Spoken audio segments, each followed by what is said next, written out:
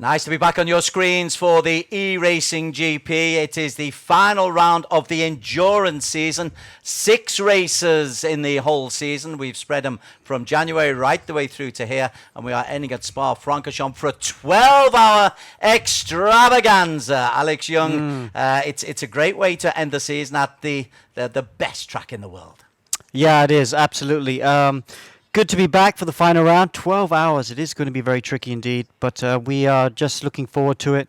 Long ride. 2 championships we're going up for, of course, GT4 cars and GT3, and we're at Spa. Let's have a look at Spa. It is a classic circuit, and obviously Eau Rouge is the corner that I look at, bottom left of your screen there, but you love this circuit as a driver's circuit, Alex. Yeah, it really is. It's a great driver circuit. You know, there's so many fast corners here, Mitch, for great racing. And then you see those long straights. So plenty of overtaking as well. So racing here is generally very good. 18 corners that are available. And the 2 championships ongoing are the GT4, which are the slower races, and the GT3. GT4 in qualifying just now. And there's 3 teams up at the top of that pile. Let's talk us through the 3 teams that we've got. Yeah, let's have a look at the top 3 teams right now. Bernard Chan in the Academy car is top of the pile. And he is... he's in the pits at the moment. He's in the pits at the moment. But let's have a look at because he is leading the championship. So the Academy car you can see right now.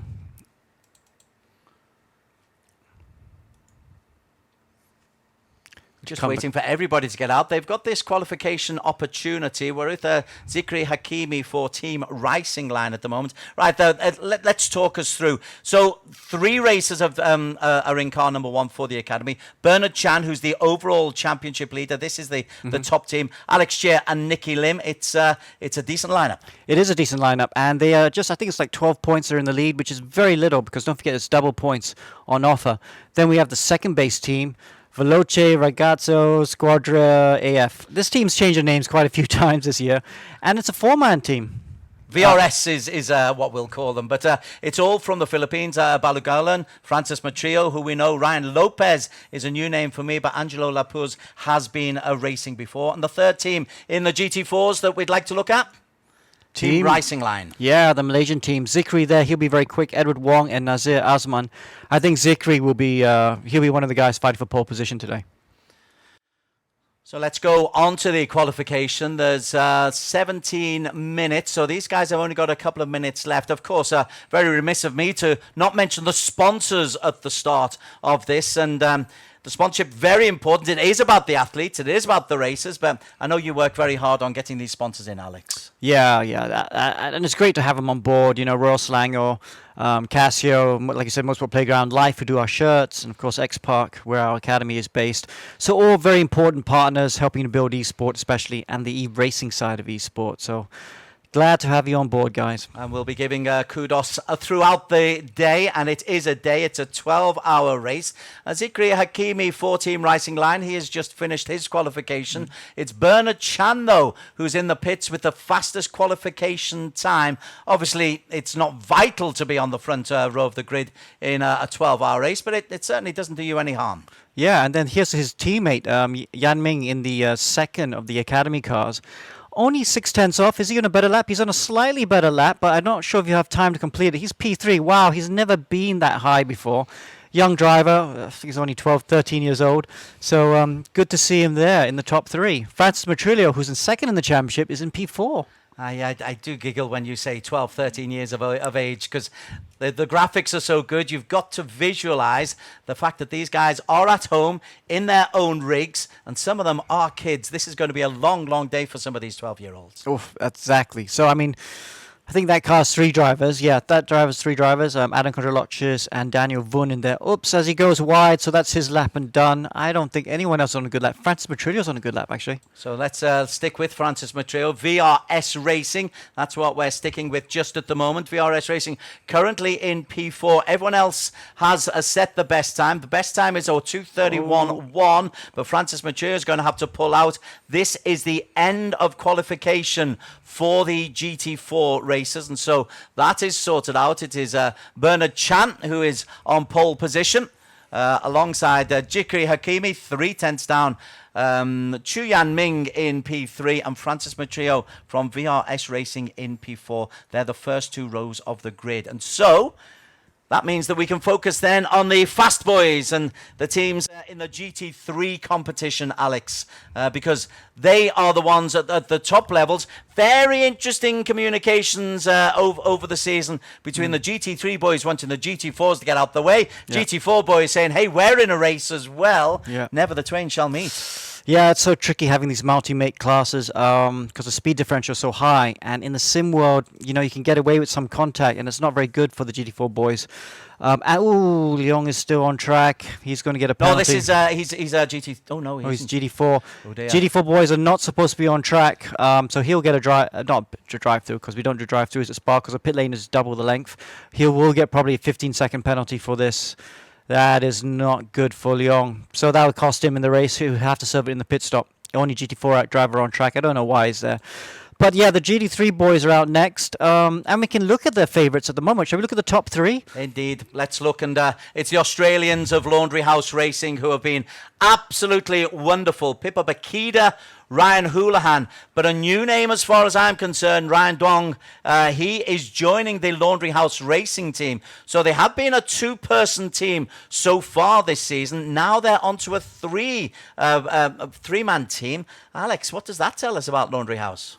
Wow, it's going to be I mean they've won the last three races, so they're going to be super hard to beat. They got I think a 20-30 point gap in the championship, so they're looking very good indeed. And they have to beat these guys, the guys in second position, Stratos Motorsports. You know, they've been strong this whole year, especially at the beginning of the year. They're the early leaders. Form fell away though, didn't it, in the last two races?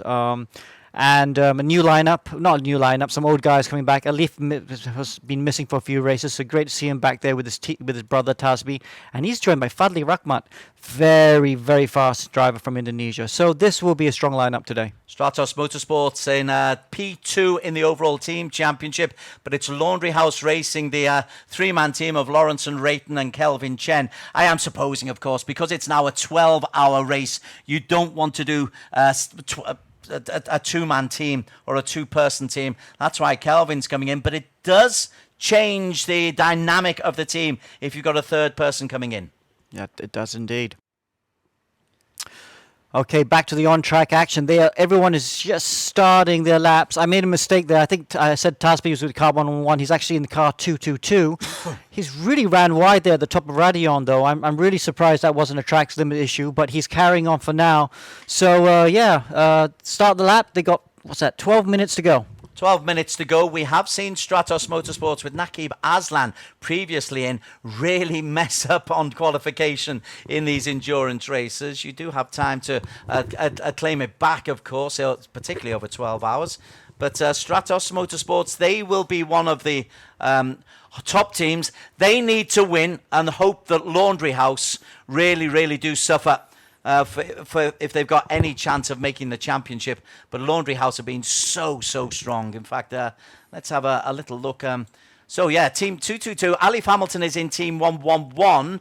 So Alif, now is Alif with Nakib? I'm not. Nakib's not in the car this weekend. Okay. Because he's off. He's racing in real life, trying to win the Toyota Rookie Championship. How dare he have a real life? Yeah. So true. So Alif Hamilton, welcome back to Alif. Good to see him in car 111.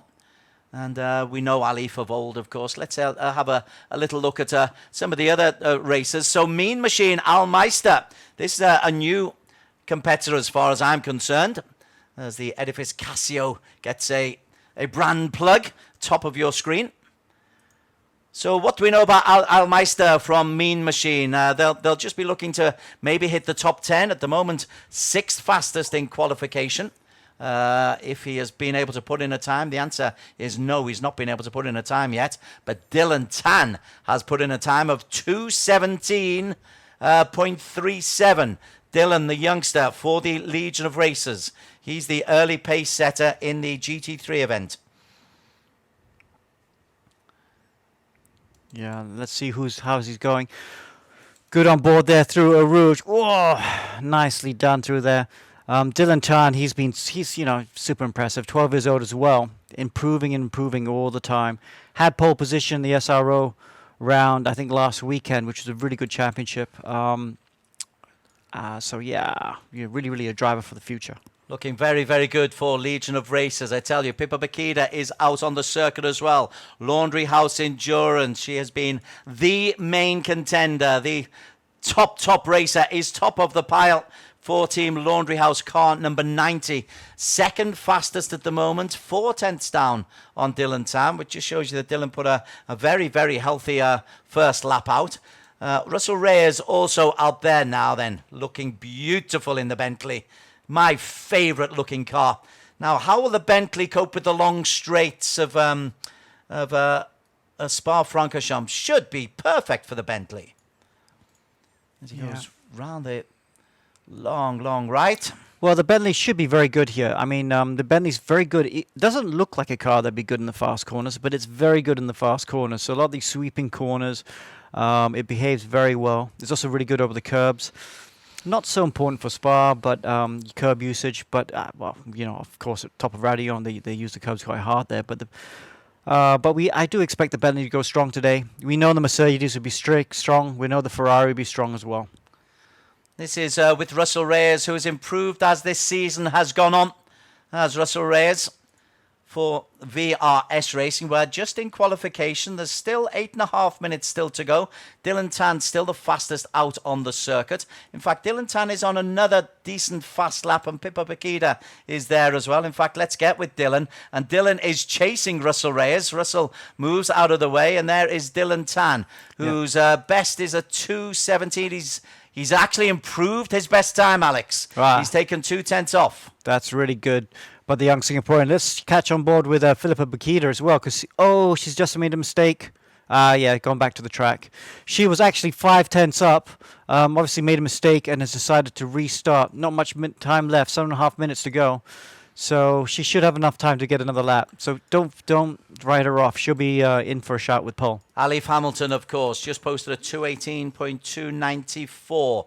P7 at the moment. Dylan Tan setting... So Dylan is 1.1 seconds faster than Alif Hamilton. I'm sure Alif will improve on that. Yeah, he will. Definitely will. So this will be a slightly better lap for sure. He is improving still the first spinning of the lap, but another one that's improving. Dylan Tan is still also improving a bit in P1, so he's going to be going quick.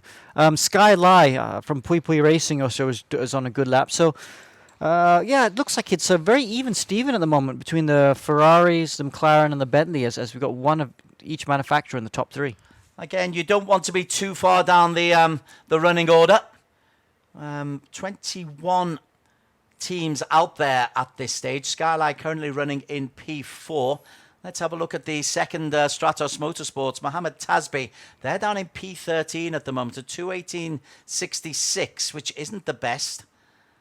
And another one who's struggling, Waco's Fliptable Racing. They are, I think, P5 in the overall championship, the team from Hong Kong. Yat Lam Lo, Waco's Fliptable Racing, P17 in qualification, 2:19.6. Let's just see if they are able to improve on that time. Car number 939. They are 2.5 seconds down. And what are we temperature-wise? It's cloudy. It's cool. Not much wind.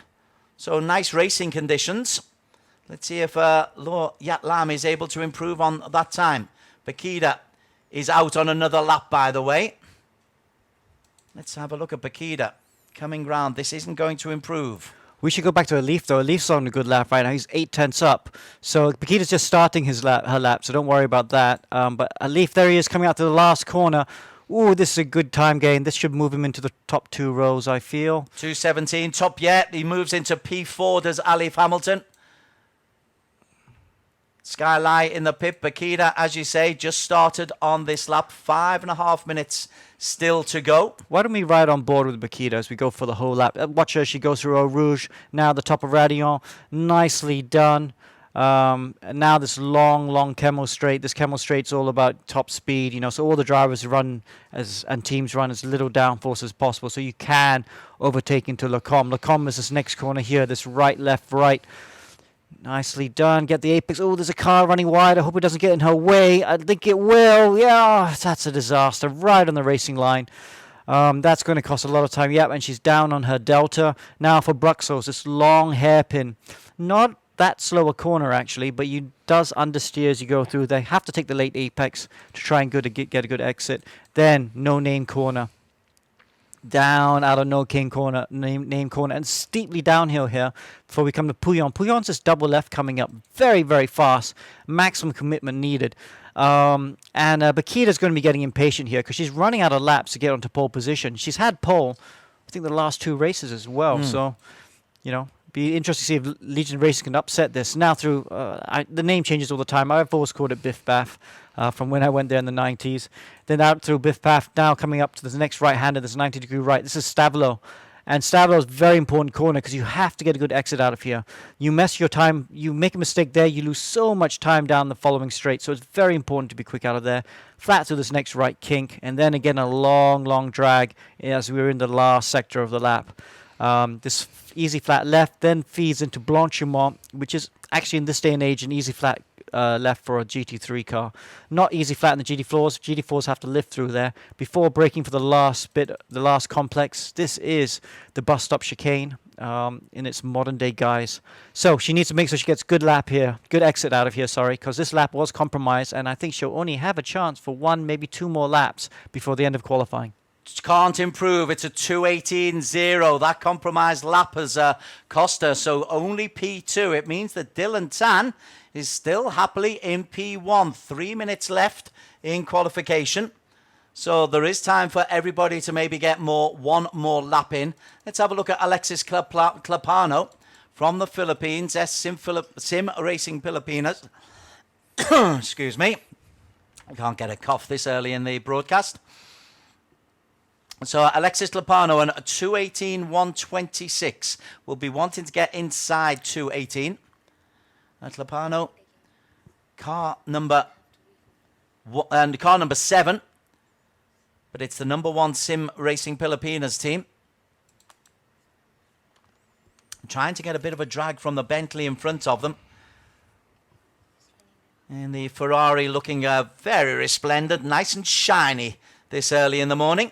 I'm sure the dirt and the grime and the grit will make it look a little bit less appetizing.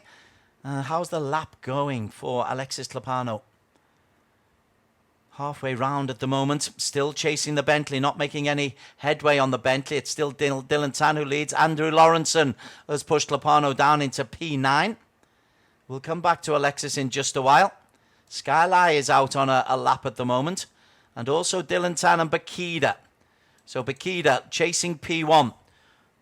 This is the championship leader for Laundry House Endurance. Best currently 2:17.244. Was compromised on the last lap. Now then, it's a 1:44. This is looking just a little bit better for Bakida. No, it's not. Decides to pull out of the lap. So P2 for Bakida into the pits. And it looks like Dylan Tan. He won't complete this lap, but Dylan Tan for Legion of Racers is going to actually be on pole position unless Alif Hamilton is able to make any headway. Ooh.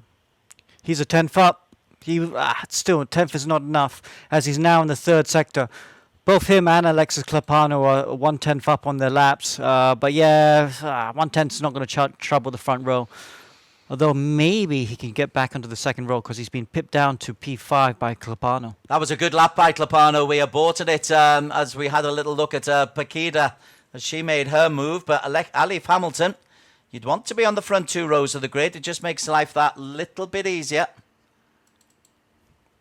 As he goes round the double chicane at the end, and Alif P5 becomes P3. Wow. 2:17.3. That is pretty quick. He made up a chunk of time on the second half of that circuit, and he's just got himself up into P3. Yeah, had a really good bus stop chicane. The last complex there was really done well. Okay, so guys, I think the qualifying is about over and done with almost. We will get the scores up, and then we will head for a break soon, because there are a couple laps that could improve, actually. This is one of them. Ooh, yeah. Lee Kinlong, or Kinlong Lee, as we call him, Wacko's Flippable Racing. It looks like he might have timed this just right. Currently in P6, and P6 becomes P6. Yeah. Didn't quite go quicker, just a hundredth down on his fastest lap. But he's still... Did he cross the line in time? Yeah, I think he did cross the line in time. So if he can finish this lap, should be good. We'll keep an eye on him. Let's go back to Alexis Clapano. Clapano's on a better lap as well in P5. There he is right now. Oh, he ran super wide there. There's still quite a bit of a lap to go there, but we just watched him running wide at Biff Bath. So he's a 10th up. He's a 10th up. So a 10th up will put him possibly ahead of Skylight. 2:17.5 is the target. Qualification is over, except for those who are on this flying lap. All right, so he's not going to go any quicker. Let's go look at Dylan Tan again, because we can watch young Dylan and see if he's celebrating. There he is in the inset there. He's only 12 years old, 13 I think now. He'll start looking bigger though. He is starting to hit his growth spurt, but well done. Pole position, his first pole position in the Endurance Championship. We say that a little bit prematurely. No, he's going to be pole, isn't he? Yeah. He's going to need one heck of a change, because Clapano Skylight has decided to stop. Skylight is out on a circuit at the moment. Is coming towards the end of his lap for Pui Racing. Pui Racing came into this championship late in the season. Only came in race number 3, but they put into some pretty consistent times. The Hong Kong-based team. Okay, this is it. Bust up chicane. And he's going to go... Oh, he's in the pits. Okay, let's have a look at the timetable then. Sorry, the results. So we can have a look at the results right now. So Dylan Tan, Pratama, Moreno and Nigel Chua, they are the fastest. Bakida, Houlihan and Dong for them in the McLaren in P2. Alif Hamilton, Fadli Rakhmat in the Ferrari. So 2 Ferraris and 2 McLarens on the front 2 rows of the grid. Clapano's Ferrari, very good. And the Hong Kong team of Lee, Tamaki and Wong in the Bentley ahead of Russell Reyes, Gubala and Rojas. And the first of the AMR Vantage in P8, P9, 1/10 down, and Yatyam Law only in P10. That BMW a little bit leggy, I think, on this first qualification. Very warm welcome back to E-Racing GP Endurance Edition. We are just about to start the formation lap ahead of this 12-hour extravaganza.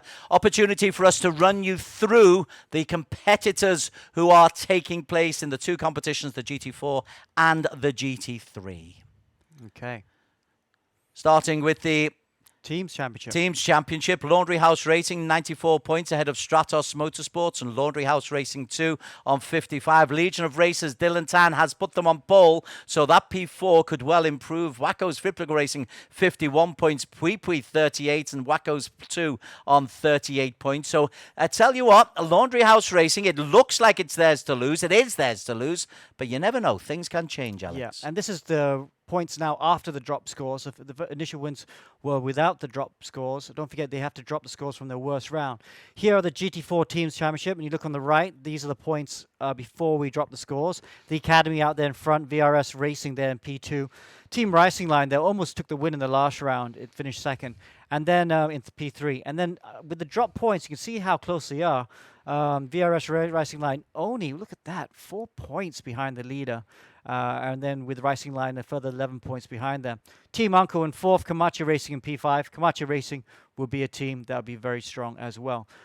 On to the individual championships, Pipa Bakeda has been absolutely sensational, 96 points. And with Naki Baslan not racing today, almost certainly the individual top point scorer will be Pipa Bakeda from Australia. Andy O'Hara not racing today either. I didn't see his name anyway, but he's on 69 points. So the individual championship is just about done and dusted. And just look at the Aussie influence there, Alex. Yeah, Aussie's all the way up there. Naki Baslan, obviously, like we mentioned, not participating today because he's racing the real world, going for his rookie's title in the Toyota. And here are the GT4 Drivers' Championship. Alex Chan and Bernard Chan, they share that same car, and they've been together all year, and that's why they're at the top. And Nabala Gulan and Matrillo in Philippines, they've been with that car all year, and that's why they're in second, 11 points behind. With the points, Four points. 83 points for Chia and Bernard Chan. Balagulan and Francis Matrio on 77 points. So the individual championships, that's an interesting one. It's the team championships, though, that I think is what we're really after. And now we're back. The formation lap is just about over. Dylan Tan is the man who is on pole position. So Legion of Racers, fourth in the overall championship standings after the points deduction. You're allowed to take, or you must take off your worst score.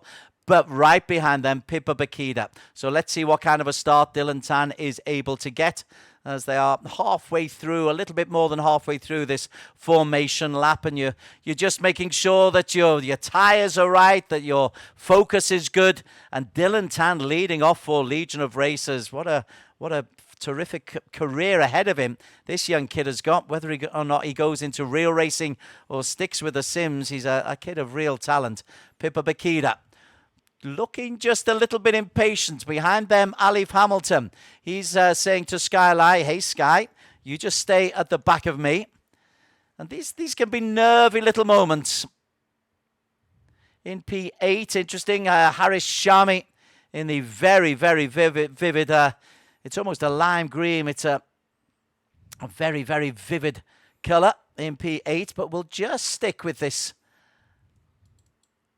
leading group, obviously, just to see who gets away. Avoid any problems in the first hour, Alex. I think that is probably the main thing. Drive quickly, but don't get yourself in problems, because you can lose a race in the first hour, but you cannot win it. That is so very true. And it is going to be tricky for these guys to, pull back that impulse to race too hard. You just got to kind of slot into what you're doing and not make any mistakes. So the guys, the guy leading the championship there on pole position, Bakida's in the car. Dylan Tan, I think, is fourth in the championship, Legion of Racers, and we're about to go. Dylan is playing very, very cagey. Bakida having to just put on the brakes. Now Dylan Tan, brake, that's very cagey from Dylan Tan. I like the psychology of the young kid. And then Dylan Tan, he's got to be first going over the line. Yeah, it's going to start on the old pit lane.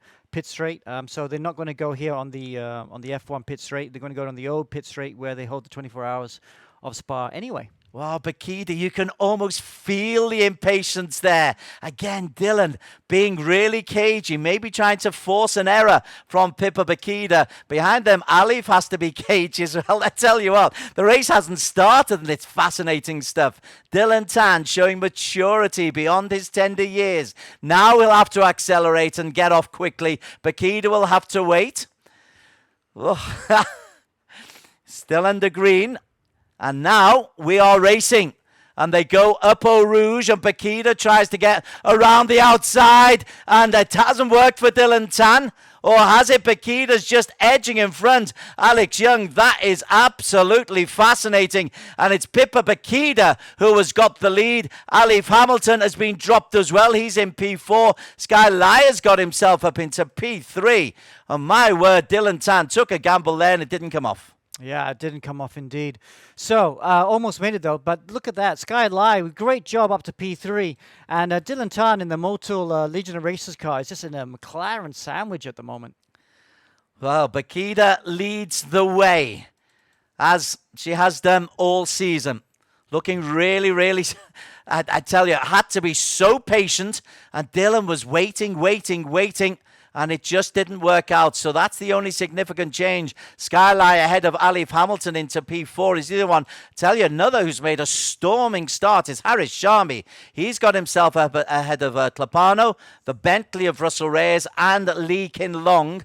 So that's in P5. Clapano currently in P6.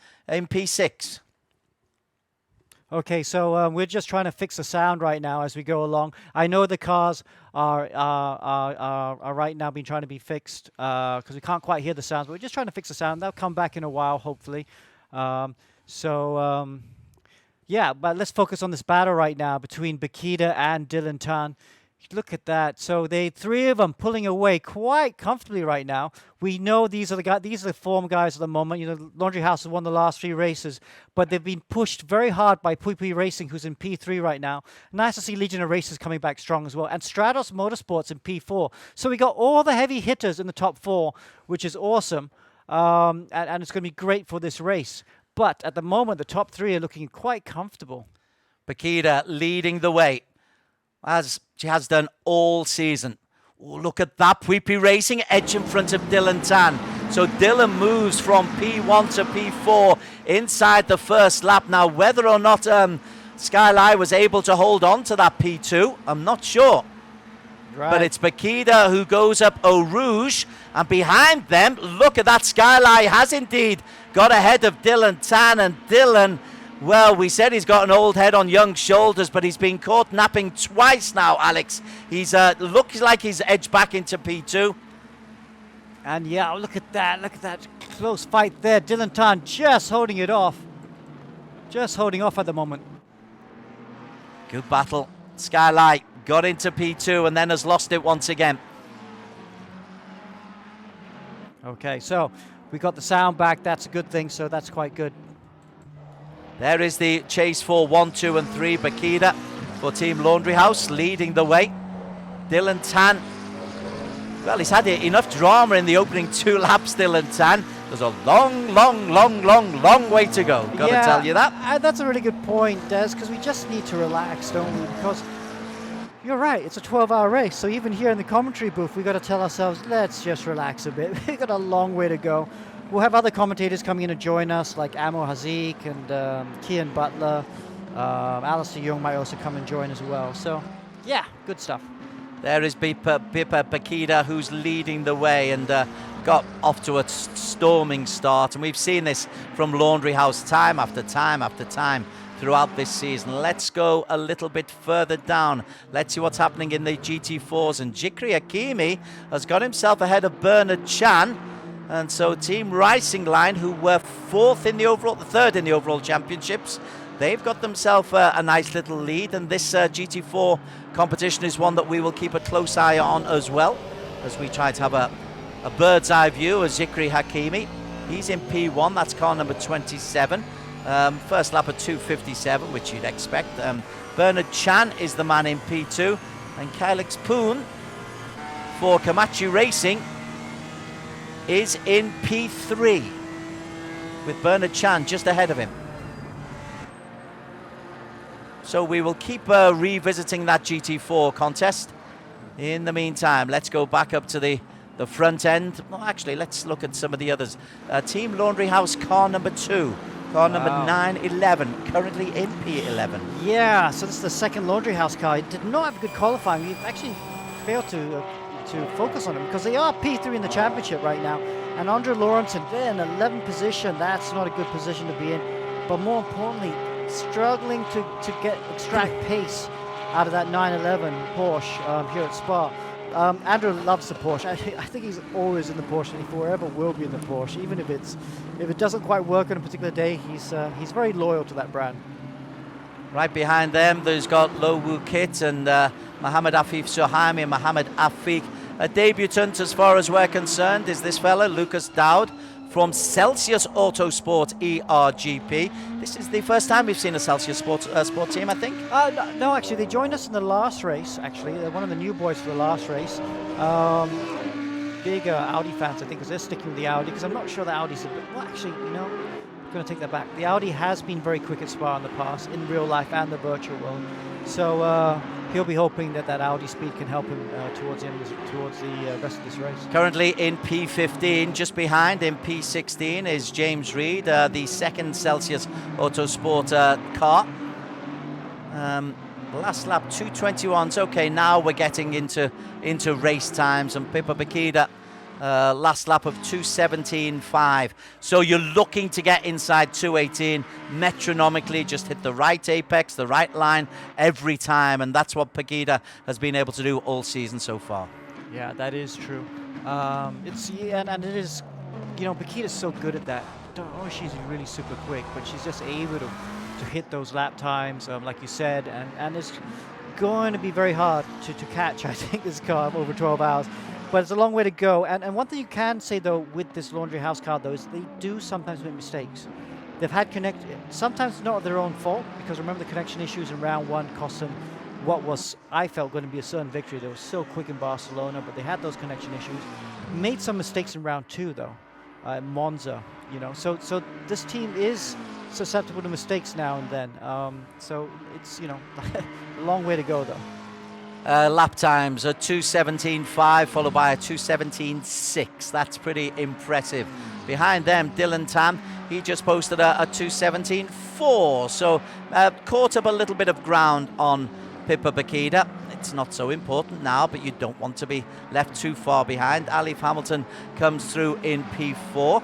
And Alexis Clapano, we were on with Alexis in the qualification lap, and this is really good for Sim Racing Filipinas. We don't talk about the Filipinas teams because they're rarely in the top 3, but they're always competing at the top end. Yes, they are, and it's good to see him up there right now, in a perfect position right now. I mean, P5, it's the very start of the race, of a 12-hour race, is perfect place to be. There, as long as you're not like P30 or something, everyone in the top 20 just has to be very chilled through this first hour. Try and be quick, try not to make mistakes. But I do have to say, the pace of the front 3, they're the only cars in the 17s right now. No one else is close to touching the 17s. Sky Lai is one of those front 3 and the PP Racing team.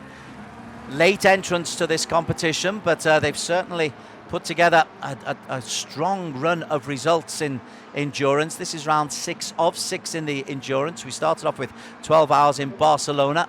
We're finishing with 12 hours at Spa. And Pippa Bakita and Laundry House are leading the way ahead of Dylan Tam.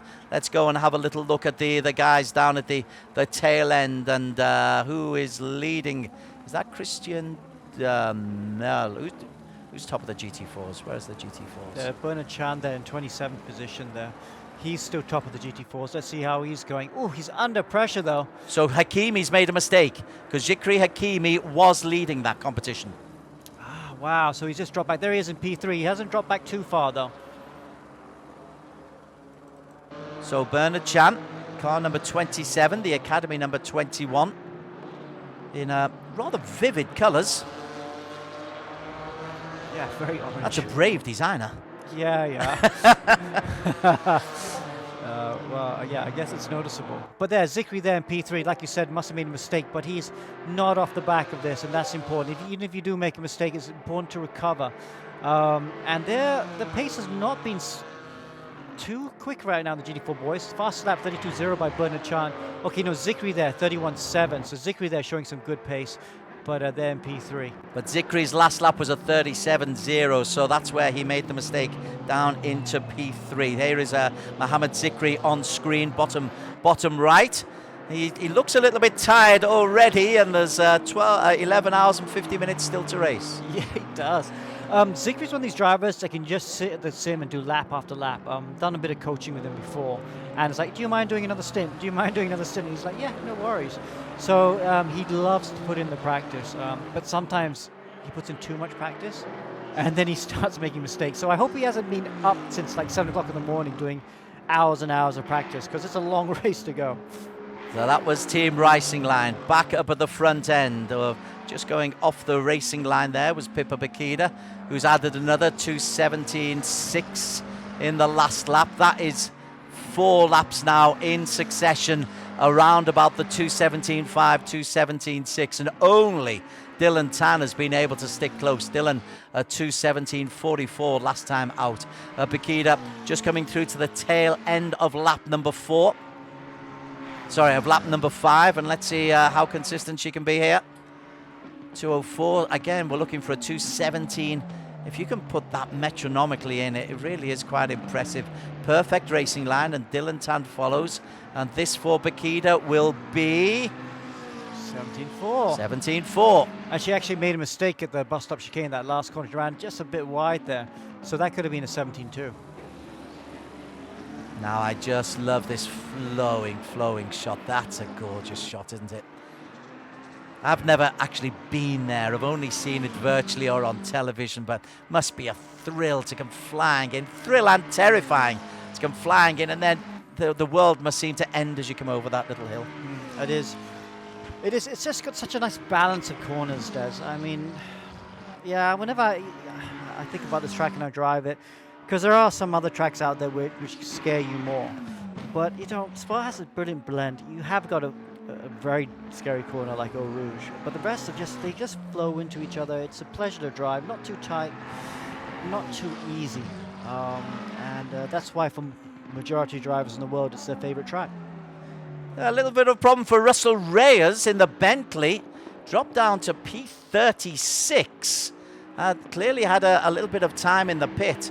So I'm not sure what happened there because Russell started very well. Qualified, I think, P6 or P7. And has clearly had to go into the pits for some reason. Might have had a little bit of a connection. A man in the pits, though, is Triple L. No, I think maybe he got disconnected. But yeah, shame for the VRS racing car because he's already 2 laps down. Look who else in the pits, Alex. Laundry House. With a lot of damage. Wow. Maybe there was a collision there between Laundry House and the Bentley. And I would expect the Porsche to come off second best amongst the Bentleys. Oh, that's a very damaged Porsche. And look at that pit lane. Oh, this is what we were talking about. You can't have this in the first stint. And it just ruins your race. And, you know, double points on offer. And look, we got Laundry House Lawrenson there. Look, he's not happy. He's obviously talking to his teammate Terry Wright, and they're going, something bad has happened. Look at that. He's just, oh, man. Oh, I feel for the Australian. Third in the championship. Don't forget, Dylan Tan in the Legion of Races car is only a couple points behind this car. So, wow, this could be third in the championship gone for Lawrenson and Laundry House. Well, we will try and come back to that. Very different story for the other Laundry House team, the overall championship leader. We'll stick with the Laundry House bottom right corner just to see when they can get back out onto the circuit. For the moment, this looks like a couple of shaken heads there, and this does not look good for Andy Lawrenson. Stuck in the pit, waiting. Yeah, I think it's going to be long. Looking at the damage on that car, that's going to be at least a couple minutes where he's just going to be sitting there. So that's going to cost him a couple laps. So, I feel for that driver.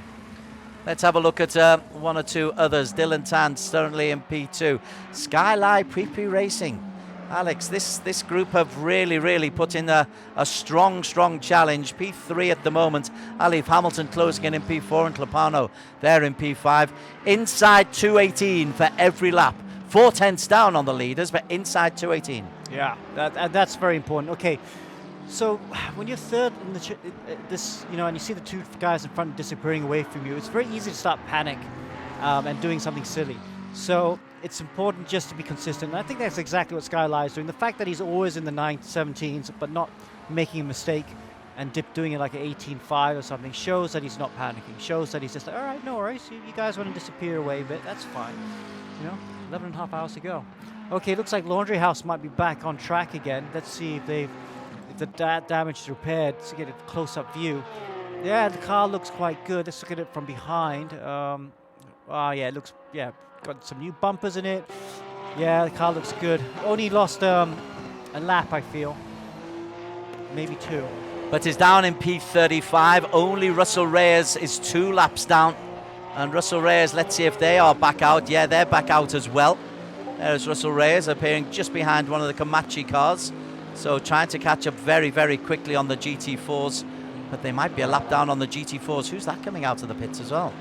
It's one of the GSR cars, I think. I wonder who that was. So I can only assume there was a big collision. I think that's a Suaimi in 26th position, 27th position right now. There we go. No, that's 29th now. There you go. There he is. So yeah, GSR Esport. Afif, also known as Taichi. Taichi has obviously had a moment and just had to come in for an early pit stop again. These early pit stops cost you dearly. They've not had much fun, the Bentleys, at the moment. I would have thought this is a perfect track for them. Nice big heavy cars being able to hold on to to grip on so long as the tyres look after them. Look after themselves. Up at the front though, it's still Bakida leads the way. And now we're beginning to get a little bit of traffic. So very early on in the race, just gone the first 15 minutes of 12 hours. Bakida leads the way. Dylan Tan, to his immense credit, is lapping every bit as quick. A 2:17.2 his best time, a 2:17.4 his last lap. Skylight, 2:17.7s. Alif in the 2:18s. So Alif not being able to quite keep that early pace. Let's see who else is new for us. G Energy Speed Tavern. Got my Sean Vu. Best of 2:18.3. Last lap 2:18.7. So anywhere in the 2:18s, and you're going to be around the top 10 place. Speed Tavern have been, again, regularly top 10 without being able to hit the podiums so far this season.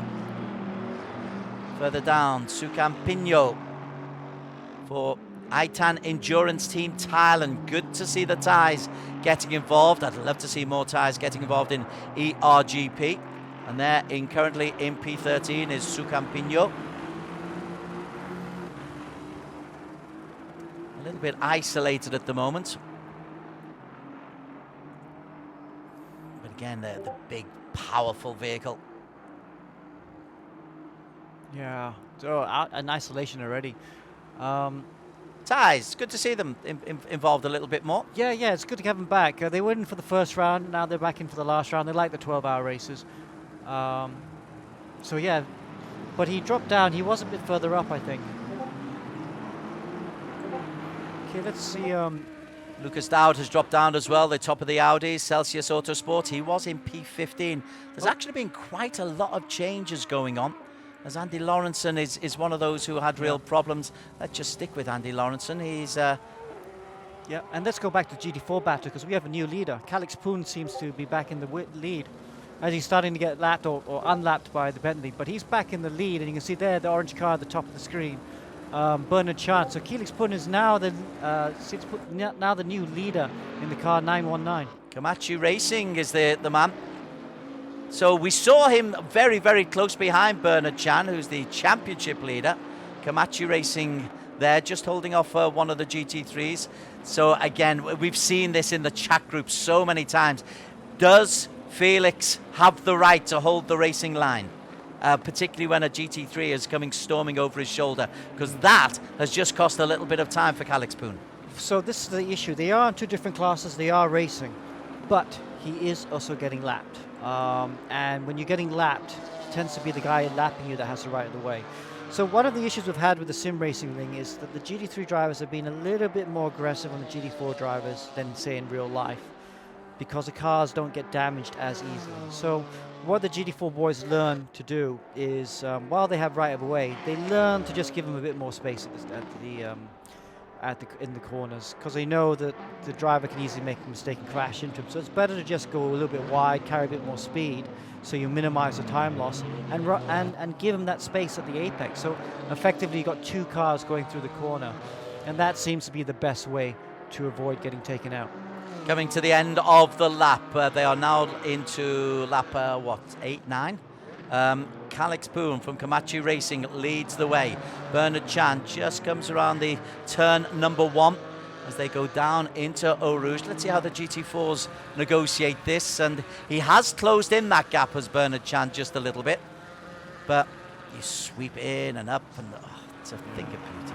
Yeah, so Bernard Chan last lap 34.1, Poon's last lap 33.8. So obviously when they get lapped, you lose time as well. So you learn us in these sort of multi-make GT racing classes to lap without losing time, but if you're in the slower class and you're getting lapped, to also try and get lapped without losing time. And that's the thing that they'll get better at as the race progresses. Team Racing Line, Jikri Hakimi in P3 in that particular battle. Very close behind him. Our first look at the VRS Racing Aldo Balagulan in the first of the BMWs. No, Poon is in a BMW, isn't he, of course. But they are second in the championship, don't forget, right now. So there's a lot on the line for these guys, and they're so close.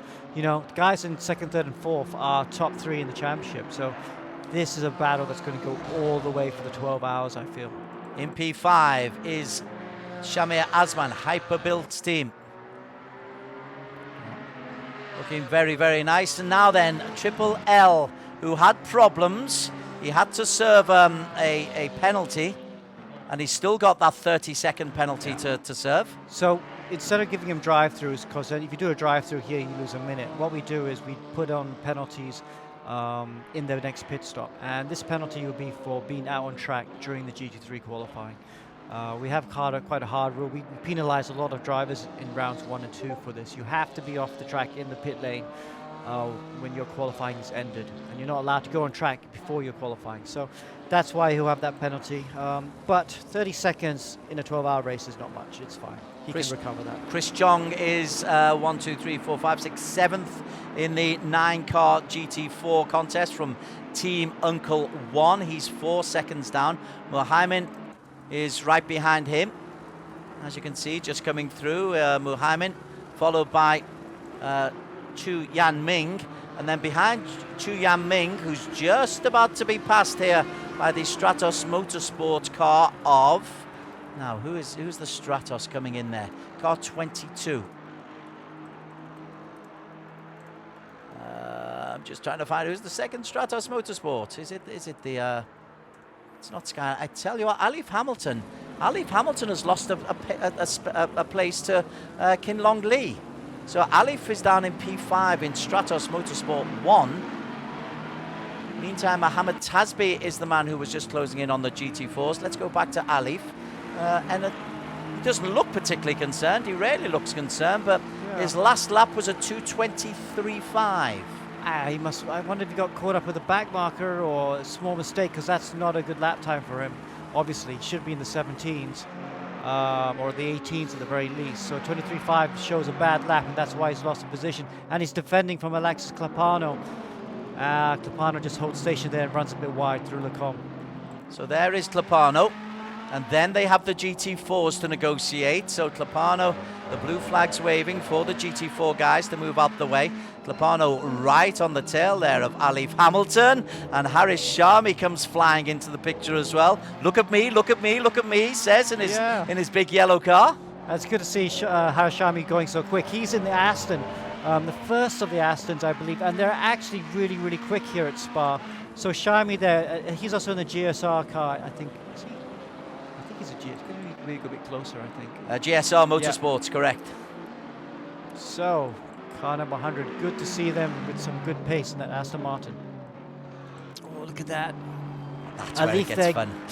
Getting unlucky with traffic again. Look at all that time he's lost, and he's got 2 cars just hunting him right now. Stavelot's not a good place to overtake. Not into it at least, but you need to get a good exit out there, and you can try and overtake someone into the bus stop chicane. But Clapano there's got a good exit out there. Alif, I think he's struggling with those tires.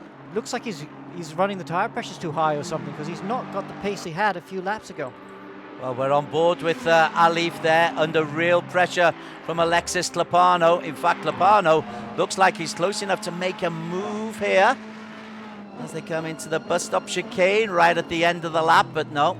Perfect line. Oh, Clapano. Yeah, Alif's gone into the pits. It's very early for a pit stop. Maybe the tyres. Oh, look at that. There's damage on the back. There's damage, isn't there? And is that just making sure that you don't lose too much time? Yeah. Maybe something's happened to the car. Right, okay, we could keep circling around trying to make the pit stop window. Maybe they're in the pit stop window now. Maybe they can still extend it all the way to the end. And he said, let's repair the damage, because we're going too slowly at the moment, and see if we can fight back later on. That's a lot of damage. Yeah. Something's happened there. Don't know if it was with a fight with someone. That's a lot of damage. You're right. It's the sort of damage you get if you you go off at Eau Rouge. Well, his pit stop is coming to an end. Did he stop? Has he stopped? Oh, he's just made. Gosh, it's an interminable drive into the pits, isn't it? Yeah, that's why we try not to give drive-through penalties, because you don't lose 30 seconds like in a normal drive-through penalty. You lose a minute. So yeah. Anyway, here he is in the pit stop. And he's plunging down the leaderboard. He's in the pits, but he's into P16, down to P18 now. And Pipa Bakida, meantime, is coming under increasing pressure from Dylan Tan. Well, Dylan Tan, we do like this kid, don't we? He's got a lovely, sparkly personality. Yeah, we do. He's really, really top driver. And just, I remember when he first took part in the ERGP in, was it 2020? Oh gosh, it feels like a million years ago. But it was only just over a year ago. How inexperienced he was. We could see he was quick from the start, but he just, as you'd expect from a young kid who was 11 at the time, making a lot of mistakes. And he's just improved so much. He's the most impressive youngster, I think, of the new young batch of drivers coming up, because we've got a lot of we've got a lot of 8-year-olds as well, don't we? We have a lot of 8-year-olds actually coming up in the Philippines and here in Malaysia, all around the region, who are going to be really strong, and they'll be looking at Dylan and going, wow, Dylan's competing with the real top adult senior drivers at such a young age. So they'll be looking at him and taking inspiration from that. Interesting to see what's happening to the timings of the leading races. As they get caught up in traffic, they're just dropping 5 and 6/10 of a second. That might have been what's enabled Dylan Tan just to be able to catch up with Pipa Bakida. But look how far ahead they are of Sky Lai. The difference between the top two as they come through Eau Rouge once again, and Sky Lai, who is just coming through, is over 4 seconds.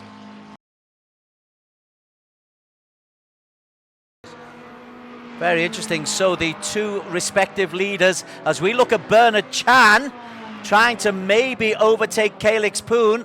So there's the battle for P1 in the GT. There's the leader in the GT4 coming through. So Dylan is being held up by that battle for P1. That's where it gets complicated. Dylan tries to go through the hole in the middle. Oh, he's just being held up. That'll be frustrating for Dylan.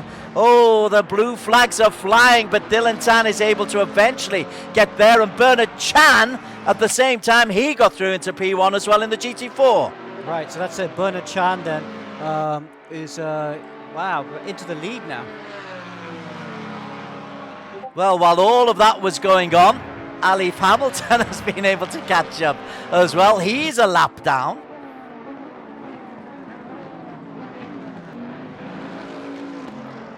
Soft slate green, matte slate green, matte slate grey colour.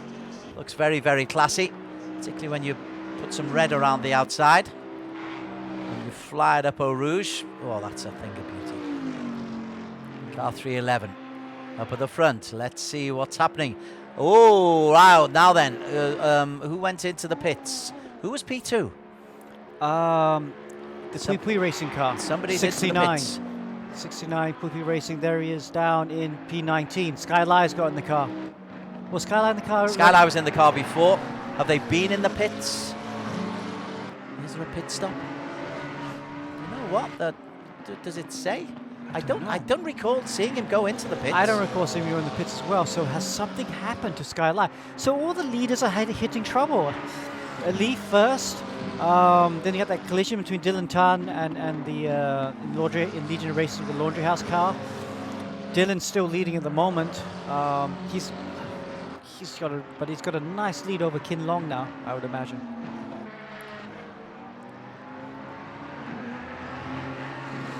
Well, it dropped him down to P19.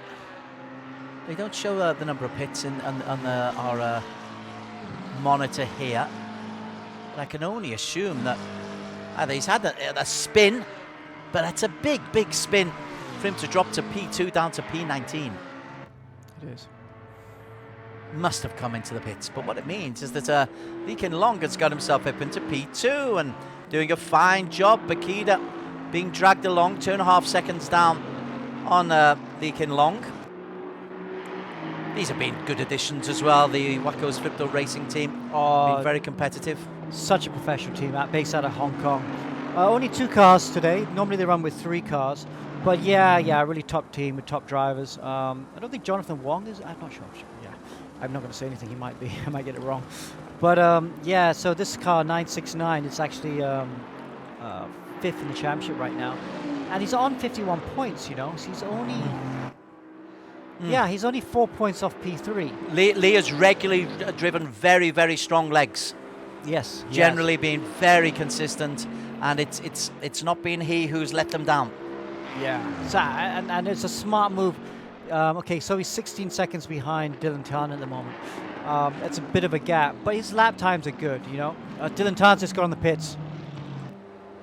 So a 2:19 last time out for Lee Kin-long. He will take the lead at some stage very, very soon. Now then, Dylan, will he stay in the car?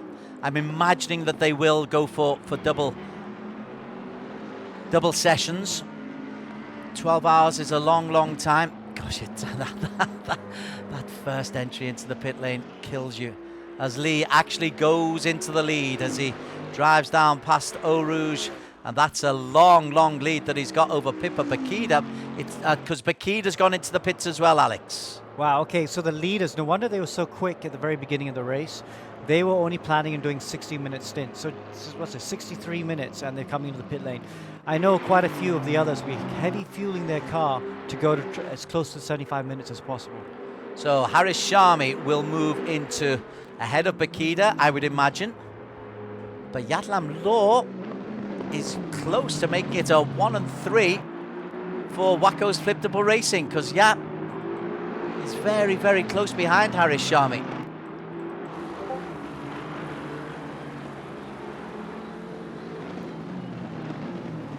Dylan Tant still in the pits. Bakida finally stopping. Oh gosh, you have to go all the way to the end of the pit lane before they stop. Tan drops down to P6, Bakida down to P7. Sean Vu's into the pits. Tasby has stayed out. Dylan Tan has stayed in the car, which doesn't surprise me. But having made his first pit stop, he will come out in P. I think that's Vu going through. Sim Kai Wern goes through as well. Even Bernard Chan is getting close as he stays to the right-hand side. And now he just has to quickly pick up pace. P9 as Paul Faustino went past him as well. So P9 and P10, because Afif Imran Fakhri has gone through. We haven't given Fakhri any love in the Mean Machine, so a top 10 place for Afif. It may be temporary. Sky Lai is out there as well. He's in P2, but Sky Lai, has Sky made a pit stop? That's the bit we don't know. I think, you know, he must have. He must have. Because he's just the right gap behind Dylan, yeah. you know, just a couple corners behind, which was how it was earlier on. See, there's Sky Lai, and if you look further down to Dylan, you see Dylan's just at the, he's just one straight away. He's going through Pouillon now, and Sky Lai's just about to go through Pouillon. So we can only assume that we missed. My observation levels were very, very poor. But it means that Lee Kin-long is leading the race. 14 seconds clear of Haris Sharmi. Yatlam Law has gone in for the pits for his first pit stop. Was in P3. It means Abdul Hakim will have a chance to move into the top 3. Mean Machine.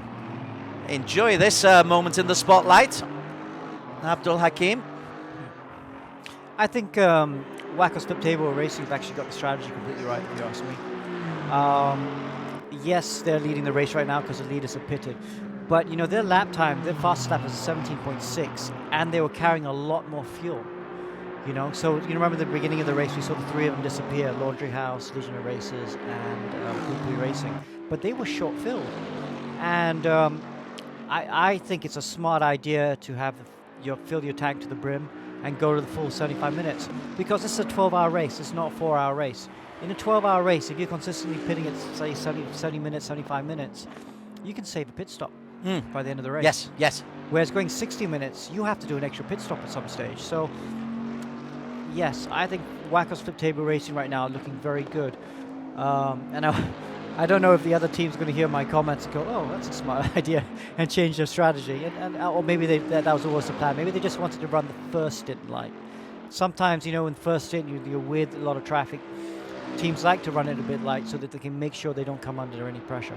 Hey, how about this? Ryan Houlihan is in the car. Laundry House have made an early driver change. Are they maybe going for 1 hour, 1 hour, 1 hour, 1 hour, 1 hour? Just to keep them fresh? This is not such a physically demanding circuit, Spa. You've got these long straights you can at least recover on and get some rest. But yeah, I think the top drivers will do 2 stints. I am a bit surprised to see Houlihan in the car so early. Because, you know, for these top drivers to do 2 stints in a row is not an issue. A couple of other drivers out there for the first time. Art Vanderlei for Celsius Sport. Now that is a fabulous name. Art Vanderlei. I wish I'd been christened Art Vanderlei. In the Audi, 2 laps down, and Zuriel Sumerdabilia on his outlap. So for the Filipinos in the Ferrari, looking good. And Nicholas Tam also for G Energy Speed Tavern Racing. He's out for his first stint, as is Jeremias Marco Hasono and Mitch Weston. So several new names for us just to get our brains around, as Mazdi Mardini is another who's first out. Irfan Atifianto. Gosh, plenty of changes. What I can say is Russell Reyes, I'm delighted to say, is beginning to make a little bit of headway in the Bentley.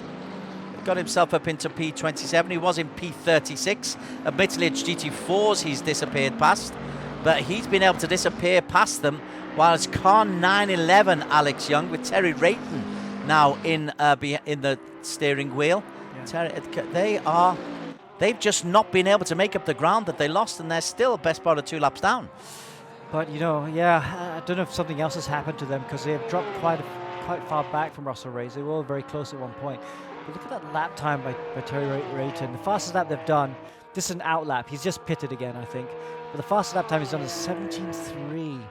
Wow, so that Porsche has got pace around here at Spa, but it's 2 laps down already. But 10 hours and 50 minutes still to go. Yeah. That's tomorrow. And just to let the viewers know as well, we might have a problem at some point. We might get a big break during this race, because ACC have decided to do an update today. Well, they've said they're going to do an update today, which I think is a bit naughty of them. Normally these games only do updates on a weekday when they know we're not going to be busy, but they're doing an update today apparently, and if that happens, the game will go down at some point. That's not a problem. We will just pause the race and restart the race in the order that they were, 1 lap before it went down, and we will continue. Hopefully the update doesn't take hours and hours, and we'll be up and running quite quickly. So just for the viewers out there, be prepared that the broadcast here might be split into 2 parts. Well, it probably will be split into 2 parts. In the meantime, while we are still here, Mohammed Tasbi has the opportunity perhaps to become the new race leader, because Lee Kin Long and Harris Sharmi, currently 1 and 2 on your list, they are currently in the pits, and Tasbi comes into the chicane at the very, very end, but then Tasbi ruins my dialogue, ruins my opportunity, and he goes into the pits, which I suppose is possibly a lap shorter than I anticipated, but it's a 70-minute stint. Yeah, 71-minute stint. That's all right. He could have squeezed in 1 more lap, I guess, and still been under the 75-minute limit, but maybe he didn't have enough fuel. Also, some of these cars can't go to 75 minutes. That's probably another reason why they're not choosing the Mercedes. The Mercedes can't do the full 75 minutes because it will run out of fuel. So, yeah, but I don't really think that's an issue. A lot of these drivers are stopping at the 60-minute mark. So our new race leader, who was the race leader before he went into the pits, will very, very quickly become, I'm assuming, Dylan Tan, because that's still the man in the pits, Lee. And so Dylan Tan is our new race leader, because he has disappeared past Radion and back into the lead for the Legion of Racers driver, Sky Lai, in P2. We can only assume he has made that pit stop, because there he is in P2. The differential between Dylan and Sky Lai, surely not 25 seconds. Can be confusing as Tasby is in the pits, but Tan, the new leader. And what happens to Ryan Houlihan? Now, Sky Lai in P2, 10 seconds down. That's better. Ryan Houlihan, he comes through. He'll be in P4 because Lee's just coming out. Lee's just come out. Surely Houlihan, yeah. Houlihan in P4. Lee Kin Long, he's out on his outlap again, and it's squeezed rather more tightly than he would have liked to. Trying to lap car number 3 there, VRS. Sim Racing Filipinas right now. That's Alan Escotto. Yeah, gets the move done though. So Scotto in the Ferrari. Ferrari's not been behaving particularly well today, have they? Oh, the guy apart from the leader. Yeah. He's in a Ferrari, I believe. He's had a great first stint, other than that small knock with a certain laundry house car. It's been a really perfect few laps, perfect stints from the young Singaporean. Suhaimi, car number 834, has got himself a drive-through penalty. Tell you who's really gone up the leaderboard with all of those pit stops is Alif Hamilton. Alif had to pit very, very early on, 15 minutes or so. So if he is able to do a 75-minute stint, added to that 15, it'll be about the hour 30 mark. So maybe Alif has to come in again in another 15 minutes, 10 to 15 minutes. Tries to make up as much time as he possibly can. He's just lapped a 2:18.7. His best lap time is a 2:17.9. Dylan Tan immediately, Alex, out with a 2:17.5 lap. So back inside the 2:18s. That will really, really get you a lot of lead. Half a second faster than Ryan Houlihan in P4. Even Anastas in P5 at 2:19.4. Sukan Pino, a Sukan being him. He's still out there. He's in P6 at 2:18.7 last time out.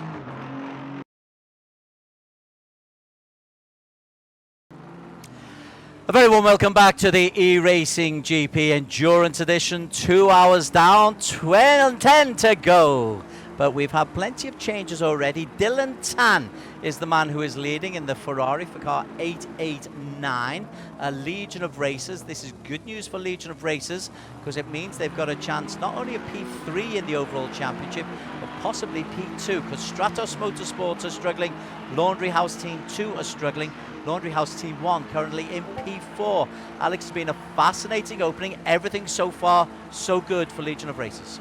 Yeah, really good job so far. I mean, Dylan Tan has been the first driver. They've got 3 more drivers to go. You can see the 4 drivers there. Accompanying Dylan, you've got Pratama, Louis Moreno from Philippines, Nigel Chua as well. All excellent drivers, top-notch drivers. But yeah, it's a long way to go, but so far Dylan Tan has been perfect. You haven't missed a vast amount of changes of personnel or changes of lead or anything since in that little 2-minute break that we took. But Alif Hamilton is the one that really fascinates me because he had to take an early-ish pit stop. He's now taken 2 pit stops, is in P13. Will, I'm sure, just try to equalize, just maybe run 10 minutes longer perhaps, Alex, just so that by the end of the 12 hours, the pit stops will even themselves out. That must be the tactic of Stratos. That is true, and we have to see what happens with the pit stops right now because Alif's really only chance, or his best chance at least, of getting back into he's still in the lead lap, of getting back and fighting the top 3, is if he can go a bit longer, if he can get right to the 75-minute mark. Because if he can do that, he can claw back some of the stint time so that he doesn't have to do an extra pit stop. Because right now, because of that early pit stop, at the moment, if he's going to be pitting after 60 minutes every time, he will have that extra pit stop, which will put him off the lead lap.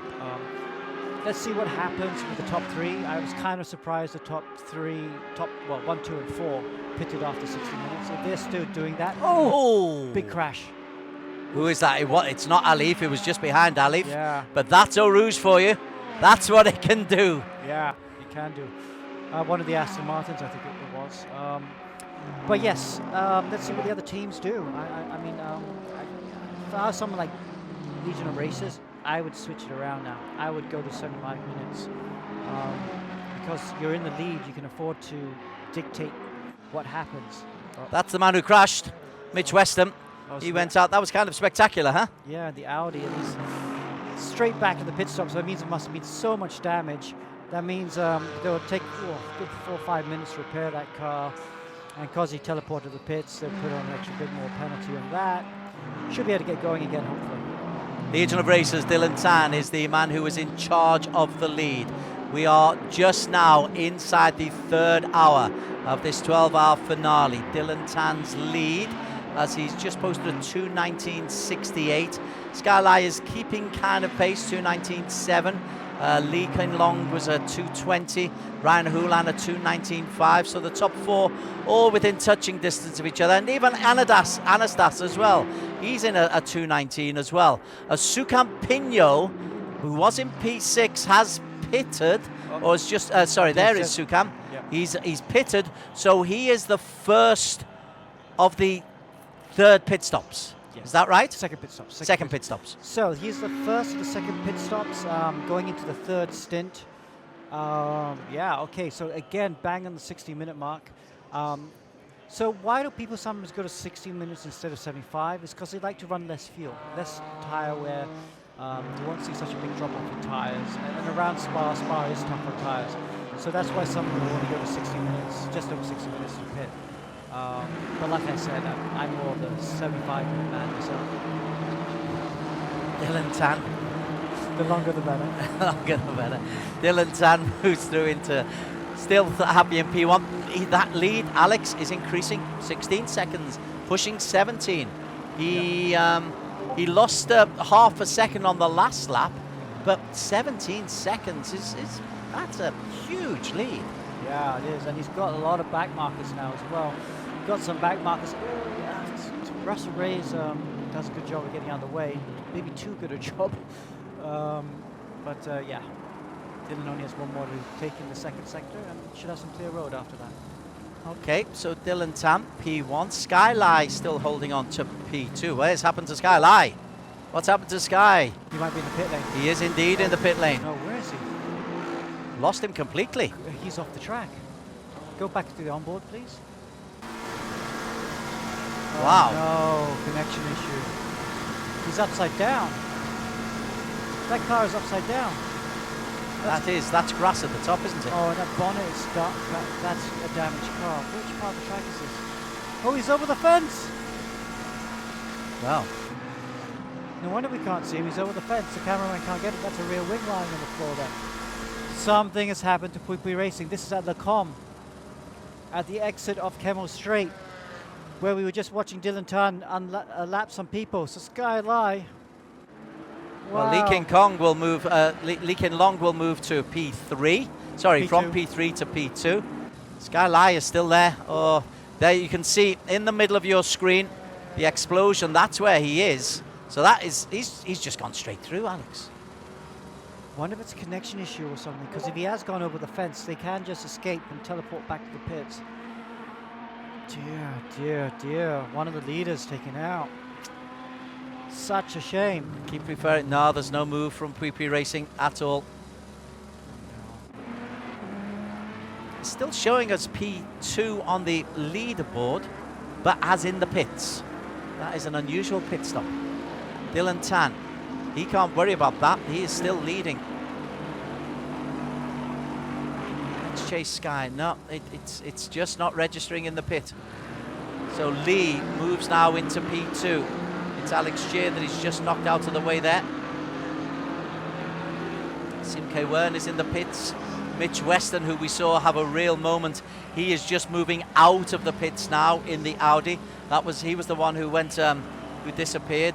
Sky Lai, no change there. We will try to report or find out exactly what has happened to Sky Lai.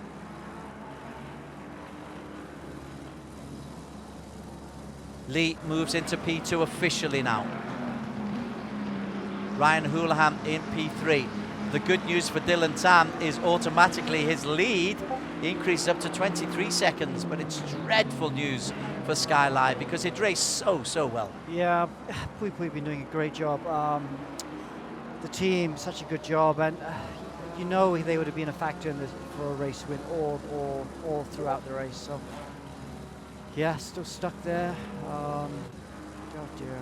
So even Anastas will be the next one to maybe be able to take advantage of that. That's the incident. So Anastas can move into P4 ahead of Sky Lai.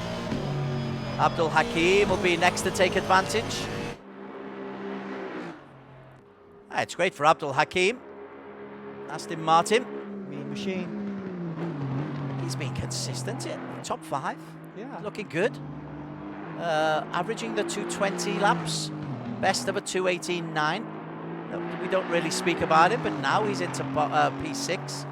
Art Vanderlei will try to move ahead of Sky Lai, who is... Well, Sky's back out on the circuit. So clearly, something happened. We got a freeze frame. He went back into the pits, but he's come out again and changed driver. Wow. Okay, so that image of him through the wall, that must not have happened. Maybe he had a connection issue, had to get back to the pit lane somehow. And thankfully still running. So Don Poom for Pui Racing comes into P6. There you go. There's the mysteries of internet broadcasting. So Dylan Tyne second. Ryan Houlihan has not come into. Ryan Houlihan's also coming to pits. Same strategy again. Same strategy as Dylan. They both come into the pits together.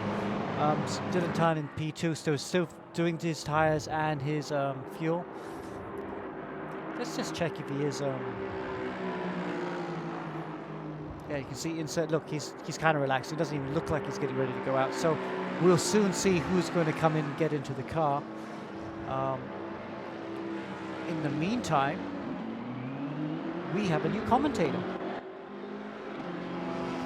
So just to welcome Alistair Young on board, there he is, or there he is. Des is going to take a small rest, because it is a 12-hour race. Alistair, you know a lot about, where are we at? You know a lot about Spa, don't you? It's one of your favorite tracks? Yeah, I mean, I've competed in Spa in the SRO Championship with ACC last year, which was very fun. I also have a bit of experience here in ERGP with the 12-hour, doing Barcelona and finishing P2. That's right. So, yeah, seeing these guys, it's awesome. I know that the top four are going to be close. I know that these drivers are astoundingly quick, especially while they do those SRO Endurance and Sprint Championships. Nigel Chua is now in fourth position, taking over Dylan Tan, going strong. Nigel, again, a very strong driver. And this Laundry House car, now with Ryan at the wheel. Laundry House have proven a lot during this season in the ERGP that they are the guys to beat, I feel, in terms of pace. But they've been unlucky, of course, with their disconnections in the earlier rounds. Yeah, that's right. They won the last 3 rounds, so they are leading the championship quite comfortably.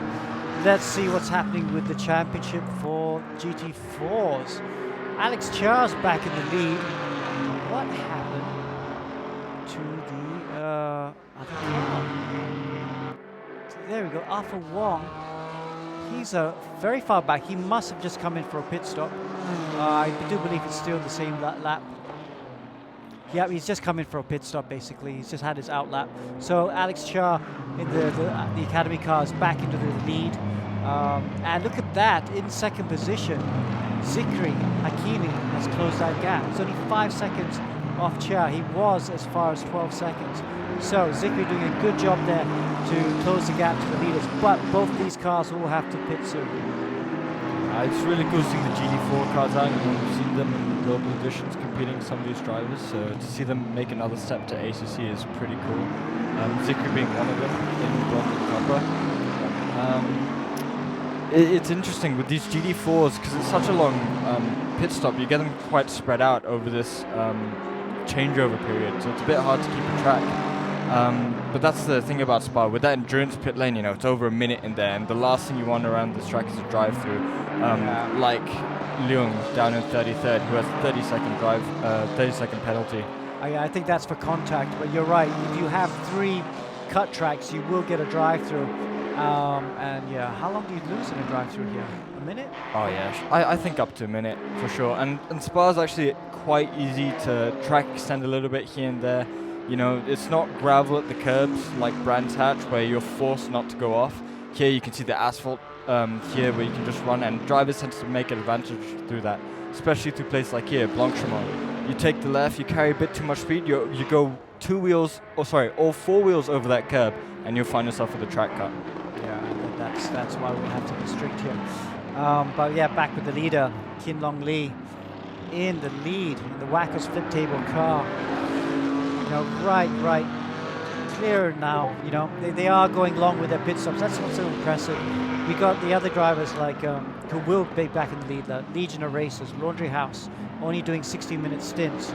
But the Wackos flip table in this car, the 969 car, they've changed their car from the Mercedes to the Bentley, let's not forget, for this race. And that seems to be a good call because the Bentley's very good at fuel consumption and it's very good with tire wear. And, you know, I got a feeling by the time this 12 hours play out, because I think they're going to be able to stop 1 time less than the leaders, that's going to put them right in the fight for the win.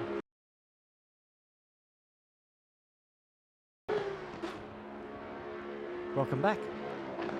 Tamaki-san then, leading the race right now in the Bentley, looking very good. He'll be coming in for his pit stop soon. Looking close though, Nigel Chua, who's been a long-time leader for Legion of Racers. There he is in the multi-colored, red-colored car in P2. How far back is he? He's good, quite far back at the moment. But once the Wackos Pit Table car comes in for the pit stop, it will even up. Let's have a look at the leaderboard right now. There we go, Legion of Racers in first place, car 889, sorry, Legion of Racers in second place with car 889. Laundry House in third with car 90. Stratos Motorsports in fourth position, car 111. Pui Racing there, car number 69, fifth. 90, car number 95 and sixth. Team Thailand, that is. New entry, doing a great job. GSR Esports there in seventh position with car 63. Mean Machine there now in P8 with car number 2218. Excelsior, the Australian team, with car number 15 in ninth position. And look at that, Speed Tavern in P10. Something must have happened to them because they were further up. Bit of a surprise to see them at the bottom of the P10.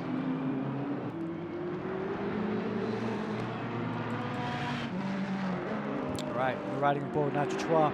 But the car trying to catch that is Philippa Bikida in Laundry House. Looks like she is closing down that gap a bit. Laundry House was winning this race in the first stint before getting punted off into a spin by the Legion of Racers car. So they are not happy with that. Stewards ruled it as a racing decision. But they are super intent on trying to get back into the second position. Who knows, maybe even into the lead. So Bentley, Ferrari, McLaren, Aston, pretty mixed up top six as we see the Kia run a little bit wide. It's going to be, again, very interesting with the strategies. Bentley's going long, Ferrari, McLaren second and third going really short. Alif Hamilton out of sync due to a crash, and the McLaren and Astons after Alif in fifth and sixth we believe are also going long. Figure that if a car can make it the whole 75 minutes and the McLaren and the Laundry House and Legions of Racing cars are hitting just over an hour, that they will be able to save a stop, which is, as we know now, over a minute and a half. So that's right, if you're doing, if you can do 70 minutes, 75 minutes per stint, then you're on target to do 8 stops, maybe even 7 stops instead. But if you are doing a 65 minutes stints, then you're looking to do about 9 pit stops. So it is important to try and go longer, especially in these longer races. So fuel consumption does come to play, tire consumption, looking after the tires, all these things are important to try and get you to the end of the race in the best possible position. Our race leaders had a very slow lap, 2069. Wondering what happened there. Maybe held up here by the car behind the McLaren. That's in P6. That's true. It's a quickly racing. I think that's car 69 getting lapped. Is that car 69 getting lapped? No, it can't be. Yeah, it is. Although that Bentley hasn't made a pit stop yet. Yeah, it's about to make a pit stop, but obviously held him up quite a lot. There is a bit of damage now on the left side of that Wackos car. Take a look at it. You see him coming to the pit lane now. There we go. Box, and he's in.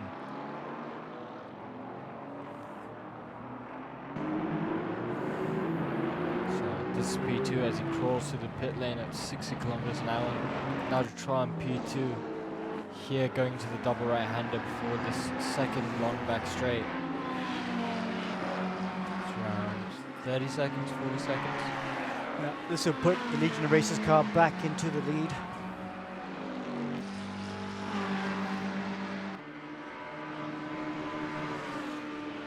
Nikita a further 35 seconds back.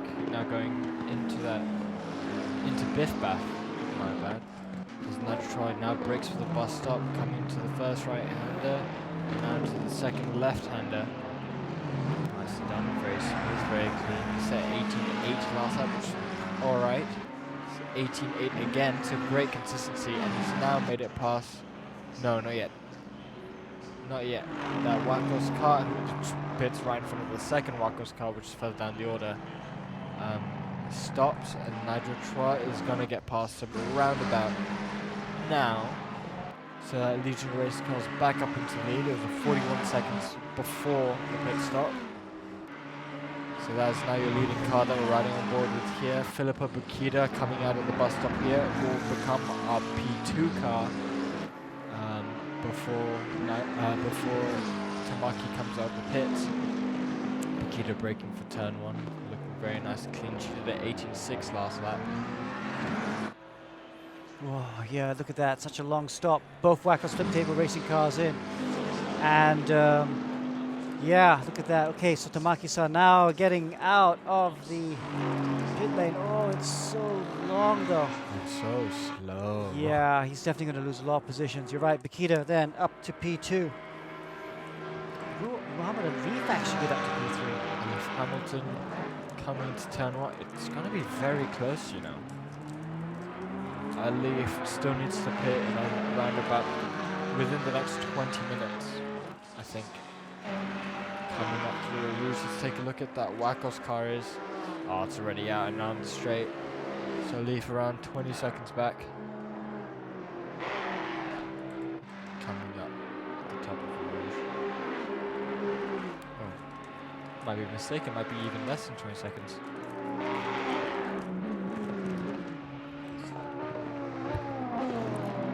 Seconds gap between Alif Hamilton and Jay Wong. There's Sky Lai on his way up, P5. Team Thailand there, P6. So Team Thailand still on the lead lap right now. As he goes, this here is the leader. P7 Gafour just been lapped by the leader. So top 6 all on the same lap at the moment.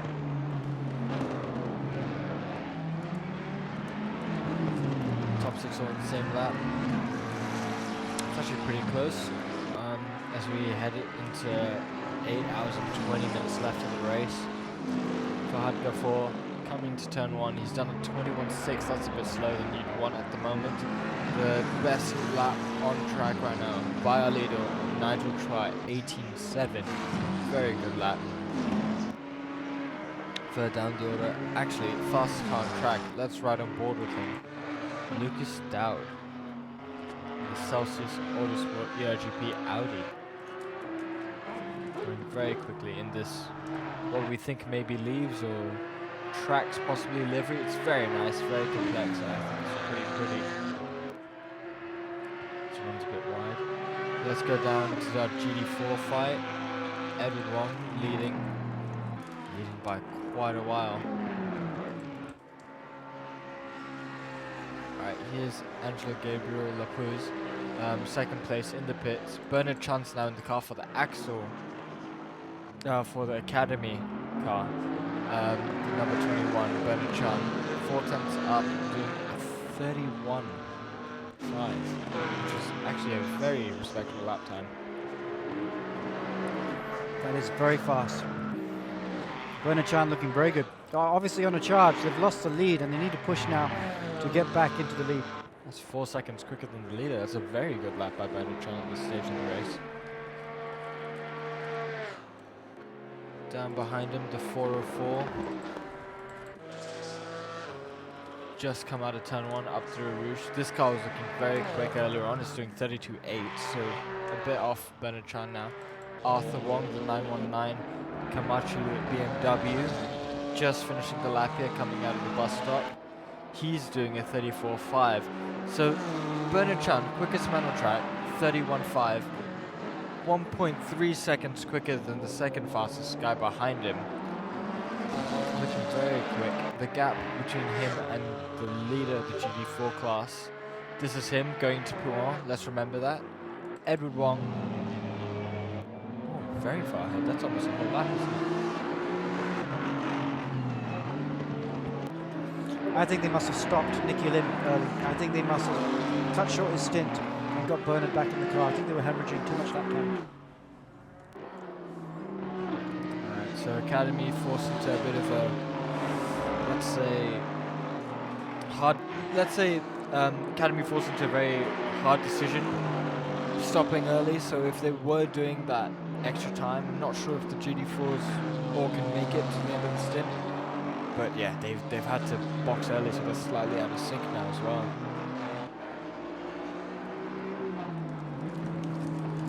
Everyone coming up to another GT4. I don't know who that is. It's a BMW. Here's Tugushred, the 96 car crossing the line. He's doing 36s. Any close battles on track? 22nd position on the back here of Sumo Dabila, #1 Ferrari. Oh, they are fighting. They are close on track. It's same corners. They're really tight behind as the McLaren goes down the inside of the Komatsu GT4. This is our closest battle on track at the moment. Sumo Dabila. So that #1 car has changed drivers. The Sim Racing Filipinas now coming down this long straight, looking towards Longmore shortly. They're doing a 23.1 last lap, so pretty far off the pace of the GT3s at the moment. But as you can tell by the paintwork on this Ferrari, they've been through the wars. They've probably lost a bit of aero, and that might be why they're hemorrhaging a bit of time. Let's see what lap time they do here as they come to the line. It's a 2:minute 21.7. Car behind's doing a 2:minute 23.0 and has boxed and has boxed. So that's the end of that battle, unfortunately. But yeah, the McLaren stopping early again.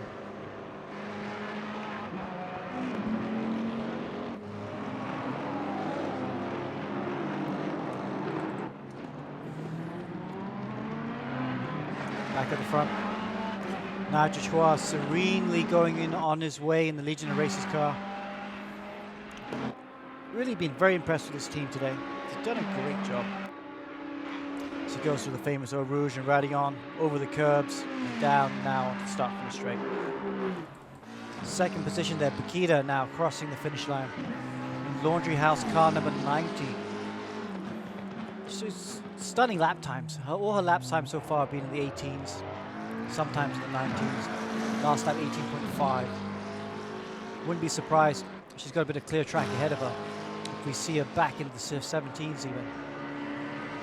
In third position is Jonathan Wong. Jonathan Wong's now in the car for Wacker Split Table car number 969. Hong Kong-based team. While it says it's in third position, when all the pit stops play out, you'll be back in the lead because it is going longer than the front two cars. Whether you can save a pit stop or 2 pit stops, that is the debate. Fourth position, Muhammad Ali in Stratos Motorsports doing a great job to get up to fourth position. They were down in last position of the GT3 field at the very beginning of the race when they had to pit early after half an hour after collision. So they've just been in recovery mode all this time. To get up to fourth has been a great result for them. Can they get to the top 3? That is the big question. In fifth position, Skyline Quickly Racing had an incident off camera or something because they lost a lot of time. Also had some connection issues, I believe. Oh, and of course, they had that drive-through as well for track limits. That's why they're behind. Then the last car on the same lap is a Parit Sayamara from Team Thailand. Although it's very debatable how long he'll be on that lead lap because Nigel Chua is now coming up to lap.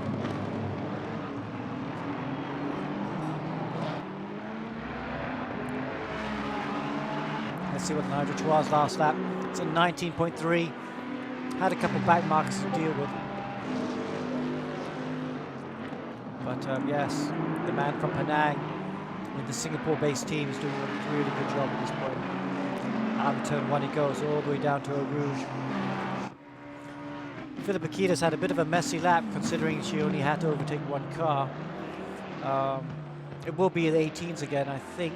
Maybe, possibly. Or maybe even the 17s. No, 18.3.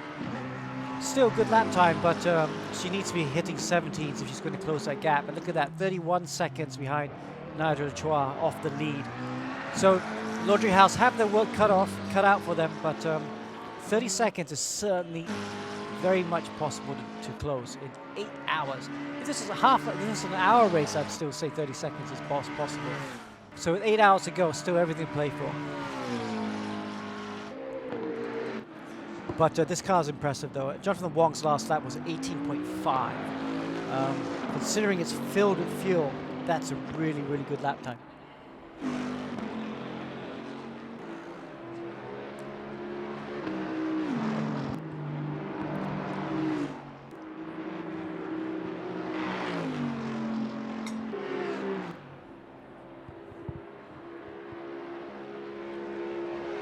Jay Wong pulling good lap times, 18.5. Actually, the top 4 all in the 18s, trading lap times with each other. Very impressive.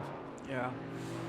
Jonathan Wong, also very top driver in GT Sport. He won the e-racing GP Hong Kong Championship back in 2018, and he's been on the top GT Sport driver, known within the region as well. Not doing so bad at the ACC as well, is he, Alistair? No, he's not at all. He was quick in Silverstone too, I remember, earlier on. I don't think I fought him too much in Barcelona, but in Silverstone we were together a lot in the wet. That was great fun.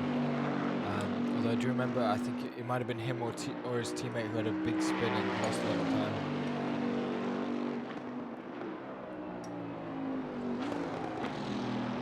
Try to go further down the field, the battle for P10. Here. Oh, yeah, nice and close. McLaren versus Audi for the kind of final spot at the top 10. Within a second of each other.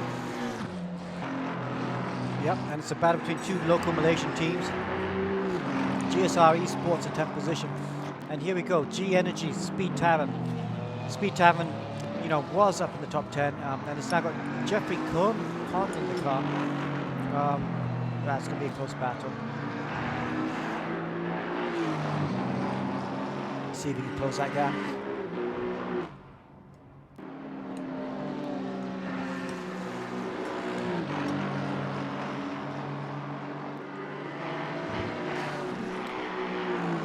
Back in the front of the GT4 class, shall we say. Edward Wong there, coming through to complete another lap. Bernard Chan, though, is in second place. Again, pumping up fast lap times. He's done the fastest lap of the race of anyone, a 31.2, and he's done it for 2 consecutive laps, 31.2. So Bernard Chan is on a tear. Wow, those are great lap times. Pushing Bernard Chan after that slow stint from Nicky Lim, maybe suffering from some issues. The gap is right. We'll check the gap actually as it comes out of the bus stop here. Really using up all the road on the apexes and on the exits. He's looking very hooked up at the moment. And it's a 34-second gap. It's coming down. Leader Edward Wong, I think, might have come out the pits recently. He did a 3-minute 59, and I just can't imagine that being on track and dropping that lap time. So I think he's just come out the pits as well. So they are both now on the same strategy, and this is really what their net distance between them is, 30 seconds. Let's see what it is in 20 minutes. Looking at 3rd place GT4, fallen back a bit, coming through La Source. They were ahead of Bernard Chan before the pit stops. 26-second gap now. Yeah, VRS Racing. Maybe they're a drive-through or something, because they're way too far back. They were right next to the Academy just now. Let's see in 4th position, though, with the Hyperpulse cars closing in, because they were closing in a little bit further back, aren't they? 4 seconds. Yeah, a little bit further back. I think that might have been a bad lap by them, because I saw the lap before they were also doing 32s. Let's see in 5th position there. Albert Wong, all on the same lap. Let's not forget the top 5 are all on the same lap. First is the Komachi Racing cars, and then the second one is Max Lee in the second Komachi Racing car. But he's a lap down.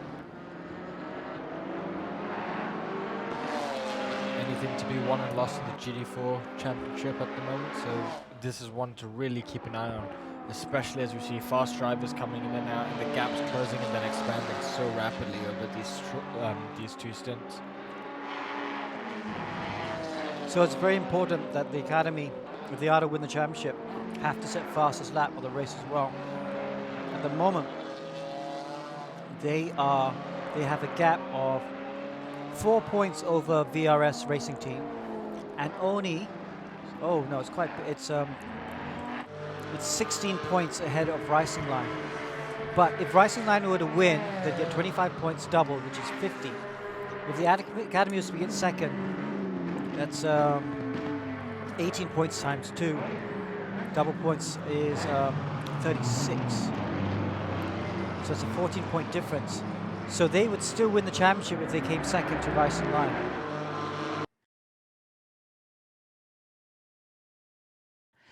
Chaos absolutely reigning, literally and virtually.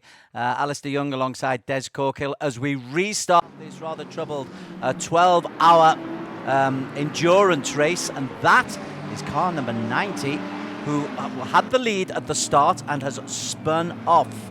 Alistair, okay, so there's so many things have gone wrong. Server's gone down, been a long delay, it's taken a while to get in, and now unscheduled rain. And what it meant is the car number 90 has spun off of the track. What do we make of things? Well, yeah, we've had a couple technical difficulties here. We've tried our best to manage. We now at least have the race back online, and it's wet. It's very, very wet, as you can tell. I think we're starting around the 6 or 7 hour mark. Here we are with Bokida, probably and arguably the fastest driver of the season and on track. But that spin on that restart, that spin, an absolute nightmare for Pippa Bokida. It's now just a 6-hour race, which really changes the whole dimension. And the rain was not scheduled. Pippa Bokida from Team Laundry House is now in the middle of the pack behind Kyo Yim. Afik. Dylan Tan is the race leader. And just to add to our woes, we're unable to give you the different drivers as well. So we'll stop with Bokida just for now. But she's the story so far. And the rain, they say it's a wet track at the moment, but within 30 minutes we'll be back to dry. So drivers have just got to somehow stay on the circuit as we're seeing more slipping and sliding. Yeah, I mean, it's really difficult for these guys. You know, they've just jumped back on. They've done 4 or 5 hours in the dry. They've just jumped back into the server and it's wet, and they got to adjust to the terrain. And we can see that they're really struggling. They're slipping, sliding, spinning, skidding. They're all over the place. Bokida's now back on it. She's in P6 after dropping back down the order quite a bit. And now it looks like everyone's starting to get their wits about them. Now, before the crash... A couple have come in already for a tyre change, but not Bokida. Stayed out on slicks, maybe hoping, but I did see one of the Laundry House cars going in, maybe putting on dry tyres already. That's surely going to be a gamble, because at the maximum we're going to have 30 minutes of wet, which still means you've got 4.5 hours to go. How would you be doing this? For me, I think they're all on wet, and it's definitely not time for a dry. If those guys were pitting, it was because they've got damage because they crashed on the restart, I believe. So I think that's why we saw some guys coming out of the pits. We're now on lap 2, or lap 2, lap 3 of this restart. Ferrari's going off here. This is Dylan Tan, who was in the lead before the server crash. He's leading again, and he's going past the Stratos Ferrari as well. Now behind him, you will see Lee in the Bentley. We can't really see him right now, but that car was challenging these guys the whole way through before the crash as well. So we're kind of back to where we left off in terms of the top 2, just with Bokida further down the order. Well, Bokida's now got up into P5, and hopefully at some stage we'll be able to regain control. And we have, but we're on board with Dylan Tan at the moment. Bokida in P5. She's got past James Reed, Kyo Yim, and Russell Reyes, because she dropped down to P9, got herself up into P5, but there is Dylan Tan. He's got Lee right behind him. Now, I know that the Wackos Flippable Racing guys were saying double points, which are on offer for this race, because it's been so dramatically changed. They're not happy about double points still being on offer, but Race Control has said, we'll worry about that later. As of now, nothing has changed. Race Control are saying we are still on double points. here we are on the inboard of Dylan Tan here. It's kind of stretched by itself, but it does at least let us see behind him in that rear view mirror screen, as you can see. And that is that Bentley of Lee closing in. It's a 7/10 gap, and these two have also been the ones leading the charge. Dylan, because of the beginning drivers at the crash, there were different drivers in all these cars, but because we had to restart the server, the drivers have also now been reset. That's why we see Dylan Tan, Lee, Hakim, Bakida all back into their cars. Still on board with Dylan Tan, the race leader.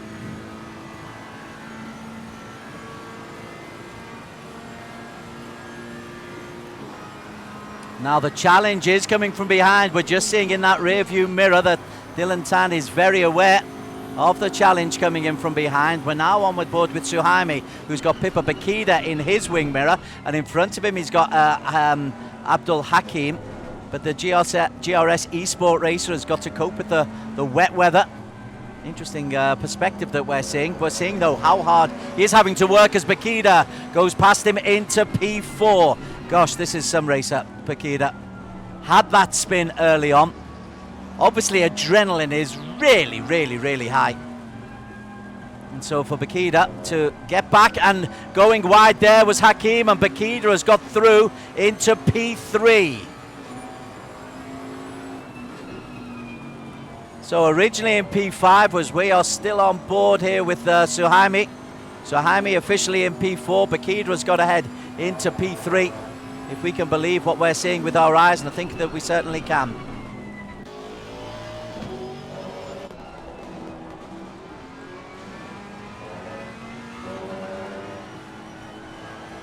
Dylan Tan, the race leader. And we're on board here with Dylan. And there is the helicopter shot of Dylan Tan. He's got Lee very, very close behind, just 1 second behind. You know what? We've still got another 6 hours, well, 5 hours and 50 to go. So there's a lot of racing still ahead as Lee moves into a little bit closer as they come round the final chicane at the end of what is, since the restart, lap number 3 completed. Lee Kin Long back in P2. And Bakida is really the story as far as I'm concerned, because having spun, getting closer and closer into P4. Got ahead of Suhaimi. Sorry, Bakida's only in P3. Lap times 2:28. There is Bakida.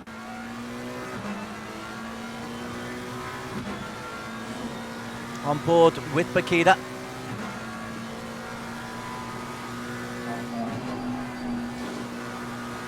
Up through Eau Rouge. Of course, that's pretty scary. That's Abdul Hakim. She's got in her sights.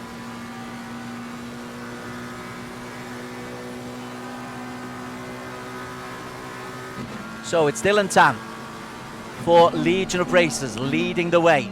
Lee for Wackos in P2. Hakim in P3.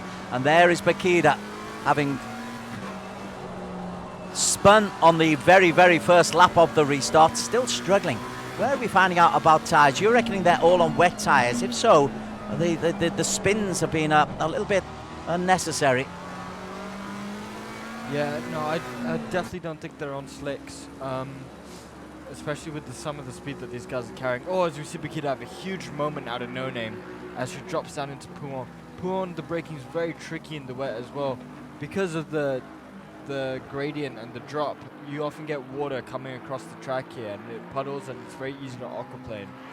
One of the many cool things about Spa, and there's often actually a puddle here on the left as you see that spray coming off Bakida, just a tad bit more roost tail, and I do believe that's from the puddle. Bakida still in P4, the overall championship leader for Team Laundry House. With all the permutations that have gone on in the last 2 hours, server issues, and now rain, and the long delay as well since the restart. I think the drivers somehow need to just get themselves back into some kind of rhythm. Slow breathing, deep breaths, whilst also maintaining pace at the same time. Such are the problems for even sim racing drivers, because the obstacles are being hurled at them left, right and centre. This is Dylan Tan. Lee has closed. It's less than a second now is the differential between P1 and P2. And the Bentleys must love this. Big, heavy vehicles as the Ferrari of Dylan Tan leads the way. Lee on P2.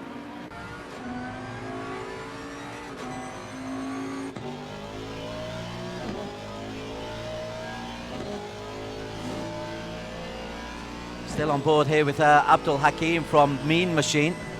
He's 4.5 seconds down on the two leaders.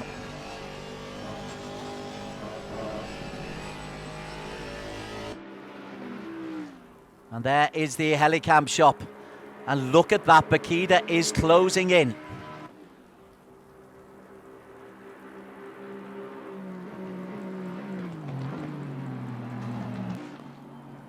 It's the Mean Machine, car 218. Got to remind ourselves there's still 5.75 hours to go. Really impressive once again from Mean Machine. You know, they were right there before the restart, they're right there here again now. Really opportunistic and making the most of the opportunities. They're in the podium now, but Bakita behind them looks just so quick and is really coming up to the back of them. You know, in the wet here, it's very important just to not make mistakes, you know. Even if there's a quicker drive behind, sometimes it's just worth it to let him go and try not to lose too much time.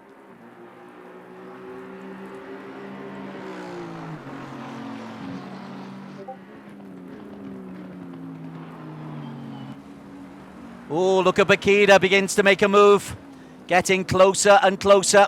Within 1 second, dealing much better with the rainy conditions now. The track temperature is officially only damp at this stage. But it's still a little bit awkward to cope with. But Mean Machine, Hakim, under real pressure from Bakida. And when you're feeling that pressure behind you, Alistair Young, this is a dangerous time. You should really just focus on what's ahead of you and not what is behind you. But Bakida closing in on Hakim. This is the battle for P3. Endurance, round 6 of 6. 12-hour race around Spa-Francorchamps. As Bakida goes on the inside of Hakim. Leaves the braking very late and makes the move through into P3. Does really well at the final chicane. And so Bakida is the new P3. And has made up nearly all of the ground that she lost at the very, very start of this race. Now as they come down into Eau Rouge, the pressure is on Hakim to maybe get as close as he can to Bakida. But Bakida has disappeared off into the distance, down the hill, and will slingshot away out. And actually accelerates away. Oh, lost a little bit, went over the rumble strips, but is able to accelerate away down the long straight into P3. Dylan Tan still leads, but by the narrowest of margins up ahead. Lee is pulled to within. Lee is trying to get around the outside of Dylan Tan. We're not quite able to show you that shot yet, but the helicopter shot, if you look just away to the left of your screen, we might just catch a glimpse of the battle for P1, which is close between Dylan Tan and Lee, the Wacko's flippable racer. Our focus remains on P3 at this stage. Dylan Tan still holding on by his fingernails.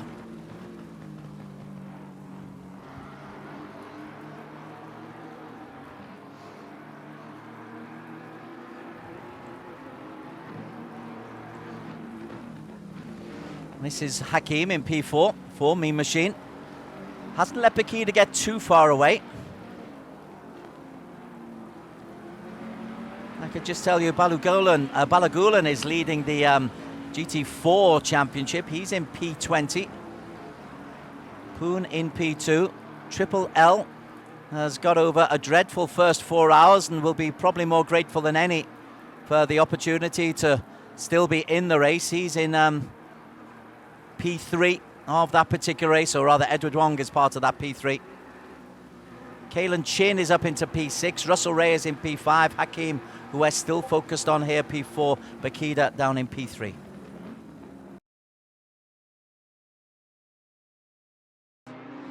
Well, Dylan Tan is the man who is just 1.1 second ahead as the GT4 cars get out of the way. We'll have a look at the GT4 battle in just a very short while. But look at this racing from Bakida. A 127.222 last time out. Has had a 126.3, which by 6/10 in this restart is the fastest lap so far. The only person inside 126, no, Russell Ray has had a 126.8, but the only person inside 126.5 is Pippa Bakida. That's interesting. 26s are actually pretty close to slick times. Okay, it's 10 seconds off. You know, we're expecting best laps of the race, 17s. Yes. You add a second just out of traffic and being considerate to the drivers because no one's perfect. So let's say 18s is race pace, which means I think that they'll be making the move to slicks in 3-4 laps, I reckon, as Bakida's closing out down on Dylan Tan. Look at the confidence on the brakes there. Bakida's really found her groove here. Let's take a look at the lap times as they come across the start-finish line here. Dylan Tan, 27.7. Bakida, 26.2, and she might look at the move down the inside of the source here. Des. Made up a second and a half as they go around La Source. That's turn number 1. It all depends on the exit. Now then, Dylan Tan looked like he had a decent exit, but the slingshot could take you up, down the hill, up through, and is she close enough? That's the question. If she is, she will have turned round a P6 to a P1 inside 11 laps. We're on board with Pippa Bakida. Goes on the outside of Dylan Tan, who tries to defend, but has some obstacles in his way. Bit of contact as he pulls out. And Bakida is forced off the racing line for a second time, spins out. And is that going to be Dylan? Is that going to be Bakida? Or is that a racing incident? For me, Dylan was boxed in, the GT4 was coming. I feel like Bakida kind of moved across to the right, Des. I felt like she moved to the right and touched Dylan. And I don't know whether it's because it's wet and they couldn't save it and they were both kind of rubbing and touching each other, which escalated into Bakida's spin with that one final big tap. But that was really silly looking at it. Bakida did not need to do that. She did not need to force Dylan that close. She was so much quicker. For me, I would have left extra room. I feel like that was on Bakida's side and that was self-damaging. I'm just sensing there's an anger in what happened on the first lap. Frustration in what has been a good race for her so far was almost thrown away. She dropped down to P6 at the start of the first lap. She's back down in P6 at the end of lap 11 and immediately is closing in once again. It means that Dylan Tan has got a little bit of a lead, but only 2.5 seconds clear. But he really was boxed in and he had nowhere else to go. Should GT4 move out the way? Maybe that's the answer. For me, the GT4 was completely offline, you know. The GT4 was completely to the right. There's nothing a GT4 can do. It's not going to disappear in thin air. It's on the GT3s to find a clean way past because you guys are the more experienced drivers. It's not up to them to just disappear. Dylan, okay, who's there? He chose his line behind the GT4 and Bakida stuck to her line. Maybe Dylan should have lifted and just tucked back in behind Bakida. But at the same time, Bakida shouldn't be squeezing Dylan that tightly into GT4 and then making contact halfway down the straight. You guys are going in a straight line. There shouldn't be any contact. Wow, terrific stuff. In the meantime, an unseen Kaelan Chin in Stratos Motorsports' second car. Mohammed Tasby was the first racer out there. Tasby at one stage was way down P17, P18. Kaelan Chin has come in and has really helped to push them up into P3. Now then, Bakida has gone into pit.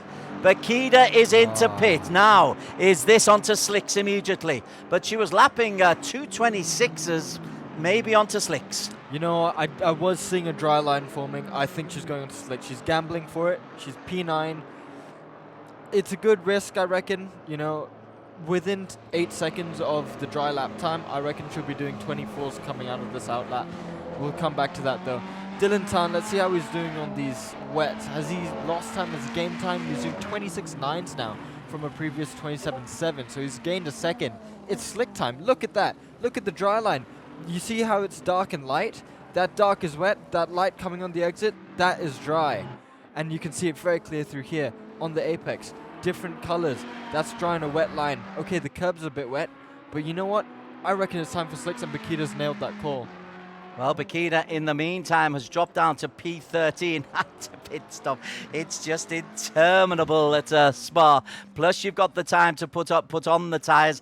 Now, will she take some fuel on and regard this as one of the pit stops and maybe go for another 75 minutes after this? They didn't change the slot times, did they? You're still allowed 75 minutes. 75, yes. But the thing is, the McLaren couldn't make 75 anyway, and we've heard that from Laundry House themselves, that because due to the BOP, their fuel has been reduced for this round. So I reckon she's going to take on a few more litres. She's going to change the dries and just bang out as far as she can in this stint and just push like hell, because that's their philosophy for this race. Same as Dylan Tan. Hakim here in the Aston Martin and the Bentley in P2, they are going to try and save fuel. 5.5-hour race. They might be able to save one stop if they nail it. Yeah, you got to remember there's 5.5 hours still to go. It's been a mesmeric opening 30 minutes of round 2 of the 12-hour race up. And Lee Kin Long, who was unhappy at what was going on during the break, well, he's now going to be unhappy that Abdul Hakim, is right up his tailpipe here. Let's just have a look at Abdul Hakim, see if he can get close enough. Now, both of these are on... Dylan Tan spun. Dylan Tan is spun. Dylan Tan has spun and is out of the lead. Oh, on La Sauce, on dry tyres. And look at this. Kalen Chin is trying to get past Dylan Tan. There is Kalen Chin. Dylan Tan goes from 1 to 4. And Bakita will be coming out on slicks. And suddenly this whole race changes for Legion of Racers. 12 hours, 1 second, one mistake can change everything. What a silly mistake from Dylan Tan. You know, you're leading 3 seconds. It's almost inexcusable to make a mistake like that, Des. Oh, what a shame. But it does show how tricky the situation is on track. And Russell Reyes is right up there as well. It could get even worse for Dylan. Oh, he'd been so composed. And Russell Reyes... someone's off. Who was that? Was that... That's the Aston Martin of Hakim, I believe. He went a bit wide. And Kalen Chin is through. So Kalen Chin is through, is he? Kalen Chin is through into P2, ahead of Abdul Hakim, who's in P3. Gosh, that needs some working out. So Lee Kin Long is P1, Kalen Chin 2, Abdul Hakim 3, Dylan Tan 4, but Russell Reyes is closing at a rate of knots on the back of Dylan Tan. So there's 1, 2, 3, 4, 5 in an endurance race. How close can you get on this one? This is terrific.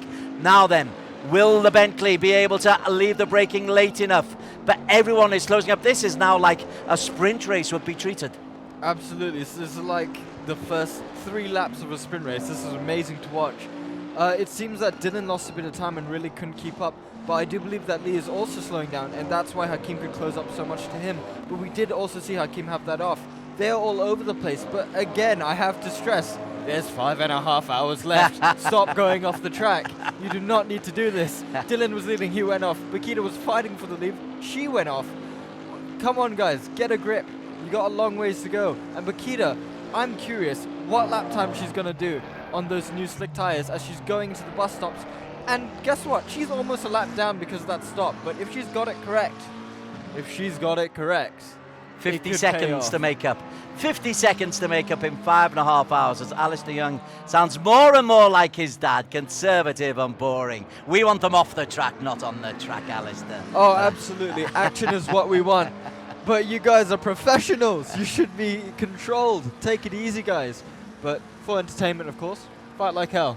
Absolutely. Russell Reyes has got himself up into P3 while we were watching that, which means Kalen Chin and Dylan Tan are in the pit lane. They are going on to slick. So Lee has stayed out. Lee has stayed out on wets.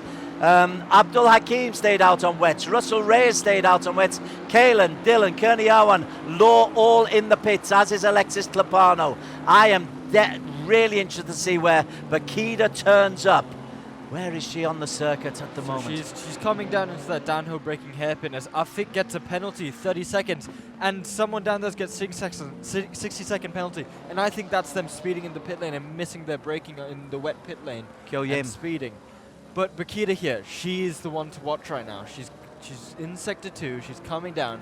We see the dry line getting thicker and more clear, and she was the first one on slicks.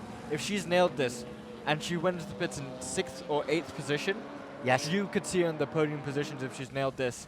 Let's see what...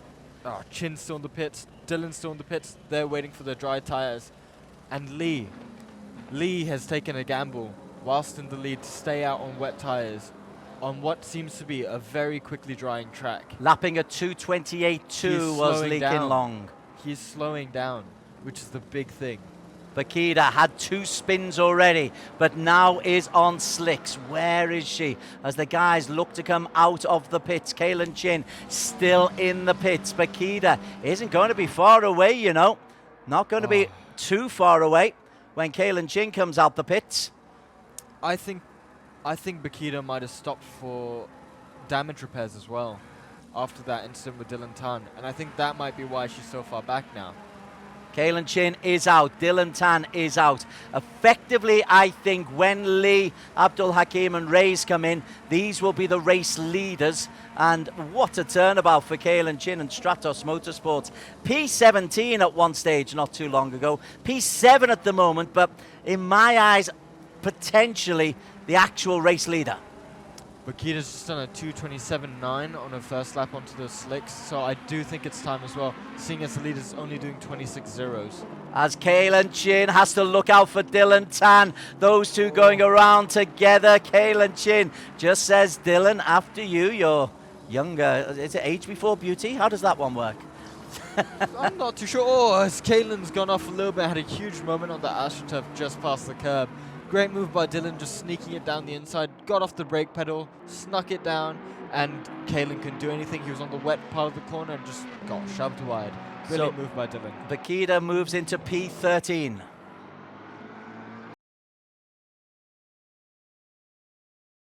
We are back with the e-racing GP.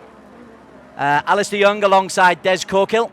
And we have got just under 5 hours still to race. Reyes and Rojas, the two-man team in the Bentleys. Car 311 are leading the way from another Bentley. With Dylan Tan from Legion of Racers in P3. Alistair, since we restarted, we've been racing an hour now, but since we restarted, so many incidents, particularly impacting the car number 9, Pippa Bakita, who has been as high as P2, as low as P12, and is now settling into P9 and walloping in lap times inside 2:19. Yeah, so right, we've had a wet restart, Bakita spun, she was leading at the moment. Then we move into Dylan Tan, who took the lead. As it was drying up, he spins. Followed by Lee, Russell Reyes, Hakim, Yat Lam Law, Kaylin Chin getting up into P2, all going past Dylan. And it was a big fight, and then it started drying up. Most people have pit, except Russell Reyes and Lee, who are either still on the slicks and with the wrong tire pressure, or what we think are on wet. As Lee pits right now, for me, far too late, as he was lapping at this point around 12 seconds slower than Philippa Bakita, who's the first car in on dry tires. Philippa Bakita's had 2 spins and 2 big incidents, with one with Dylan Tan, one at the beginning, but she's looking damn quick right now, doing 2:18s, the only one under doing sub-20s, so she is killing it right now on the pace. But at the moment, our net leader is Dylan Tan in P3. Brilliant summary, brilliant analysis from Alistair Young. Alistair will come back for the final 2 hours of the race. We have 5 to go. We're joined instead now by Amo Hazik, a regular voice on ERGP, and you'll be competing later on, Amo. What's your strategy? What's your thinking later on? I'm assuming you're going to be competing later on. Yeah, and then coincidentally, there's my car right now in 9th place in the hands of Sim Carbon, a very capable hands as well. He drove well actually during the restart to avoid many accidents, to which I will presume would not call and scream, because the battle at the front was just that good actually at one point. So yeah, just gonna bring it home safely for the final race of the season and just get it over with, because we're due a good result. We've never had that much luck for the last 5 rounds, to be honest, apart from round 1 where we had 6th place. So yeah, we just want to finish on a high.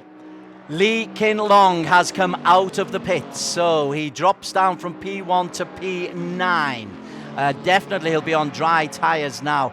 We've had a major debate, and you're adamant that they've not been on dry so far, but it is an interesting question because their lap times were so slow. Russell Reyes has stayed out once again, so this just supports your theory, which you're seeing from evidence in your driving position, that these guys are on dry tyres. But Reyes has just posted a 2:32.5 ammo. I don't see why he wouldn't go in and change the tyre pressures if that is the problem, as you pointed out. Yeah, indeed. I'm quite perplexed, actually.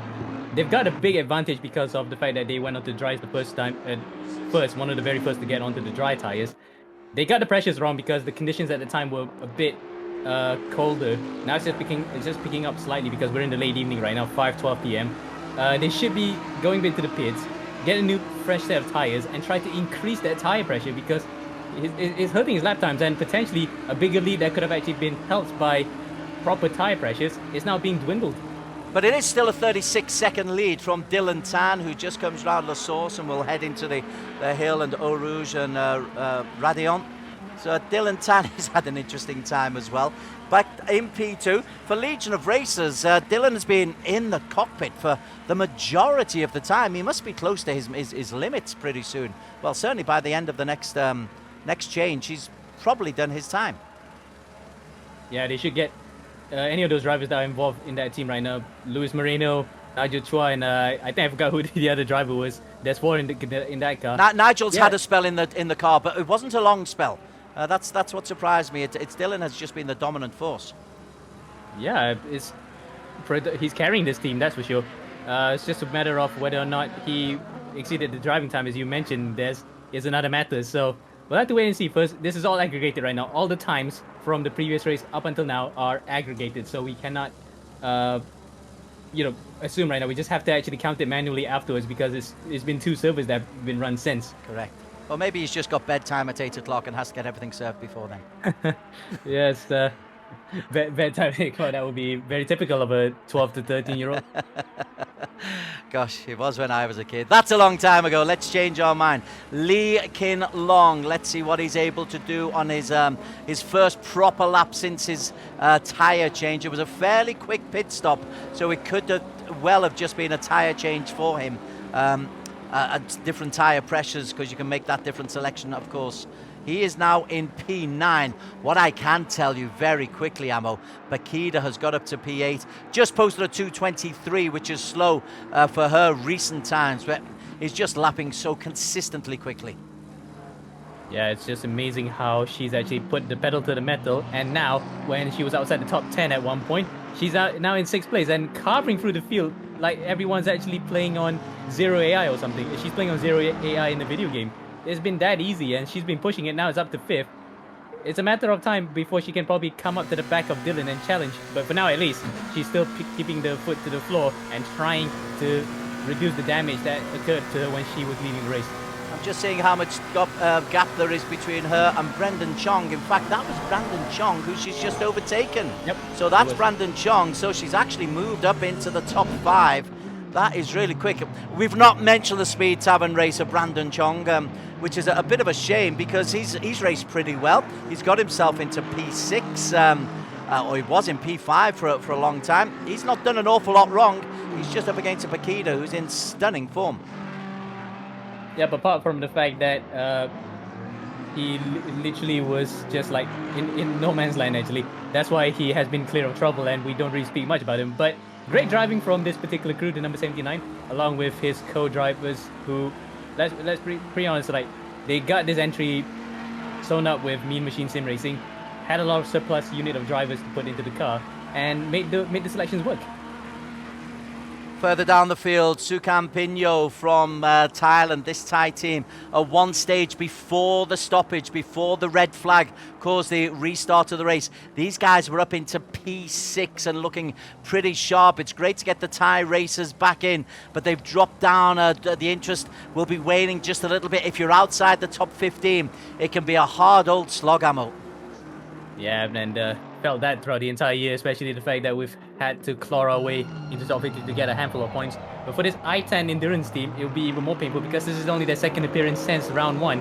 And round 1, when they tried to make a pit stop, their entire rig crashed. So They couldn't even complete halfway through the race, so they had no points there. This one, they were points one on the car. They were in that sacred top 10 until the restart had to happen. So right now, they have not had the rub of the green besides the car color. Do you have a chance? Do you have a chance to race much against the Thai boys? It seems to be the Thai have their circuits and the Malaysian, Indonesians have yours. Is there much cross-fertilization between the two neighbouring nations?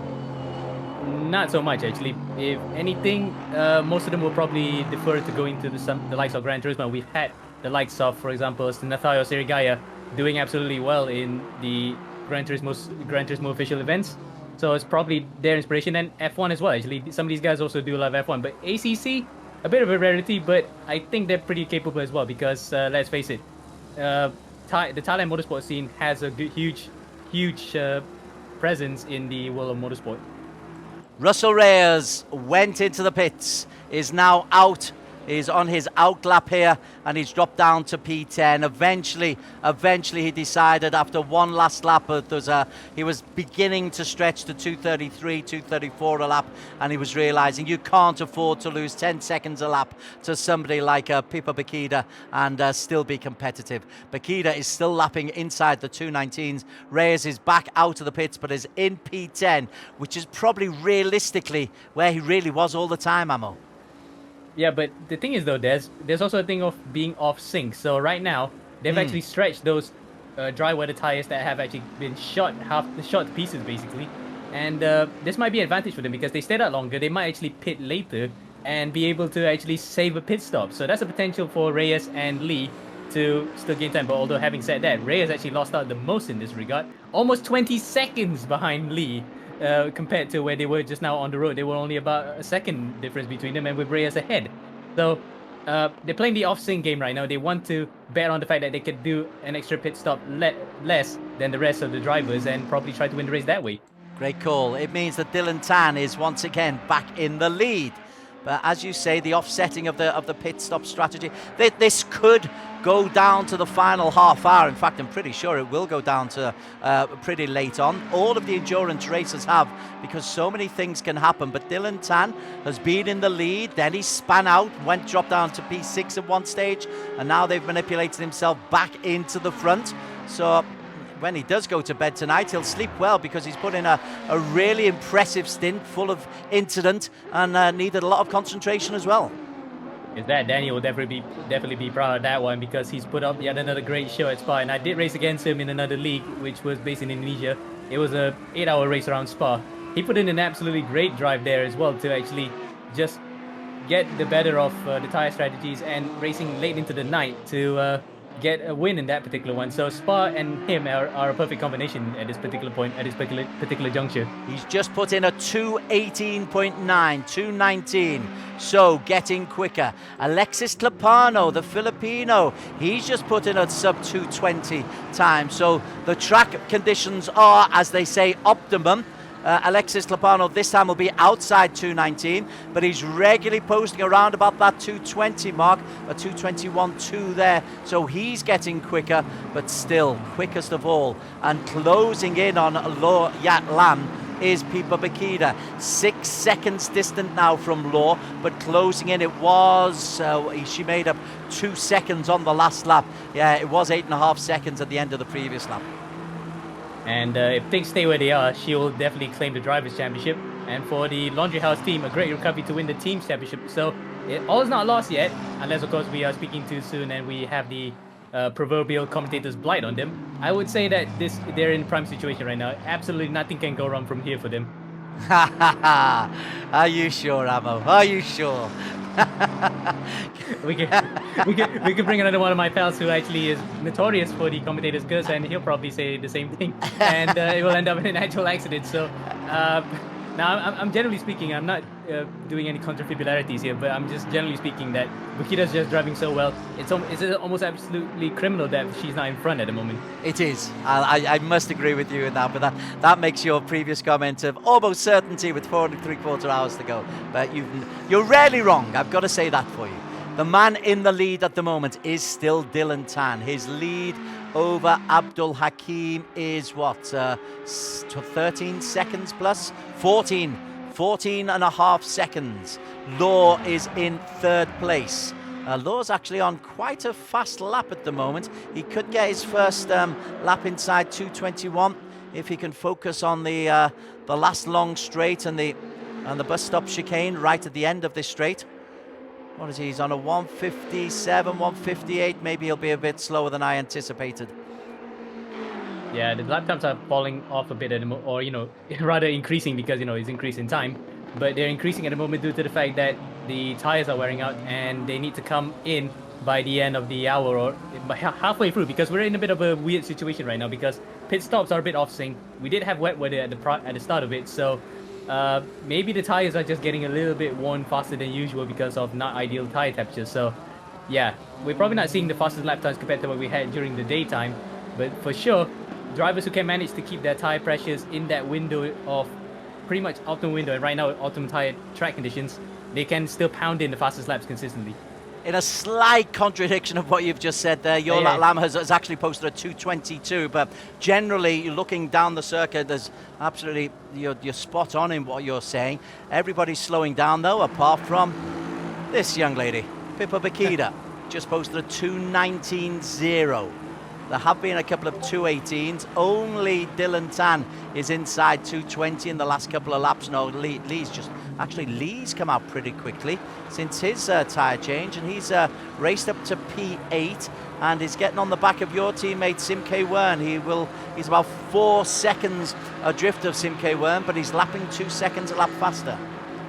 Yeah, and Kaiwan's probably going to come in pretty soon to hand it over to Ayman Hazik, and Ayman Hazik can probably take it for the next 2 hours before his stim limit's up. Then my time here will be up, so I had to come in that final 2 hours. I'll have to be driving, but for now at least, compared to where we were at the start of the race, this is actually pretty much going swimmingly at the moment at least. And for Kin Long Lee, one of the two part of the 2 crews that stayed out the longest, I still think they're pretty much off sync, so they might actually be able to save a pit stop. Plus, the Bentley is known to be actually quite a stint car anyway. It can last 1.5 hours on its fuel tank. Maximum 75 that you're allowed though, but I know the point you're making. They could well be saving them themselves a pit stop, which is effectively 90 seconds, isn't it? Yep, 90 plus. Yeah, it's such a long pit lane. You can actually see whitehead growing on you by the time you exit the pit lane. I love the exaggeration. Let's have a look at the GT4s. That's interesting. There's been a bit of a change there because the best of the BG4s is exactly the same. It's Calyx Poon. I thought Mardini was in a GT4. He's not. Mardini's just dropped off a cliff though in the GT3s. Calyx Poon leads from Francis Matrio. When we were last there, the differential was 10 seconds. It's come down a bit, as you suggested it would. We're about 7.5, 8 seconds between Poon and Felix Matrio. 7.1 seconds. Yeah, Francis is in that BMW right now. Can try to pound the lap times in, but unfortunately, Calyx Poon has actually been doing the same. And I think also we have to include the fact that we have had GT3 cars trying to overtake the both of them. That has actually given the opportunity to actually give... Yeah, I think I said the other way around. Calyx has been overtaken by some GT3 cars and give the opportunity for Matrillo to catch up. Now, only 7 seconds. I don't know. It's still within that uncertainty area of whether or not he can actually catch up. But a pit stop might be able to change that if they want to do either the undercut or the overcut. About 16 seconds further adrift is Edward Wong from Team Racing Line, who are currently 3rd in the GT4 Championship. So they're looking to pick up points and at least get a podium place in the GT4 Championships. We will try and sort out all the mathematics before we go off air at the end of the presentation tonight, which will be around about 11:30 Kuala Lumpur time. But Team Racing Line are just finding out that the pace of Pippa Bakida is just going to fly past. Bakida in P4. There she is. Last lap time at 2:18.9. Alexis Clapano did a 2:19.8. Lee, to be fair, Lee is posting some good lap times as well. Let's go on to Lee Kin Long, and because he's not too far. We said he's closing up on Kai Wen. The differential is 6 seconds and rapidly closing. But Lee, who was at one stage the race leader, came in for the pit stop, is, as you say, out of sequence. Can't count him out because this whole Wacko's Flip Door Racing team have performed very well all season, Amo. Yeah, indeed. And if only they had a couple of runs that actually performed well, they could actually easily be right up at the front and be able to challenge for the championship. But alas, a top 5 finish at the end of the season might not be too disappointing, but it could have been more for them. As we're looking on I'm looking at the timing screen right now. Fastest driver on track, Russell Reyes, 18.4. No, you're right. You are right. That Bentley. Gosh, if they'd have made the change earlier, but it worked for them. I just felt that as soon as you're getting beyond 226, 227 a lap, you've got to make a change. Because if the others are getting even into the 220s, you're just losing too much lap time. But then again, if they're saving that 90 seconds by staying out, I suppose you say an extra 5 or 6 laps and it's worth it. Yeah, it might easily be the way to save a pit stop. But for now, at least, it's just only a speculation of whether or not they can actually extend the stint. But by the looks of it, Reyes with the fastest lap time and still has enough pace in him. He's a dark horse here to win this race. We have to keep an eye out for him and for Kim Long Lee in 8th place in the other Bentley to actually potentially be the spoilers of the party for certain other teams that want to be in the top 10. Indeed, it would be a great. Russell Reyes is one of those who I think he's got a podium, if I recall correctly, but he's rarely there on the podium, but is always challenging, and he's improved throughout this endurance season.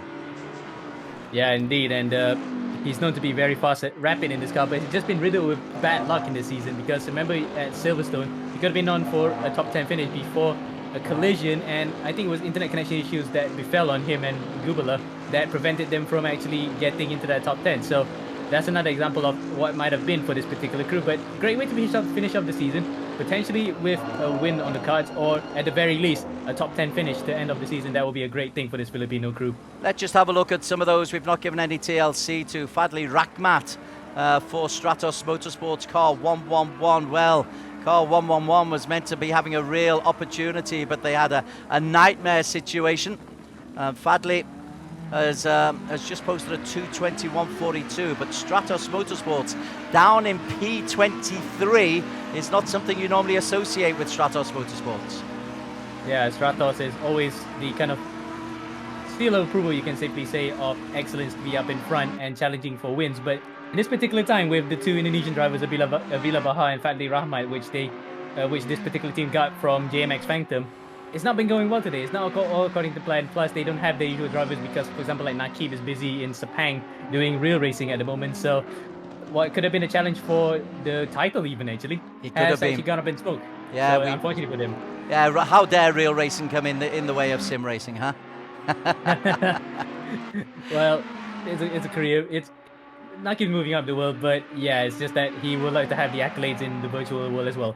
Yevon David in 19th position.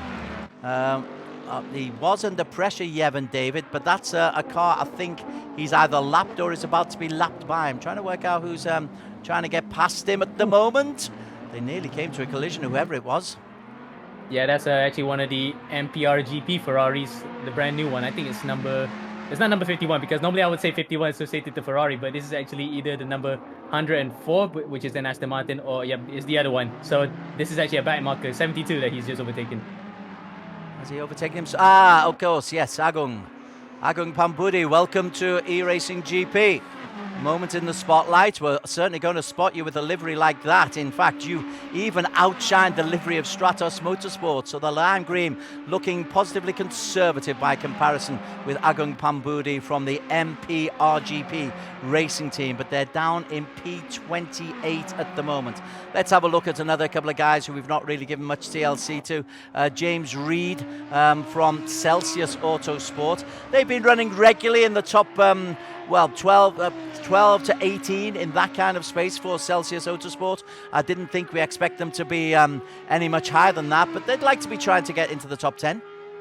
Yep, and it's only their second race of the championship. They were last time out in Silverstone. Now they run with 2 cars.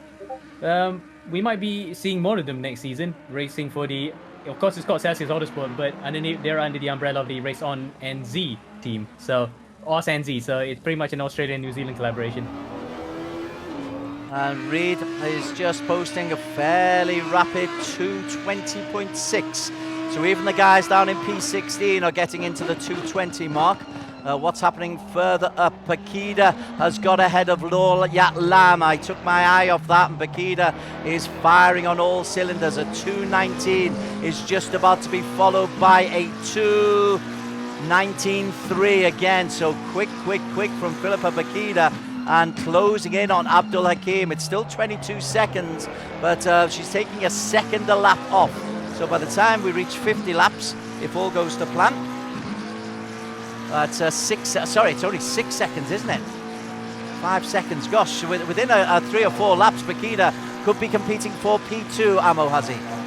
Great recovery though, Des, because Superb. at one, absolutely superb. It's just at one point we thought that they've lost it. That's definitely going to be the end of their run. But look at how Bakita is driving right now, and concerned about the time of day at the moment, because when we started this race, it was 8 p.m. for them. So there's potential that we're going to finish the race around 4 a.m. their time. They probably have no cause to celebrate. It's just like, yeah, we've done the job and just going to go sleep and move on to the next race. It's a bit anticlimactic, but take nothing away from them. It's been an astonishing recovery, and now potentially still they can still be on for a win here.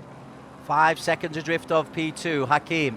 It has been a remarkable performance, and you've called it absolutely right. She's closed on Abdul Hakim. Let's have a look at Dylan Tan. He's just posted a 2:18.8, so he's going pretty darn well at the moment. Dylan, this is a long old stint that he's had though, and he's got to rely on his teammates, I think, to take this home in the remaining 4.5 hours. Yeah, take you home on these country roads for this Ferrari, which is quite a surprise, because they competed with the Mercedes the whole season, and only to take the -2 points at the very last round, which is like, okay, in hindsight, it's not going to be painful in this regard because they got the double points on offer. But it's a case of, well, it's tactical. They kind of knew that this car was on pace in Spa, and it's paid dividends. Right now they're in the lead, but they're definitely going to be looking over their shoulders, over the horizon, that a fast-coming McLaren might soon be challenging them for this win. So he's just posted again a sub 2:19 time. Let's have a look at the GT4. Calix Poon had a comfortable lead last time that we went to have a little visit, and Calix Poon has still got that lead.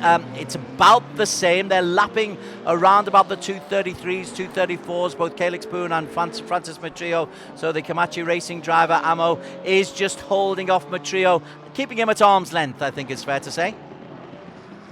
Arm's length, or we can safely say at a few 100 cars lengths away, because that's the guy they wanted. But look, having said that, he actually let that GT3 car through, and it dropped back to around 7 seconds. So last time we saw it was 7.1, raised up to 8.7, now it's back to 7.9. So it's fluctuating a bit. It's being chipped away, but not as much as it will worry Calix right now. So at the moment, at least, all according to plan for the Komachi team. There is Francis Matrio in P2 for VRS Racing as he goes up the always fabulous Radion, overtaken by one of the GT3 cars, but Francis Matrio is in P2. In P3 will be Edward Wong. Edward slows down at the end of the bus stop chicane, suitably named. Tell you what, when you go on ISO on the GT3s compared to the GT4s, the GT4s look positively ponderous. Well, you can safely say that, but it's just that they're racing at much slower speeds, and basically both bare bones stock cars, except for the fact that they add aerodynamic pieces. So that just makes them race cars. But in actuality, underneath, it's still pretty much the road going version. Apart from it does have air conditioning. Yeah, that wasn't a criticism, by the way. That was just an observation and a compliment to the GT3s. Let's have a look. Who's impressing you? And Lee Kin Long, right? Okay, you've got him down. You've said it several times. Because of the pit stop situation, he could be a potential outsider. He's a long way down on the actual race leader, Dylan Tan, but he might have a pit stop up his sleeve, and he is certainly pacing himself nicely. He's regularly inside 220 as he comes into the final sector of this, his 36th lap of this particular stint. Indeed, and right now at least it looks good for this particular crew to actually get up to the back of well, actually he's overtaking Kai Wen, but Brandon Chung also might be looking over his shoulder and trying not to be overtaken by a fast charging Bentley. These super stint cars, as I would like to call them, living up to its name. They've literally had tires that were completely shot, doing lap times that were atrocious, and now when they get the tire pressures right, they're actually challenging for it again. So again, they got potentially a few drivers winning, a few crews winning in the Ferrari in the 889, Makita, and then Kin Long Lee and Russell Reyes. So it's only 4 drivers among that top 10 that could still potentially win this race. Well, Kent Lau has actually just gone past Bernard Chan there. So Kent Lau has taken a position in the GT4 battle, and all the while he's now got to make way for Pippa Bakida. But he's hitting the racing line, and Pippa looks a little bit unimpressed as they both go off the circuit, and Kent Lau isn't showing a vast amount of respect there for GT3. Absolutely not. Pippa has to slam on the brakes, and you can almost feel the steam coming out of Pippa Bakida's ears. And actually, that's actually the GT3 car. That's Abdul Hakim right in front of her right now. So this is actually potentially second place in the first turn, but Hakim probably cannot defend any longer. Now they come up to La Source. There you go. He didn't have to actually fight too hard because he knew full well that he didn't have the pace to live up to a fast-charging McLaren. And now, first and second in this race are going to battle a straight shootout for the championship title. And for now, at least, it still looks comfortable in Laundry House's hands. But she knows full well if she wins this, it's going to be dead set for the title this year. Thank you for your gentle admonition of me there. I got that completely wrong. Abdul Hakim loses out on P2, and Bakida has got herself back into P1, but Dylan Tan is there. Bakida has been in P2 on 2 separate occasions. This is the 3rd occasion now in this since this restart in the last 38 laps. On the previous 2, one she spun out very, very early. The second one getting a little bit too aggressive and was just clipped. I think it was Dylan who clipped her, and she spun out then. Maybe the steam is not in her ears, and she's a little bit more clinical on this occasion, because she certainly got the speed. Yeah, indeed. And 30 seconds to make up, but has got the speed. Speeds, yes, but also the fact that some of the times that she tried to get through the GT4 traffic, I'm quite concerned that I have to eat my words then if she actually causes an accident and try to literally self-destruct on what has been an absolutely brilliant recovery so far. So I'm generally concerned at the way she's carving through traffic. But apart from that, pace-wise and how she's actually been able to pound in lap after lap consistently, it's right up there as one of the best drivers in this field right now. Abdul Hakim trying his best just to hold on to the tail end of Bakida, but the Laundry House Endurance Racer car number 90, individual leading the champion. The team is leading the championship and is looking very, very good. Legion of Racers, who are out in front with Dylan Tan in the vehicle on lap 39. They are in P4 and may well get in P3 because the other Laundry House Endurance team have actually dropped out of the race. They were having so many problems. They just wanted to focus everything on the opportunity to get the championship win as Bakida goes into the pits.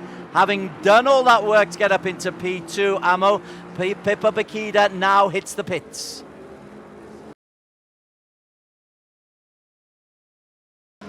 Just as we have a little look, so Dylan Tan, Pratama and Moreno are the 3 who are, well, the Pratama and Moreno are the 2 who can take over. Hakim's got Ung and Vanasuraya in the AMR Vantage. Law, Chang and Wong in P3, Lee Tamaki and Wong, Reyes and Rojas, Afik Amastas and Virapan in P6, Houlihan, Bakida and Ryan Duong may well be taking the final leg in that particular team. That's how it's looking at the moment. That was the race leader, Dylan Tan. Abdul Hakim has also gone into the pits in P2. Lo Yat Lam has gone to the pits in P3. So Lee Kin Long, no, he's too far behind. He won't get into the lead, will he? No, he's back in the lead. He is actually back in the lead. He is back in the lead. He's just gone, yeah. Yeah, the timing tower on the left-hand side of the screen actually updates per sector, so that's why we don't get the times exactly updated. But on the bottom right, you can see that he's back in the lead, and he's being challenged by the McLaren of Ali Khairuddin from GSR, coming into Lake Combe. And once again, it must be a bit of deja vu because we saw that before when they stayed out on tyres that were absolutely shot in terms of temperature. Khairuddin passed them again. So yeah, now we're back to almost back to where we were before prior to the off swing of the pit stop. So now this is where Lee and Reyes are almost back together, but albeit just 10 seconds apart. Reyes has closed 10 seconds in on Lee. Where's Reyes got all this time from? Because remember, at one stage it was 20 seconds the differential. Reyes is now posting inside 2:20. He had the 2:18.4. So he's posting, he just made up a second and a half on Lee Kinlong on the last lap. So none of us discounted him, but I think he'd gone to the back of our mind, Russell Reyes, but he's back in the game, Ammo, has he? Yeah, back in the game, and again, that Bentley has actually done an absolutely superb job for him because, again, the Super Stint car came out trumped with fuel economy that is actually almost paramount, and tires is actually very gentle on his tires. He can actually just stretch that stint, and then with being off sync from the other drivers, they can actually easily save a pit stop, as Alistair also mentioned. So really, they're in prime position right now, unless of course they've actually cocked up the tire pressures again as he goes offline to overtake two cars, a GT3 and a GT4 Porsche. Yeah, that's just a typical Reyes trying to actually make up as much as possible and like bending a bit of rules, but I think that's pretty much fair because he did not really endanger other drivers when he came back on. Luis Moreno has taken over for the Legion of Racers. Dylan Tan, great job by Dylan Tan. Long shift. He did get a little bit of respite in the middle of it, but now it's up to Luis Moreno, the fast Filipino, or the original fast Filipino. There's been quite a few since him, since we first started this ERGP. So Moreno in the Ferrari car, 8:89. The differential between them, how far behind is he? Quite a long way, actually. What is the gap? He's one lap down. He's just going to come to the end of this lap before we can get our proper timing sequence. But Lee is being closed in rapidly by Reyes. And Moreno is 29 seconds behind Reyes. That's a lot of gap to make up, but we're not quite sure about the sequencing of the pit stops. Yeah, in fact, we saw the top three just now prior to these three coming to the top three, entering the pit. So they're actually on their own set of strategies, while we're looking at drivers who are also here pretty much off sync actually, because they were one of the very first drivers to come in to do the pit stop when the rain started easing up and the dry line was forming. So the two at the front here are the guys that are in that set group of drivers off sync, and right now at least it's paying dividends, and Reyes is closing on Lee, so we might have a potential battle for the lead again. Looking forward to that. Zura Sumadabilia has been a bad boy. He's got himself a drive-through penalty, which really does hurt. Another one with a drive-through penalty is Daryl Brady. He's serving that at the moment. Sim Racing Filipinas not having fun with the penalties at the moment. I can only assume Pitsum, well, I'm not really sure what they've done wrong, but for two of them to get that, that's pretty lousy. Into the GT4s, and the leader in the GT4s is Arthur Wong, who has a healthy lead from Bernard Chan, who's back in certainly for his second, perhaps even his third stint. So Arthur Wong is leading. Bernard Chan only... Oh, Bernard's just gone into the pits. Wow, okay. Which means that Lapuz moves into P2, Kent Lau goes into the pits, and Nazir Azman will move into P3 for Team Racing Line. So plenty going on in the GT4. And Lee Kin Long is the new race leader. And let's just call in Kian Butler. I believe you had some internet connections, and you've actually moved house for us, Kian. Can you hear us on Discord? That looks like a negative. Yeah. So that's 0-3 now. 0 for 3. Are we allowed? Are we allowed? One's a bad pitch. Or we can also almost call it like 3 strikes and not necessarily out, but he's just like right now Australian things, I guess. But let's look at Russell Reyes. You're quite right, 6.8 seconds down. Again, that previous lap, he made up 1.6 seconds on Lee Kin Long. Now, is that just the tyres, the freshness of the tyres? Surely it's got to be a lot more than that, because they've both been out on the racing tyres for, well, it's only 4 laps difference between the tyres, if I recall.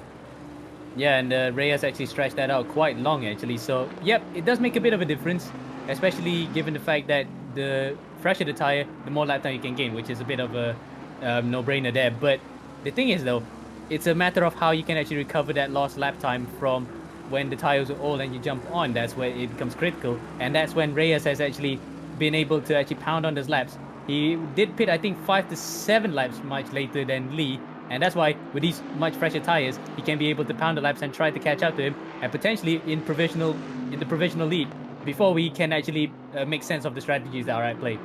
We had a surprise rainstorm earlier on, just after the restart, after a red flag due to technical issues, nothing that the drivers had done, but due to one or two technical issues with the sim. We had a red flag that stopped the race. When the restart came, some rain came in. That upset the planning of many, but we are now back having dry conditions. The clouds looks like it's going to stay dryish, although there's still 4 hours to go. And in real life, you can have all 4 seasons in about 20 minutes at Spa. But at the moment, it's looking dry and good racing conditions. And Lee has just posted a 2:25.68 as they come to the end of this. This is going to be inside 2:20, so more time has been taken by Russell Reyes off Lee. Indeed, the gap is down to just over 6.5 seconds.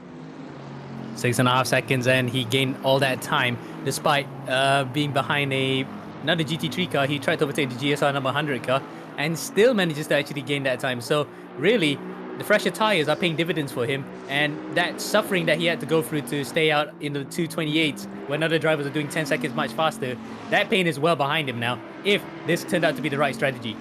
Well, it's looking pretty good at the moment. Let's see how Luis Moreno is doing. He's just done a 2:20 lap time, followed by a 2:19.5 very, very quickly into the groove.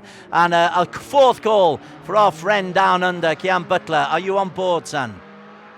Hello, hello. It's about time, but I am here, in fact, at last. Fantastic to hear you. We've got just over 4 hours to go. Your thoughts on what has gone on so far? It got a little bit complicated when we had the red flag, and then a little bit of rain as well.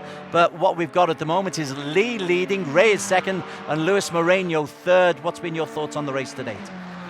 Red flags being complicated. That's one way of putting it. The way I like to see it, though, starts everyone back on even footing. And it's been interesting to see how everyone has gotten back to their strategies, back to the races. Of course, it's impacted teams like the Bentleys, who are trying to extend out that extra fuel stop. So it'll be very interesting to see how it all turns out towards the end of this 4-hour sprint to the end. Certainly will. You're on board with Amo Haziku. If you guys can take us through for the next hour or so, because I know Amo's then going to have to prepare for a stint, a 2-hour stint or so to complete his team. But take it away, Keon. Amo in the lead position. Okay, thank you there, Des. And yep, we've taken over for now, at least until the main boys come back into the fray. And Kian, you mentioned about the stoppages that put on equal footing. We actually been through that situation quite a few times already in our own endurance race endeavors. Yeah, and I mean, 4 hours to the end here. What's that, like half the amount of time I was driving in Indonesia a couple of weeks back? You're more than ready to do 12 hours in a single shot for 24 after that, that's for sure. But, yeah, let's do it. But yeah, in terms of stint times, we've actually had quite a few complications for certain drivers. If you look at the timing screens that we bring out on occasion, periodically, we've had drivers that had 4 drivers as a crew. Sorry, some cars had 4 drivers as their crew, reduced to 3 is because of driving sim limits. So in this case, unlike some of the other leagues that we can run a bit longer than usual, in this one we had to run to a certain time limit. So 12 hours you need to have 4 on the dot, and after that you can't drive anymore. At least if you have a 3-man crew. Yeah, and it's I mean, driver changes do add time to your pit stops as well. So coming from this red flag period, it's definitely going to be interesting to see how many driver swaps teams actually decide to do, because as you said, there's a 4-hour max driving time, and it'll be interesting to see if this affects the allocation of their drivers, or if they'll just decide to, you know what, let's put 1 or 2 in to the end of the race. Indeed, and speaking of accolades, this is the accolade for the GT4 class, and the lead has changed hands. Chester Lam riding the number 91 car, it was at one point Calix Spoon. Now Angelo Gabriel Lapuz. It might be just a pit stop that actually changed the order here. But if accidents were to happen to the 919 car, I'm looking through the live timing screen right now. If anything actually happened to that car, then that was probably the reason why they managed to get up to the lead right now. And looks as though looking through the backlogs, no, it's probably just a typical pit stop. But crucially though, it was an 18-second gap between these two. And right now, at least, Chester Lam will have to do the same work that Calix Spoon did to actually bring that car up to the front. And the battle for the lead might just be on between these two BMWs to win the GT4 class for the final time this year. It's on like Donkey Kong. You know it. Yep, as we're on board with Chester Lamb for Komachi Racing, the 919. 919, that's the Porsche's designation. How dare they use it as a race number? As we come through the right-hander now with Chester Lamb. He's got a 21.5-second gap to overcome to Chia ahead in the number 21 Porsche. If he can do that after his pits, then that would be pretty dandy. This is the car that was leading, isn't it?